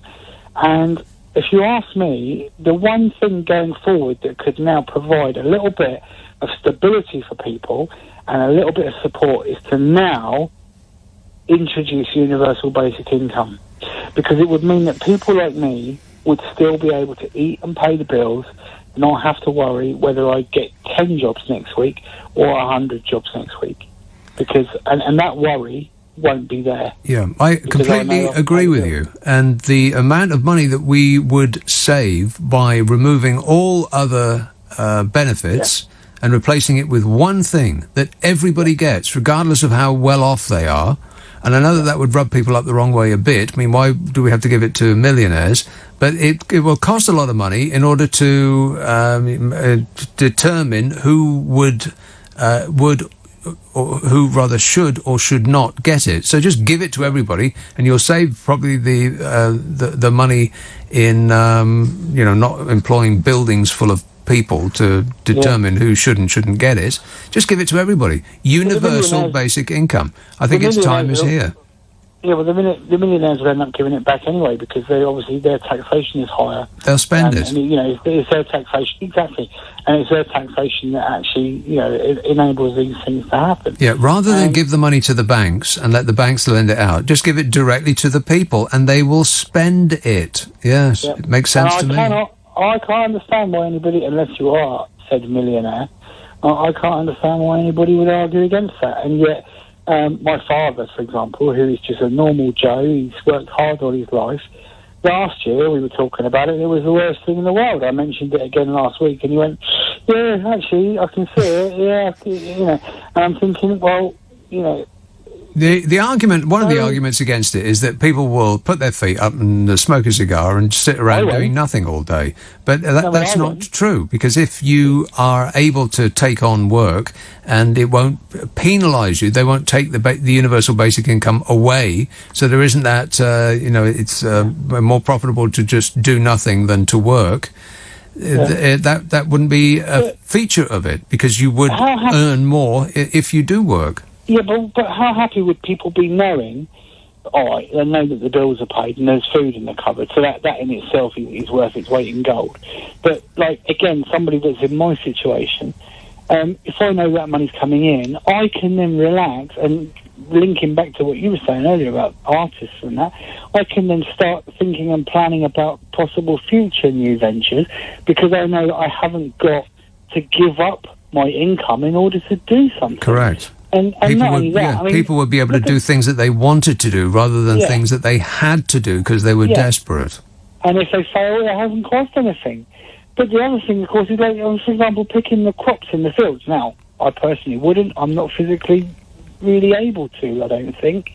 But it's not something that appeals to me. But if my bills were paid every month and something like that came up, then that's extra money. So if I wanted a holiday, I'll go out and pick crops for a couple of weeks and use that money to spend back into the economy by going on holiday. And the reason that it's not going to happen is, you've touched on it already, is because the very rich would object to everybody getting it, and unfortunately it's the very rich that are running the show. Well, so some people started putting the pressure on. It will probably never happen. But it's a good idea. It's one of the best ideas that will never be enacted. But thanks a lot, Simon. 0345 6060 973. I do want to just mention this GPS satellite thing, because this gives you an indication of where we're at as a country. So we're going to lose our European GPS satellite system. The one that Europe is developing to replace the reliance on the one that we currently use, that is from the US military. Because it's a military thing, GPS, where you stick it on in your car and you find out where you're going. And as you might expect of a highly complex government computer system, it will work perfectly, and all of the decisions about it have been made correctly. Of course not. The UK government's plan to invest hundreds of millions of pounds in a satellite broadband company has been described as nonsensical by experts, who say that the company doesn't even make the right type of satellite that the country needs after Brexit. And wouldn't it be absolutely typical if our government had chosen this nonsensical satellite system to replace the access to the sensible European one that we are rejecting by leaving the EU on the basis that the new one is British and totally not European? In other news, the investment in OneWeb, this is the firm that that we are going with, turning our backs on the European system of GPS that they're developing. OneWeb is the one that we're going with. The investment is intended to mitigate against the UK losing access to the EU's Galileo satellite navigation system. But OneWeb in which the UK will own a 20% stake following the investment, currently operates a completely different type of satellite network from that typically used to run navigation systems. It's not that kind of satellite system. We're spending money on the wrong kind of satellites. Dr. Bledin Bowen, a space policy expert at the University of Leicester, said the fundamental starting point is we've bought the wrong satellites. OneWeb, the company that we've invested in, is working on basically the same idea as Elon Musk's Starlink. A mega constellation of satellites in low Earth orbit, which are used to connect people on the ground to the internet. That's the kind of system that we've got. But that's not what we bought. Or rather, that's not the intention. We're buying one for GPS, which requires a satellite to be way off the planet. If you just want to provide people with the internet, then you need a satellite near the planet. So we bought a satellite near the planet instead of one that's far away because they're British. God, it's the app thing again. We rejected the European app, or the one that the rest of the world is going with, Google and Apple, because we wanted a British one. It's that delusion of British exceptional. What's the word? Exceptionalness. No, that's not right. I do seem to be a bit slow today. British exceptional. No, what the hell's the word? What's the word I'm looking for? Exceptionality. Exceptional. British exceptionalness. I can't quite get it. Anyway, you know what I'm talking about. God, it's getting very late. The fundamental starting point is, yes, we bought the wrong satellites, says this expert. OneWeb is working on basically the same idea as Elon Musk's Starlink. It's too close to the ground. He said what's happened is that the very talented lobbyists at OneWeb have convinced the government that we can completely redesign some of the satellites to piggyback a navigation payload onto it. It's bolting an unproven technology onto a mega constellation that's designed to do something else. Holy moly, can we do anything right? No. Giles Thorne, a research analyst who specialises in this kind of thing, said the situation is nonsensical to me. He said the situation looks like nationalism trumping solid industrial policy. Once again, our genius leaders are rejecting something that works because it's European, for something that doesn't work but that is British. Damn it. We won't have a filthy European GPS system that can work. We will have a British GPS system that won't work. It won't have any idea where we are to the nearest mile or how to get to where we want to be, but if we're hopelessly lost, we'll be patriotically hopelessly lost. And that's the difference. Every major positioning system currently in use, all of them, America's GPS, Russia's one, China's, the EU project that we helped design before losing access to it due to the blooming Brexit, is in what they call a medium Earth orbit, 20,000 kilometres from Earth. OneWeb's satellites, the one that we're spending billions on, they're in a low Earth orbit, 1,200 kilometres up, not 20,000 kilometres up. And rather than being selected for the quality of the offering, the investment was made to suit a nationalist agenda, according to this expert. OneWeb is nominally a UK business. We bought something that won't work because it's British and rejected something that will work because it's European. Good grief. In other news, by the way, this company that we've just invested in, OneWeb, filed for bankruptcy in March in America, where most of its operations are located. What a way to run a country, eh? Dreadful. I am stunned. It's exceptionalism. It's an ism, you idiot. And the fact that I couldn't pull that word out of the air does mean that I lack exceptionalness. And I think you'll find that that's right. Howard emails, that thing about adding your age to your date of birth can also be expressed like this. Subtract your date of birth from the current year and you'll get your age.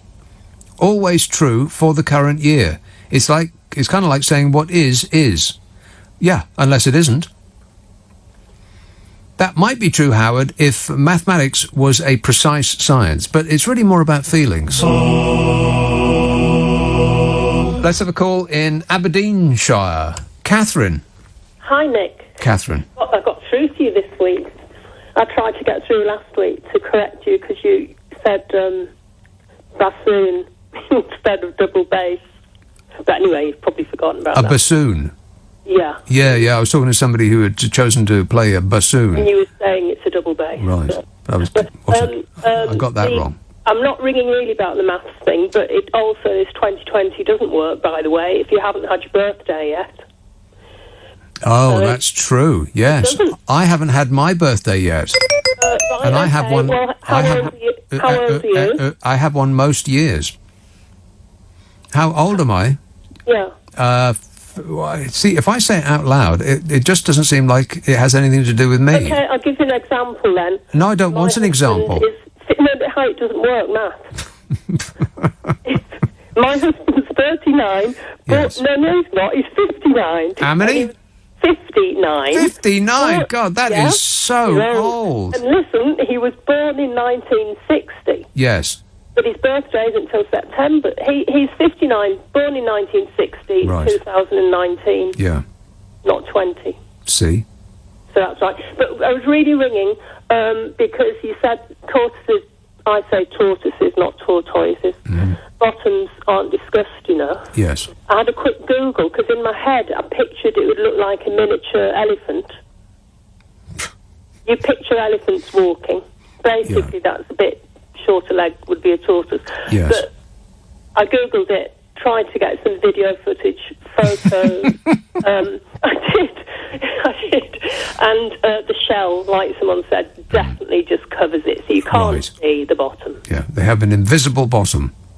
It's underneath. In fact, science doesn't actually know if they've got one at all. No, I think they must. Well, they must have a bottom.